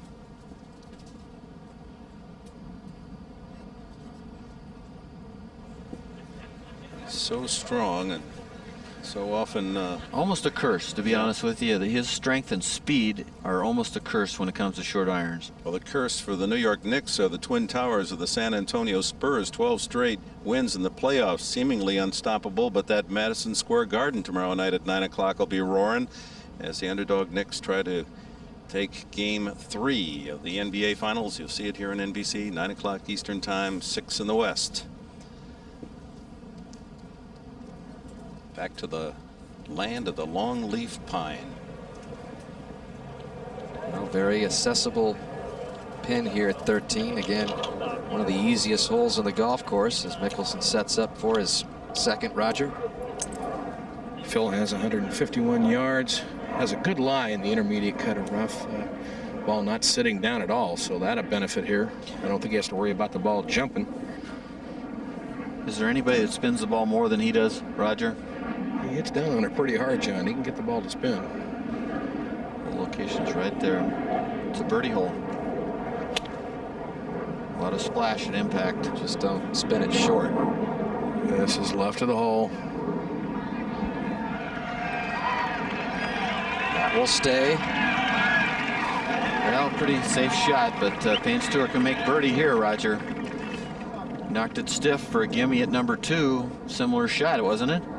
It was. This 133 yards to the hole. Back uphill. This a 9er.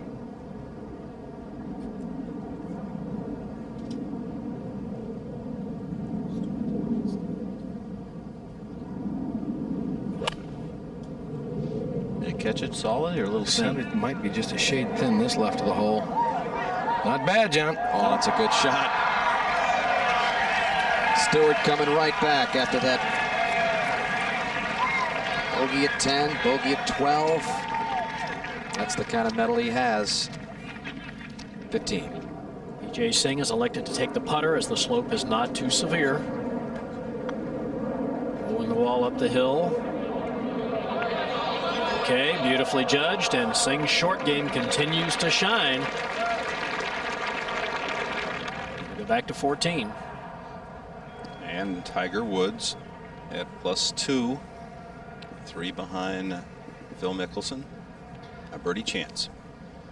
And he needs to start taking advantage of him running out of holes. This putt is just inside 30 feet. It's going to break to Tiger's right. Downhill? Downhill a little bit. But you can't be cautious at this stage. See, he's looking out in this area here.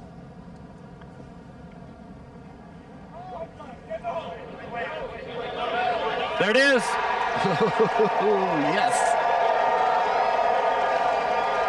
Look at that look. That's a new one.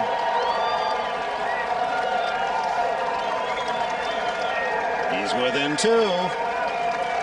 It slid right and then it just hung in there. It looked like it was going to miss right.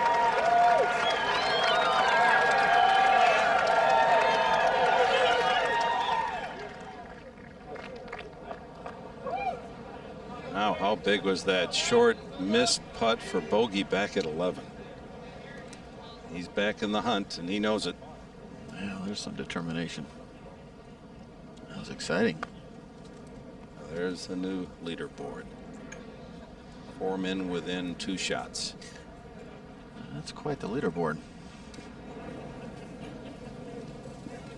And back over at 13, Mickelson circling this birdie attempt back up toward the hole. Again, having taken the lead for the very first time in this Open Championship at 12. Vijay Singh tapped in for his par at 15, so Singh remains just one back of Mickelson. What do you think he's going? What's going on in his mind right here, Roger? You think he's maybe thinking, I'm going to give this a run the way I'm putting? Well, yeah, I was going to say, the way he's putting, I would imagine he would be thinking, I can make anything. He really hasn't holed anything really away from the hole, John, but he's not missed anything in the area of the cup. Well, he made the long one on 8, and that was it. Just a little break to his right. Yes, it will move a little bit to his right.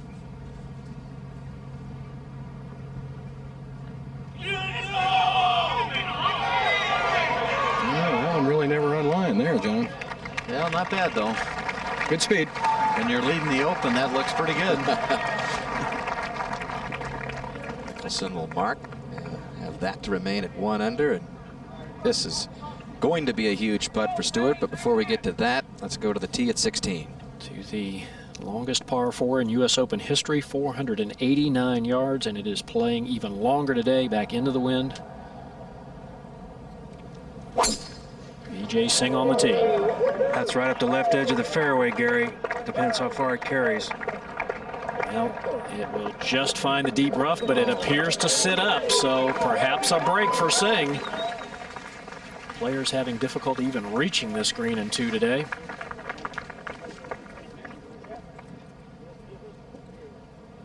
We'll go back to 13. Yeah, they don't get any bigger as far as opportunities go for Payne Stewart. This for a birdie and regain a share of the lead. Roger?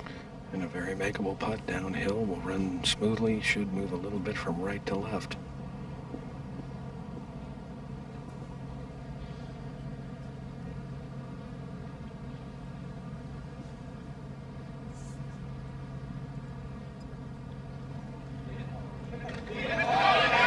And he's back on top.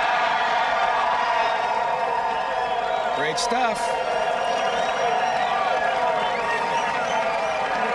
42-year-old Payne Stewart back into a share of the lead with Mickelson at 1 under. With his first birdie since the 3rd hole. Let's go over to the tee at 15. Tiger Woods with a 5-iron. And that roar just backed him right away from the shot, Gary. Yesterday he hit a big high cut 5-iron. The whole location was on the right. Today it's on the left. And he misses left, but again, that is not the worst position. The slope there not terribly severe. We have seen a number of players manage to get the ball up and down from left of this 15th green. We go back to the tee at 14. Where Payne Stewart and Phil Mickelson have arrived, now sharing the lead at 1 under. Well, the last tee shot he lost it to the right and with the driver, and he needs to, I think he aimed a little right on the 12th hole, and that's why he missed it right. Let's see how his alignment is here. He wants to aim down the left side, aim in this area right here, and hit it to here with a little fade. Looks pretty good. This ball going right again.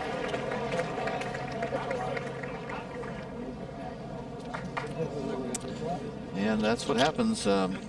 Some people have a propensity towards under pressure pushing it. Some guys do the opposite and pull it, and there's a pattern there. We'll see if he can overcome that.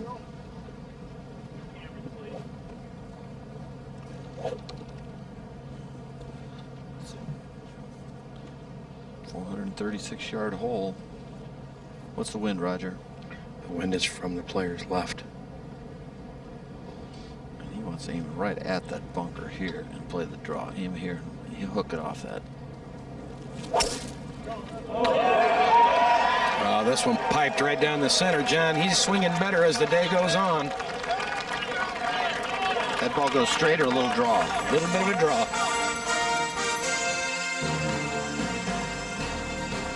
There it is, Mickelson and Stewart. 5 holes to play, tied for the lead.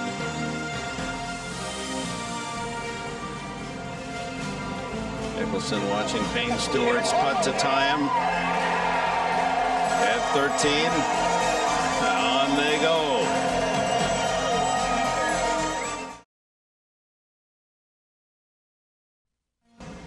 Now this was moments ago. Tiger Woods ready to play at the 15th tee. He hears the roar of Payne Stewart making the putt, backs off, and perhaps breaking his momentum. Coming off the birdie at 14, he hits the poor shot left of the green at 15. And now some work left. He really has ended up in a pretty good spot, though, Gary. He's got the fairway medal out again. He has been very effective with this club from this distance. Certainly a hole, if he can just make a 3 and head over to 16, he would be very happy.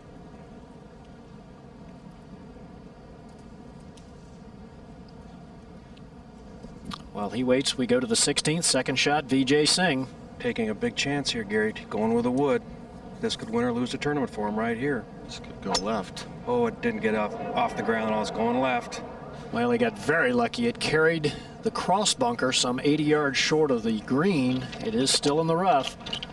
We go back to 15. Tiger Woods with the fairway medal. The hill, that's a little strong. Not bad though, huh, Gary? Well, not bad, but a good 5 or 6 feet by. Go back to 14. And Payne Stewart, just off that fairway bunker, Roger. He's got some problems. Has 164 yards to the hole. Has a side hill, uphill lie, John, and deep grass. This one could go anywhere. Club could shut down, go way left. It could shoot out right. Yeah, it's easy to pull it from here. He's hit it very, very high, going at the right center of the green. Really, I don't think he'll be displeased at all with that. Well, the upslope allowed him to get some air time on that shot, I think, which was good.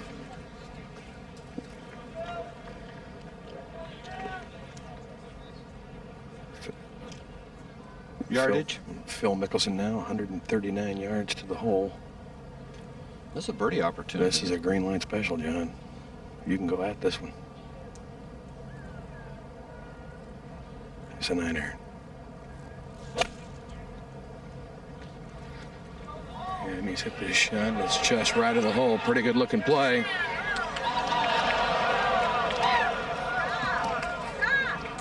Did he get it a little heavy, Roger? I don't know, John. He spun it back. I don't know how fat he could have got it. Well, not bad. He's putting. Just a little advantage over Payne.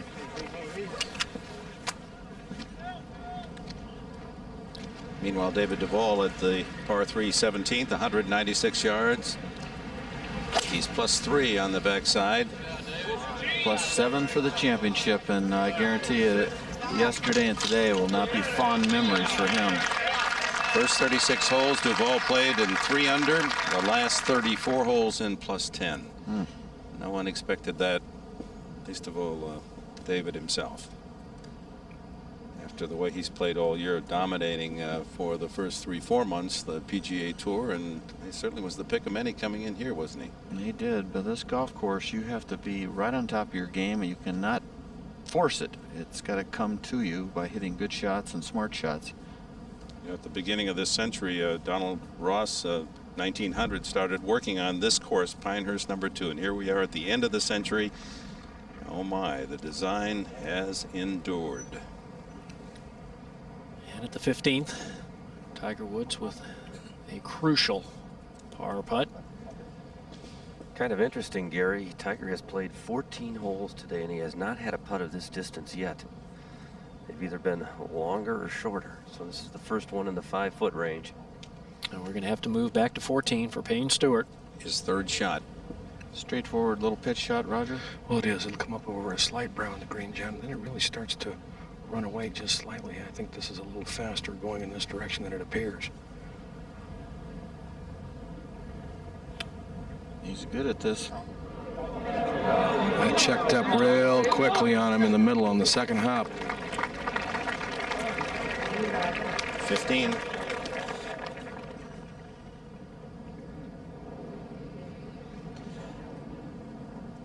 Par putt for Tiger Woods. Very slight break from right to left. Be careful, don't power through the break. Okay, good stroke. And Tiger Woods with a nice up and down at 15 remains at 1 over par for the championship and just 2 behind, going to the long par 4 16th, where his length should give him a huge advantage. Well, he's going to need to play those last 3 holes at least 1 under par. I really believe that. He's got to get to even. Might not need to, though. Now Phil Mickelson. Just putting out from about 35 feet. Should move a little bit to his left. Not a lot. For the lead.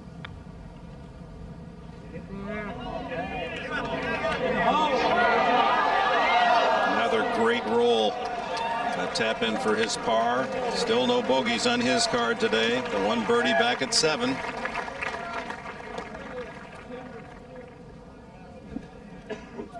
I think he's going to clean it up and put the pressure on Payne. Not that he was going to miss it, but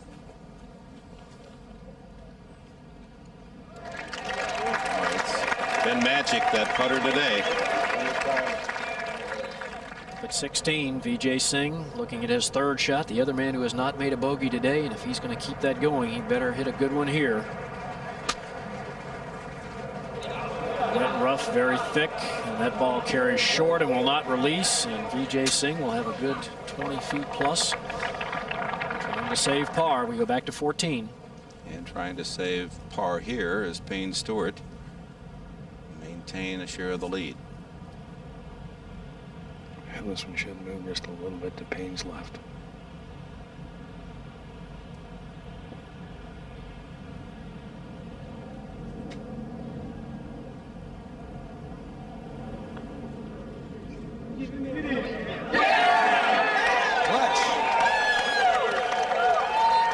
They go to 15.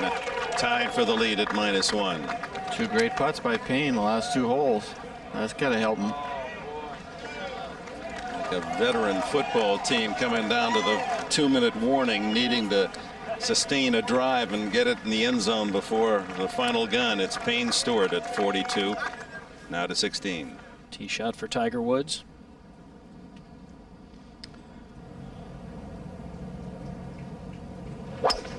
Let's go, Tiger! To take advantage of his length here, he has to hit the fairway. And he does, right center. Well positioned. Go back to the 15th tee. Payne Stewart with the honor, and he has played this hole like he's owned it. 2 birdies in the first 2 rounds and a par yesterday. Hole measuring 195 yards. Hole location front left, just past the false front. Anything short will come back. Roger, the club. He's got a 4-iron, Gary. Wind coming from the right. I'm sure he'll try to hit his cut, hold it against that wind, and put it up right of the hole into the center of the green if he can.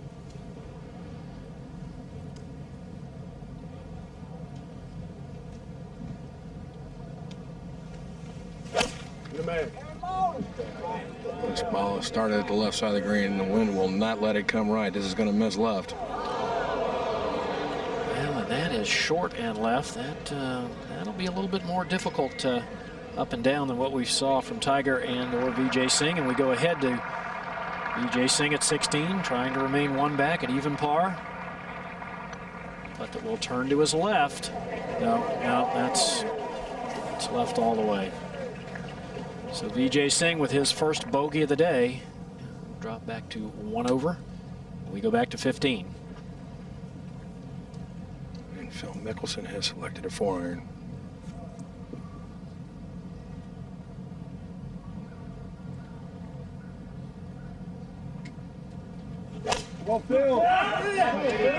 This ball starts at the right side of the green, cutting back at the center.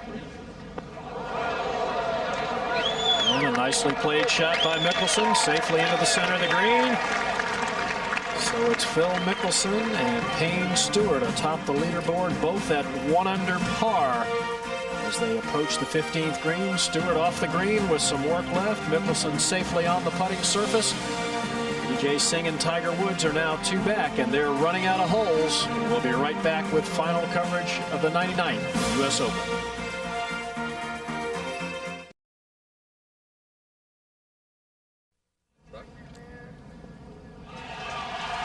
Welcome back. We're at the par 3 15th, and Payne Stewart preparing to play his second shot. Roger? Well, he's got a little bit of a problem with the sprinkler head ahead of him, about 15 feet just off the putting surface. He's going to try to play a bump and run into the hill, but he's got to play close to the sprinkler head. Hit that much too hard. Hit that a little harder than you want to. And go to the 17th. Vijay Singh. Going with a big 7-iron back left hole location. He's given some body English. Where is it? Oh boy, it's tracking. A chance for birdie. Vijay Singh, he's at +1-2 from the lead. At the 16th, Tiger Woods' second shot from 210. Should be a 4-iron for Tiger. He made a good pass at that. Players have been hitting this green less than 5% of the time, but not Tiger Woods. Beautiful shot within 12 feet of the flag. That's sweet, huh, Gare? Oh, man, that's taking advantage of his length, Johnny, on the longest par 4 in U.S. Open history. We go back to 15. Phil Mickelson, lengthy putt for birdie, Roger. His speed control has just been so good all day. When he's putting away from the hole, it just seems to leave it dead to the hole every time.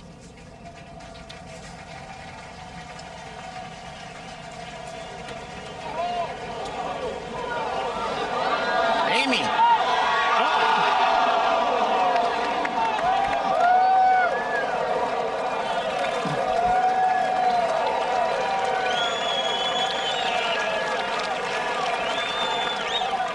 And this is tracking, and just just a little too much speed, Johnny. Wow, what a great putt.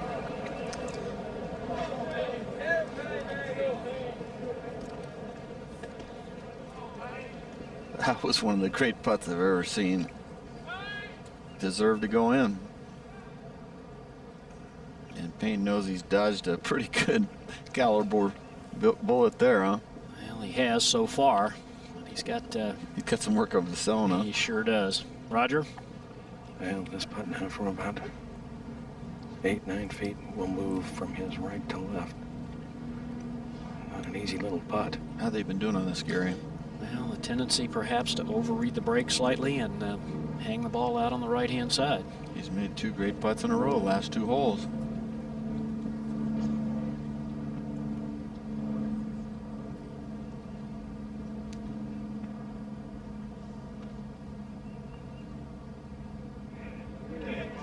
Just like that. That has been the tendency. It just looks like it'll break a little more. That was a good-looking stroke. That was a very good putt. Another look, it just gets by the hole. It just refuses to turn. And he cannot believe it. So, Phil Mickelson with a short putt now and a chance to retake the lead. This is no gimme. Nope, not in this situation.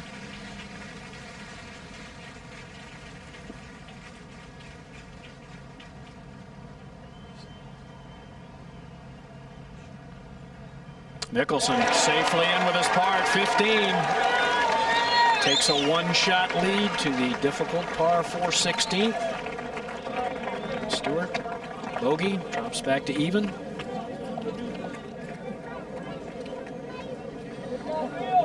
Doesn't get much better than this, does it, guys? Well, it's exciting stuff. Up at 17. Vijay Singh. He's in a good spot here, John Schroeder. Not a lot of break. No, it should go a little right, if anything, Johnny. He hasn't made any putts all day. He needs to make one now. Great effort. He wishes it went right. Over at 16, Tiger Woods eyeing this birdie putt and a chance to move within one. Mark, have you had a chance to look at it? I have, Gary, and it's definitely going left. I looked at it from both sides. It would appear to me like if he puts it about a cup on the right and lets it die, that would be a perfect line. He could hit it a little more just on the edge if he played it firm. Gary, you've been watching this putt at all? Well, I have, John. We've seen a few players putt from this area, and I think Mark's read is pretty much right on the money. Got to get the ball a little bit outside the right of the hole.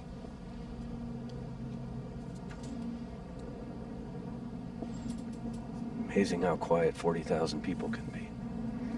This for just the third birdie of the day here at 16.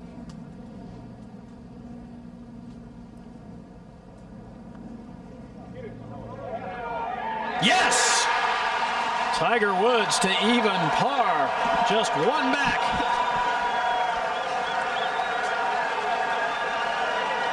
And Johnny, you said he needed to play the last 3 and 1 under. Well, there's one right there. That is huge. And that is the hardest of the 3 holes. Back at the tee, Phil Mickelson. He was ready to pull the trigger on his tee shot, heard that roar and backed off. And this drive is it's so important. You got to get it in the fairway, Gary. This is a good-looking tee shot down the left side of the fairway. And that is now 11 of 13 fairways Mickelson has hit today. What a difference from yesterday when he really struggled with the tee shot. He's coming alive, Gary and Roger. He's starting to strike it. Well, he made some adjustments late yesterday afternoon after looking at some notes that he had gotten from Jackie Burke from one of the visits he had made down there, and said that he felt much better after that practice session. You made that call earlier, Johnny, and I agree with you. He started to catch his stride about midway through the round. Now, Payne Stewart needs to get this ball in the fairway.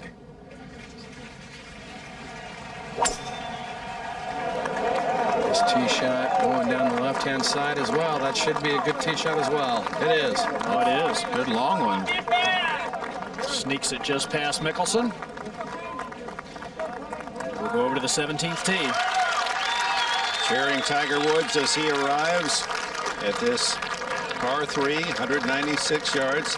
He's going to try to call upon the experiences of the opening round when Tiger birdied 17, birdied 18 on his way to 68. And there again is a birdie putt at 16 to get him even, 1 under for his round. He's birdied 2 of the last 3. And when you're calling on your resolve to birdie that hole, you're asking for a lot, and he did it. What a 3. It's darn near an eagle. Right, that's a par 5 for the members, 16, and one par 4 for the championship. It's like a 4.5, so you can call whatever you want. And this hole location's good for him. He's hit some good shots on this hole.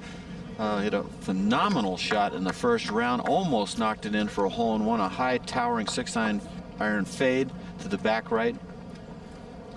Meanwhile, at the green, BJ sang, but just to reflect back that shot of Heron with Woods, and I think that's a good partnership for Tiger Woods. Heron really trying to help him along here, realizing the importance of the moment for his playing competitor. Now for par, Singh to stay in the hunt. It's been real hard to play this hole with all the racket going on up at the 16th green. The fans here at the 18th tee and the 17th green went nuts when Tiger made his putt. Steve Stricker had to back off. This has just a little bit of movement in. The first putt didn't, but this one could go left center.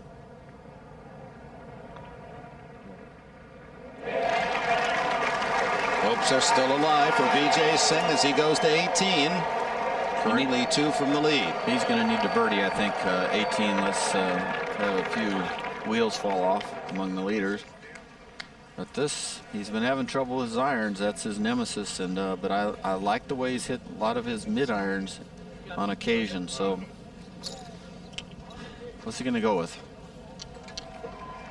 196 yards downhill, back center hole location, and only about 8 feet past the hole it falls off. I think it's a 6-iron, Johnny, and certainly not a time to get too aggressive. Looked very comfortable coming up to the tee. Choking down an inch on the club.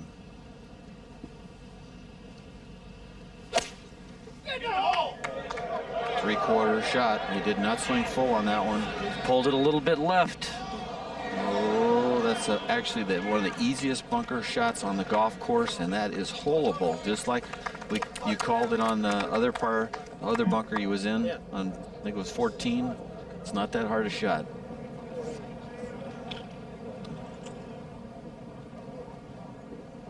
Back to 16.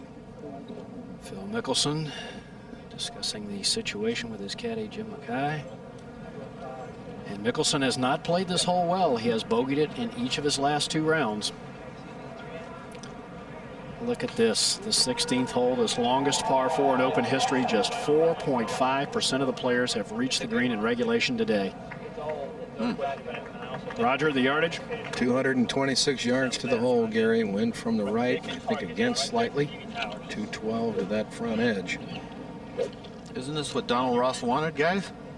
He said the ultimate test was how you played your long irons.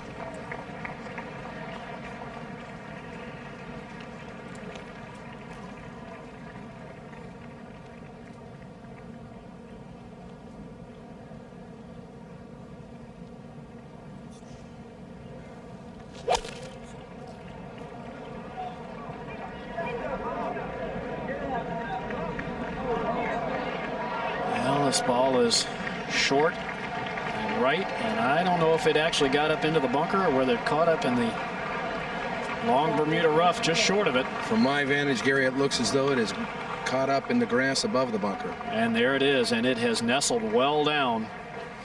It looks like thick stuff there. Yes, it does. So perhaps an opening for Payne Stewart. Roger, his yardage? 223. Played a wonderful 2-iron into this green yesterday. Playing with 2-iron again today.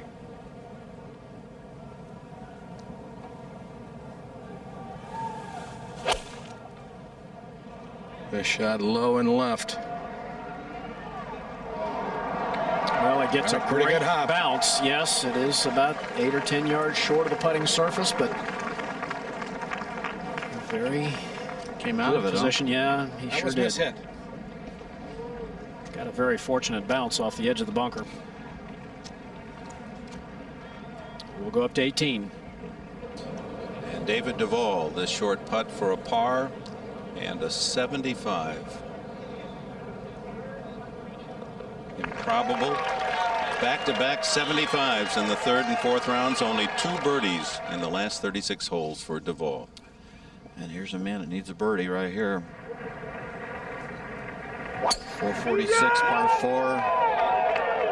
It's a long hitter. Needs it in the fairway. And he's not going to get it. It's in the heavy rough. At 17 now. Woods from the bunker. It's a good lie in the bunker. It's an uphill lie. The thing that he's going to have to do is read a little break here, Johnny, almost as if it were a putt, because the ball is going to turn to his left when it gets on the green. See that sand cakey with the mist and rain of the day. I don't want you people to believe he has to make this. I mean, it would be nice. It'd be a bonus. Obviously, first things first is to make 3, and if it wants to fall in, that's good too. But he's in a good position right now with both players, Stewart and Mickelson, in trouble on 16. He pars this hole, birdies the next one. Who knows what's going to happen?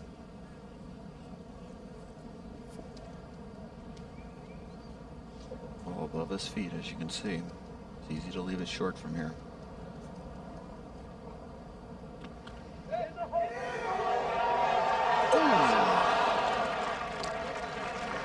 He was going for it. You were right, Mark. Just didn't play quite enough break was all. Not an easy putt left, though. See him holding the club off the sand, which you have to do in the bunker, and hit about 3 inches behind it, just where you're supposed to.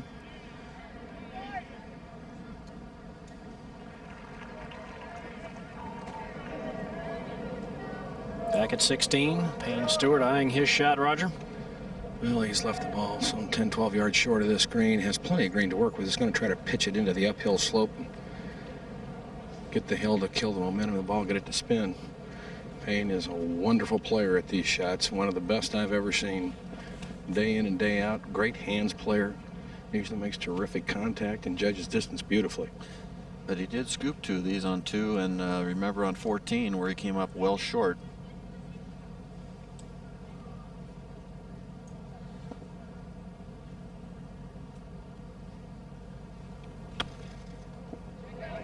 better check. Awfully firm. What was that, Roger? I think he got at that a little harder than you want to. I don't know if you want to call that the open pressure or whatever, but he hit that one much further in the air than I think he was trying to. Mickelson will be next to play. Roger, you have a chance to look at the lie? Well, the lie is down, Gary, but it's kind of a nest egg, and I think it's going to be very easy to judge how this ball comes out. I don't think it's as tough as it looks. And it's going to come out with very little spin and should just release nicely on a bit of an upslope. The uphill lie makes it easier, doesn't it? That's right. It makes it easier as well. He'll get some altitude on this. This is where he earned his reputation. Running there? Yeah, I'm surprised at that. Took a little dinky little swing, didn't he? Yeah, he did. I'm surprised at that. I would have thought he'd use that big swinging motion he usually uses. Up to 18. Second shot for Vijay Singh. That's where strength pays off. Whole location way over here. Let's see if he can get at it. Look at the body English he's using. Look at this. Just short. Noble try, though, I'll tell you. Gave it all he had. Back at 16, Payne Stewart with Roger, a very lengthy par putt now. Well, it is. Certainly one he dearly needs to hole. Back down the slope. You know, I'm sure he's got to be thinking, although Phil Mickelson's putt is by no means in, he hasn't missed anything like that all day. Is this a putt that looks like you're going to make it, Roger, or is it awkward looking? Well, I think it's a little awkward looking, John, because of he's on a bit of a fall off in the back right corner. It looks like it wants to influence the ball a little left at the start, and it's like one of those putts that's got a little bit of everything in it, you know? So I don't think this is a real easy putt to read.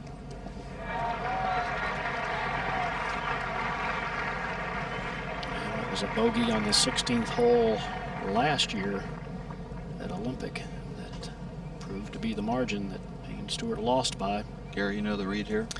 Well, John, I think Roger's right. It appears like it wants to go a little left at the start, but then it will definitely try to creep back to the right at the end. Tough putt to read.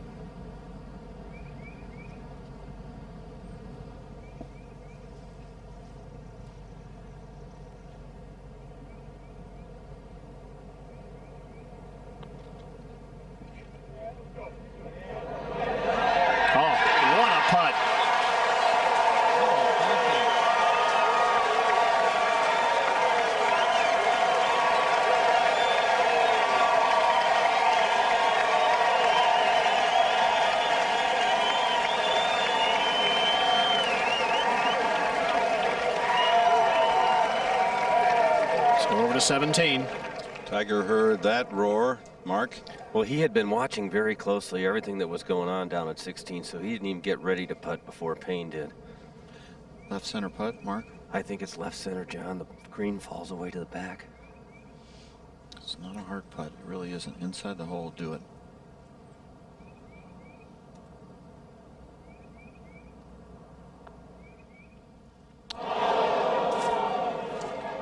And yet another lip out. Got it on the edge. You had to keep it inside the cup. Hit it awfully firm, too, Johnny. He sure did. Just wasn't a lot of break. When you hit this hard, it's dead straight. I mean, you watch this. This is just tracking as straight as you can, down and in and out. Much like the one at 11. Wow, that's a shame there. Back to 16. Biggest putt of his life. Yeah, just to answer Stewart. Payne Stewart stretched this putt out some. No, it's not going to move that much. He yanked it. Mickelson records his third bogey of the week at 16. And he and Stewart are now tied. We go up to 18. Vijay Singh, remember, just one from the leaders now. His third shot. Got a 6-iron, chip and run it. The thing that's killed him this last 4 or 5 holes is he has not put the ball in the fairway. Yep. Therefore, he hasn't been able to put it on the green. This hole's on quite a steep upslope. A little hollow running through the middle. You can See that up, down in that hole. Now go back up to the hole there, very slow.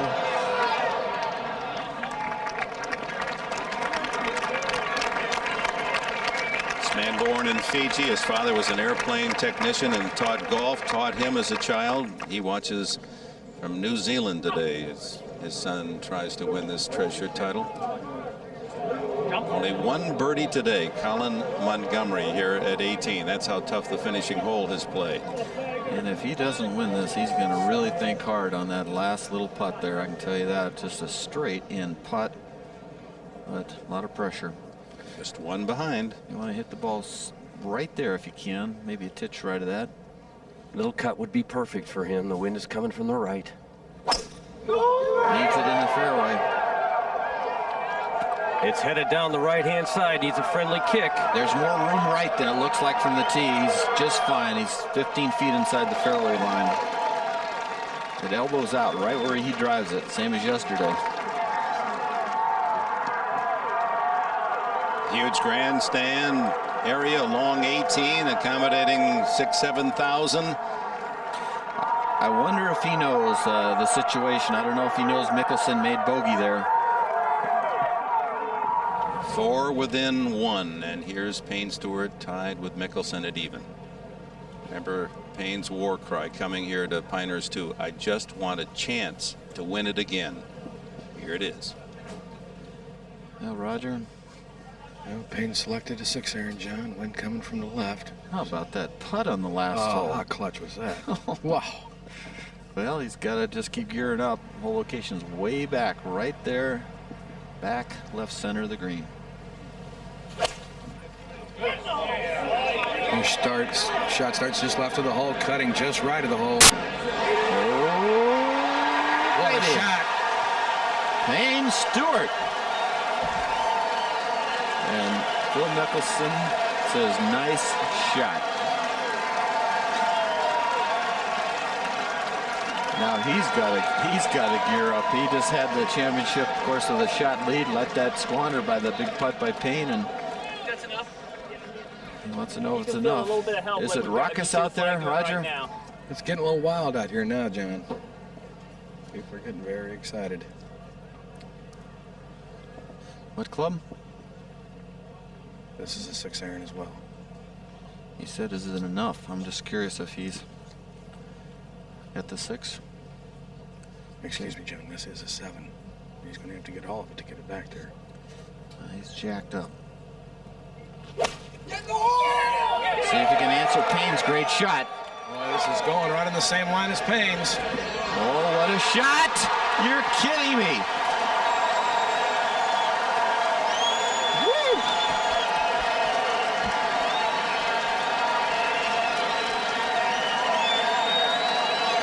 Payne said, gee, I thought I had that young guy.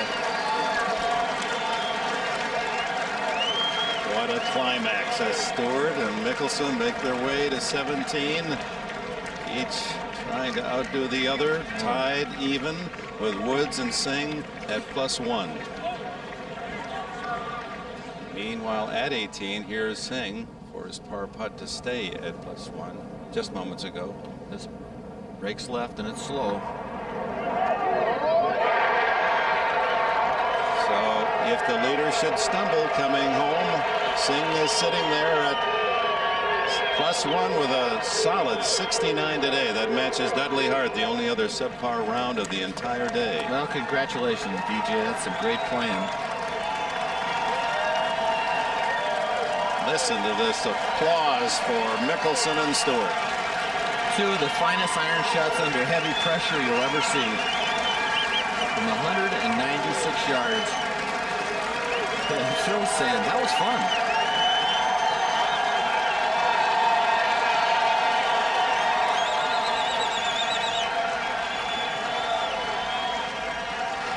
And Tiger Woods knows there's been some serious good stuff happening on 17.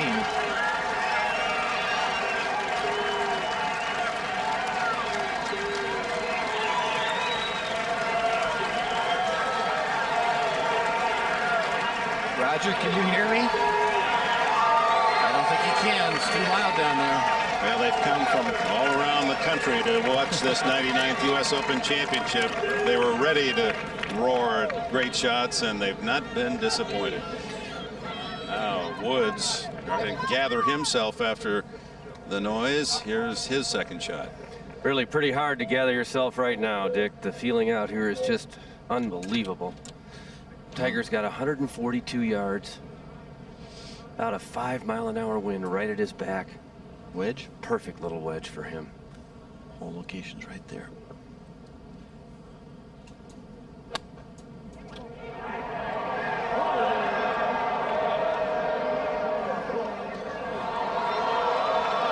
Not his best, but he'll have a chance. They'll be putting for birdie and to go even in the championship. Put some pressure on the men that follow. And here they are on the green after those two spectacular tee shots.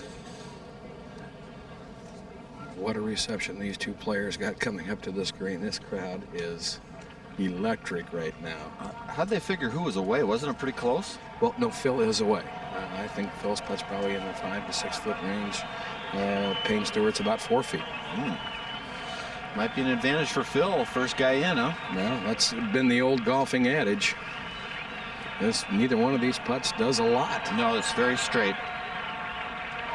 And meanwhile, Tiger Woods doffs his cap as a standing ovation at 18 for him. Raj, if they both hit it right in the center of the hole, they both make 2. Normally you would expect these players to hold these putts, except it is the 71st hole of the Open. Phil pulled it on the last hole.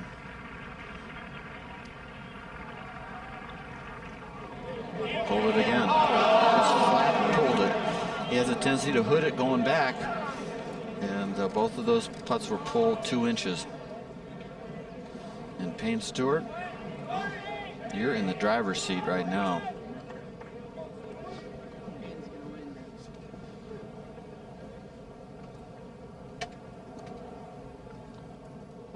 Disappointing par.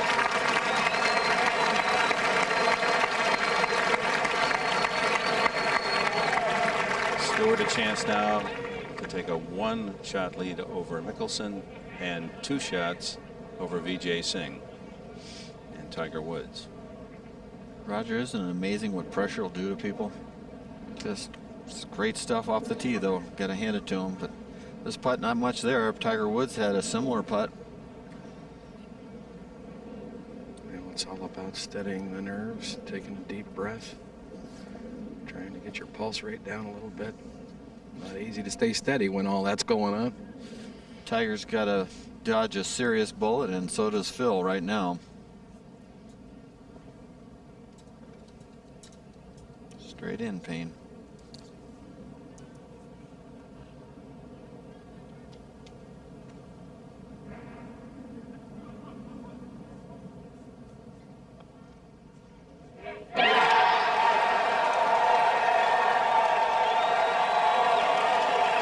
One hole to play. Stewart leads by 1. 42 years of age does not sound old, but in the last 75 years, only 2 men younger, 2 men older than that, have won the United States Open. Only 2. Well, Tiger, I know knows one of them made birdie, but Payne has still got to hit a good tee shot and a good approach, and his driver has been a little wayward to the right several times in the last couple hours, and Tiger needs to make this, though. He got a little bit of a break, Johnny, and the Tim Herron hit a chip shot on pretty much the same line right before him, so he was able to see what Tim's ball did. Stewart's making double checking those grips to make sure they're perfect. Perfectly dry.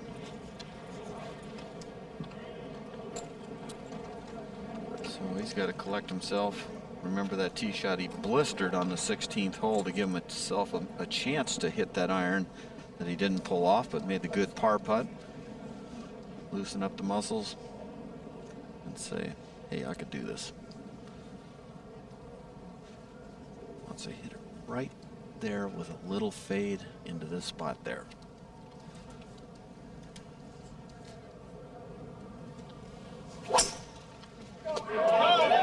This ball going down the right side. Should be pretty good. No, it isn't. It missed by 6 inches, Raj, in the heavy stuff, and it went down. That is in trouble right there. With this wet rough, I don't think he can hit the green unless he's a little better lie than I think. That's the first player I've seen, John, that hasn't carried that bunker.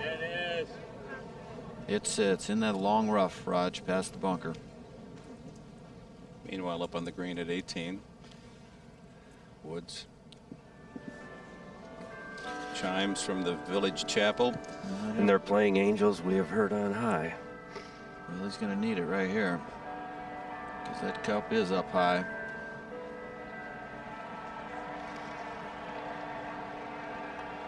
Breaks to the right.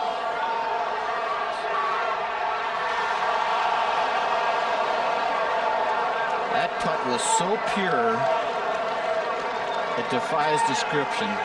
Oh, agonizing. That a great putt.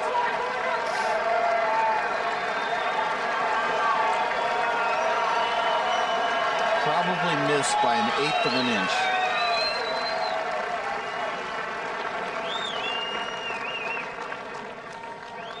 A 70 for Woods. He challenged, and he's not out of it yet. He's not out of it yet, but so many putts by Tiger Woods. Watch this, breaking right hard, dying, coming down in there. Well, it wasn't as close as I thought, but that was a heck of a putt. Couldn't see it too well, as you know, from our camera angle. But that was a super putt. So he remains 1 from the lead.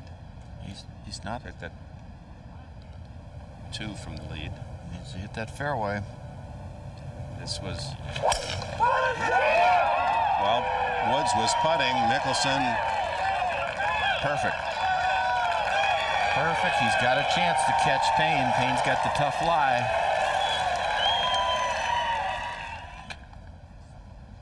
And Woods now only a spectator. And his playing competitor, Tim Herron.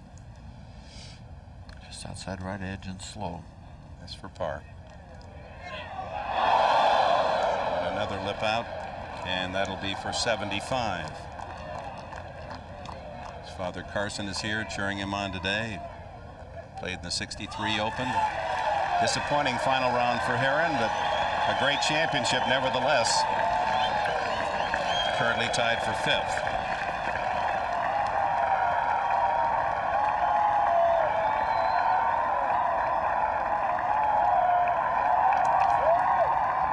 Bad is that lie, Roger?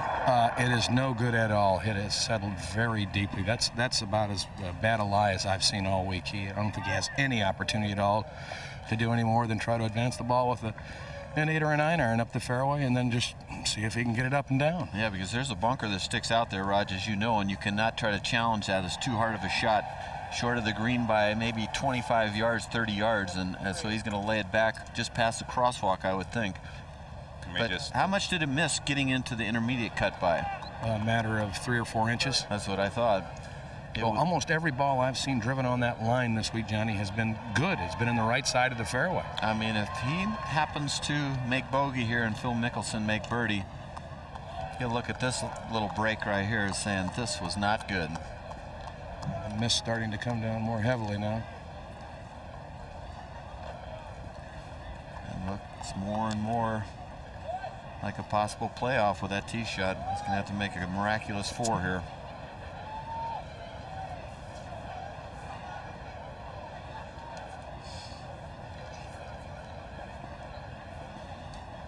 Wants the crosswalk, because of course, right, he wants to just hit it just past the crosswalk right there in that area.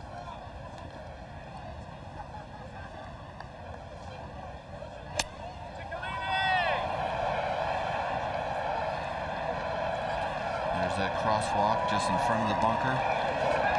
Laid up just on the side slope there, the ball below his feet. Sort of a delicate little yardage.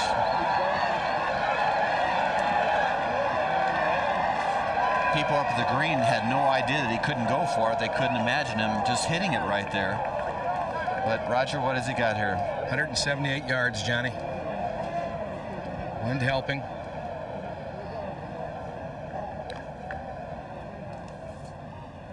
Is it a 7-iron farm or something, or 8? This is a big 7-iron.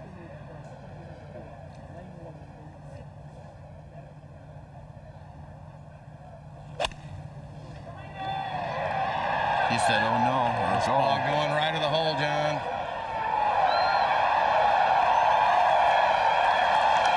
Has the birdie chance. See if it'll stay. It's going to go down into that low there. It won't go in a bad spot, but it should stop.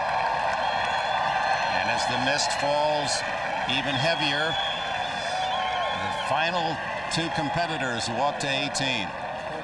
Well, it looks like pretty much a par by Mickelson, and it's going to have to be a heroic up and in for Payne Stewart, otherwise there will be a playoff. Tiger Woods was a very interested spectator watching Mickelson's shot.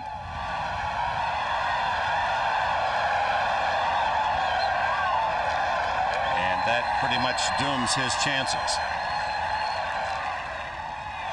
But his best ever U.S. Open for Woods. Mickelson and Stewart. Hard to tell the gallery favorite. They've just cheered so heartily for both these men for 4 days.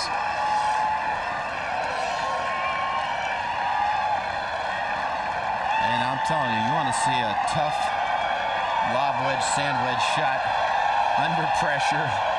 Ball a little bit below your feet to a green that's so tough. Of course, Phil Mickelson here acknowledging the gallery. The way he's putting, who knows? Maybe he can make this putt.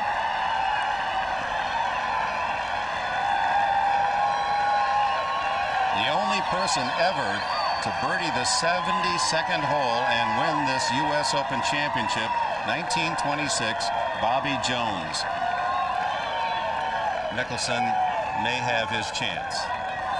You saw Payne Stewart's caddy, Mike Hicks, not trust his own yardage and actually went up all the way to the hole location and pace it back to that ball, Roger.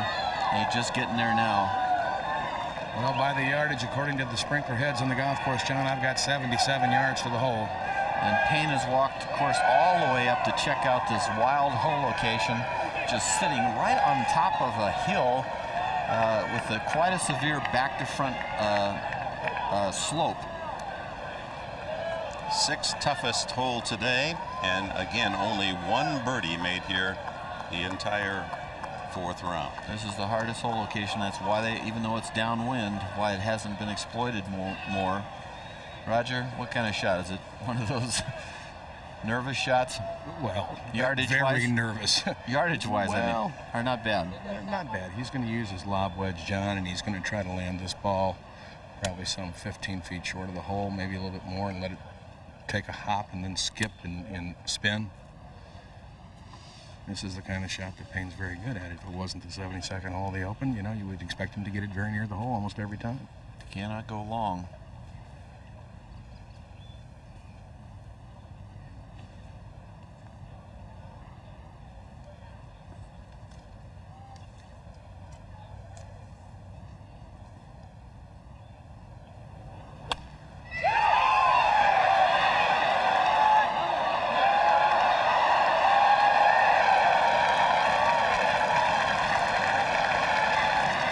To win it.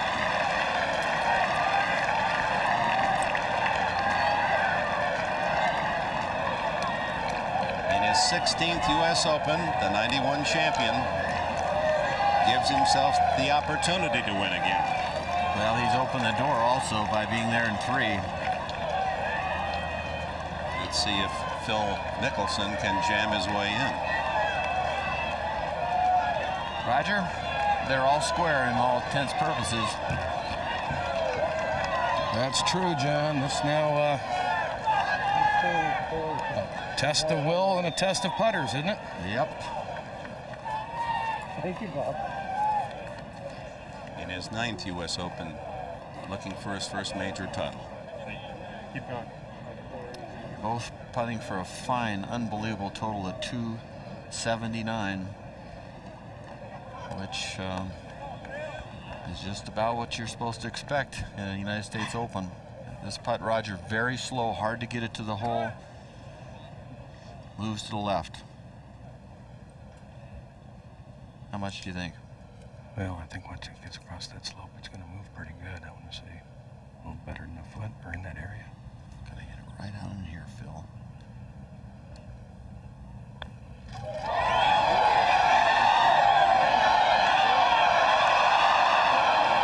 Borrowed too much. 280.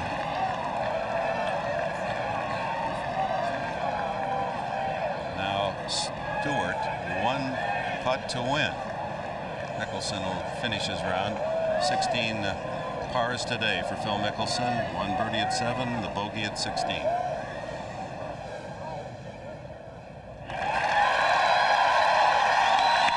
Just confirming how important par is. U.S. Open.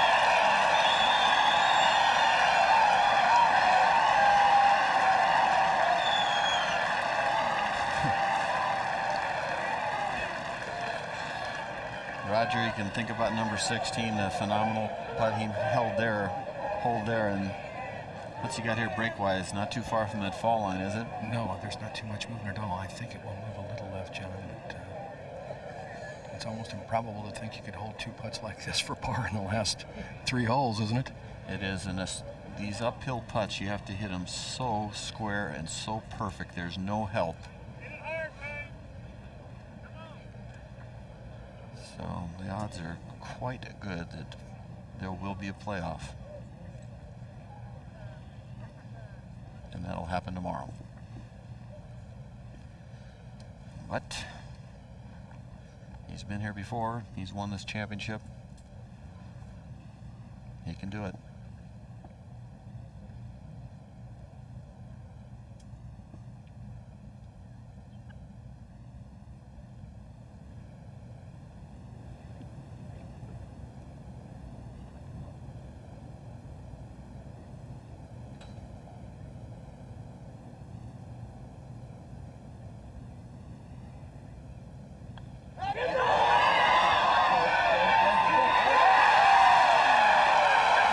Payne Stewart is the 1999 U.S. Open champion. Oh, my.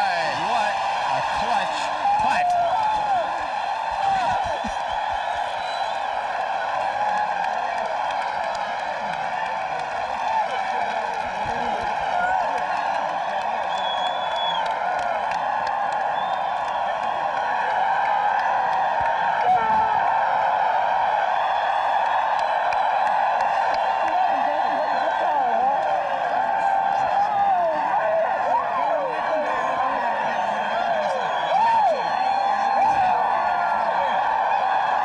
And remember the shot a year ago at Olympic where he stood behind Lee Jansen and applauded politely. So close to winning a year ago, and then performing the sportsmanlike gesture as he now hugs his wife Tracy. They met in Australia.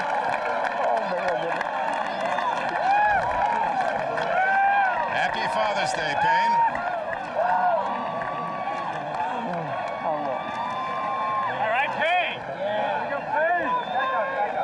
That's one of the greatest putts I've ever seen. And one of the great U.S. Open championships. Just absolutely super.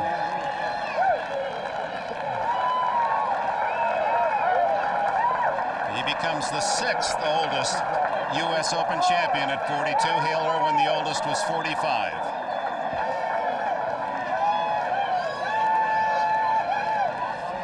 Drama certainly worthy of Pinehurst number 2's legacy. Here it is again. He's like putting up a cliff here. The hole is at least a foot above his ball.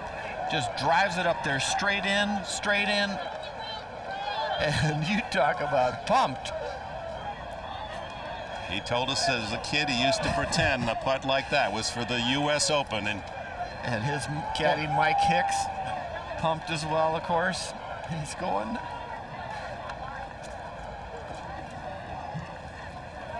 Oh, Phil Mickelson watching the replays. Boy, he made the fight.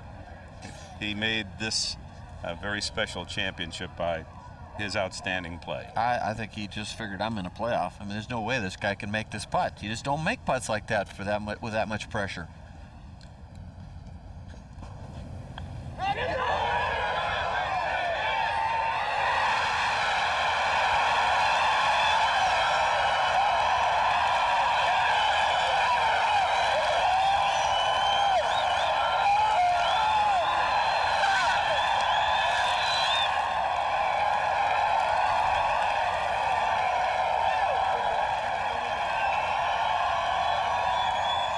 William Payne Stewart, U.S. Open champion for the second time.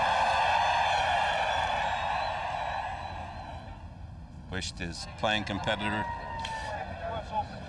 well. Nothing like being a father, he's saying to Phil Mickelson, and Mickelson has that. He says, good luck with the baby. You're going to be a father. He has 2 children, does Payne Stewart. We'll be back to get his reaction and more from this 99th U.S. Open Championship. What a way to end a century of golf.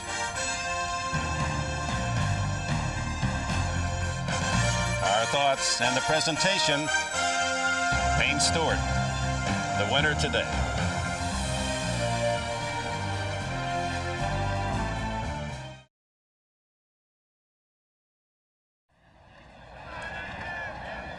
Payne Stewart, the mental anguish, all that pressure inside of this championship, and boy, did it explode out.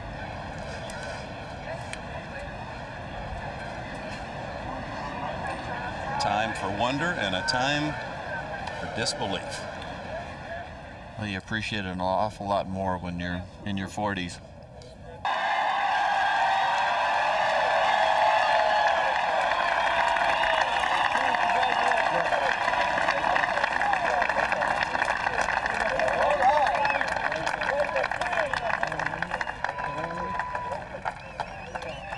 Still appears, Johnny, to be right on that emotional Ladies and edge. gentlemen,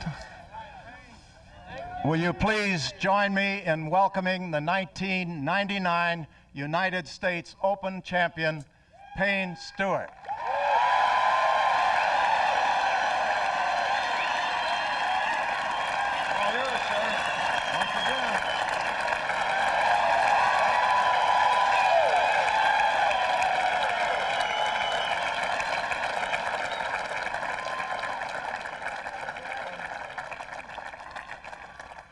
You want me to talk? I was just going to say, how do you begin, Payne, to put this championship, the moment you just realized a few moments ago, into perspective? Not only winning the Open for the second time, but in the storybook fashion you just pulled off.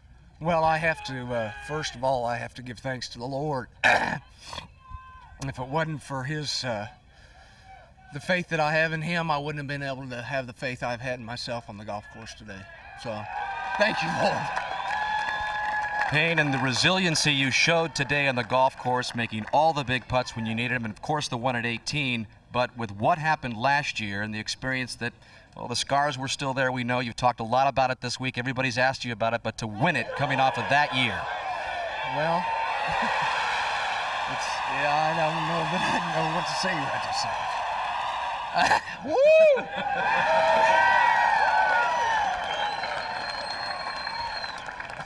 You said that experience made you tougher, and there were numerous times on the golf course today where you had to dig deep. Well, I could never give up out there. Phil played unbelievable. He really did, and you'll win yours. You'll win yours, and I know Amy's at home, and I'd like to express to Phil and Amy that being parents is a special thing, and I'm glad that he's made the commitment. Whether he got the beeper today or not, he was going to be there with his wife, and that's very special. And I was with my wife for both of my children, and there's nothing like being parents. And I think that Phil's gonna have his opportunities again. Mine might be on the short list.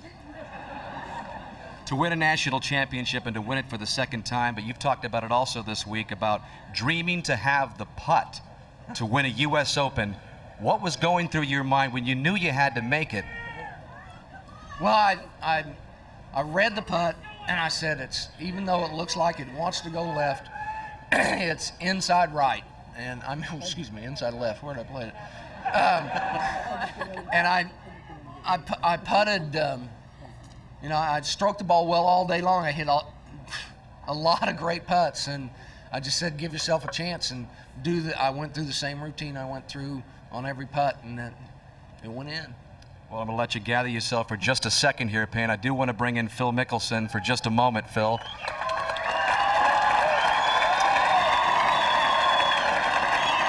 Phil, a lot of people thought it would be your destiny this week. You arrived in town late Tuesday night. Your wife, Amy, expecting on June 30th, asked all week long about it. A lot of people thought this would be your first year to break through at a major championship. You dug deep out there today as well. Congratulations. Well, thank you. It was an exciting tournament for me, and I had a great time today. I know that the outcome wasn't what I had hoped for, but I thought that the putts that Payne made on 16 and 18 showed what a great champion he is, and I think he represents the United States exceptionally well as our champion.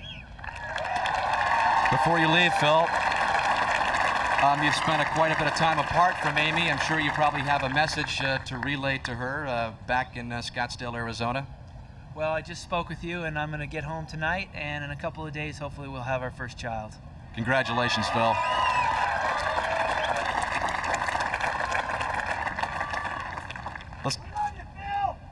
Well, back up to Dick Enberg. Now, what is it about sport that makes grown men feel like kids again? That was absolutely fabulous. You'd think Payne Stewart hitting 7 greens in regulation today on some of the toughest slopes you've ever seen, and shooting level par, 24 putts today. There's never been a player that's made 3 putts of that length the last 3 holes to win by 1 in a major championship that I can remember. 16, it was over 20 feet. 17, the magnificent iron shot and a 5-footer there, and then that straight uphill putt at 18, which had to be hit perfectly to be made. You don't expect that out of anybody, especially a guy that's 42. Payne Stewart is the champion here at Pinehurst number 2. The executive producer of NBC Sports and the producer of today's telecast, Tommy Roy. Today's telecast was co-produced by Tom Randolph, directed by Bucky Gunts. As we conclude our coverage of the 99th U.S. Open, we remind you that NBC Sports extends its golf coverage to the internet. Log on to golf.com this week. News, statistics, analysis on this U.S. Open. Check out real-time scoring, full audio, video tours of the course, live audio coverage of players' press conferences, and the #1 rated audio show on the net. It's all at golf.com. By the way, we tried to get Tiger Woods to join us, but you can imagine his disappointment. He declined. And be sure to join NBC Sports on Saturday, July 10th. Our coverage of golf's national championships will continue. The 20th U.S. Senior Open from the Des Moines Golf and Country Club in West Des Moines, Iowa. Again, third round coverage begins Saturday, July 10th on NBC Sports. And coming up next on NBC, it's the world's most amazing videos, followed by Geraldo Rivera special and the movie suspense thriller The Client, all coming up next on NBC.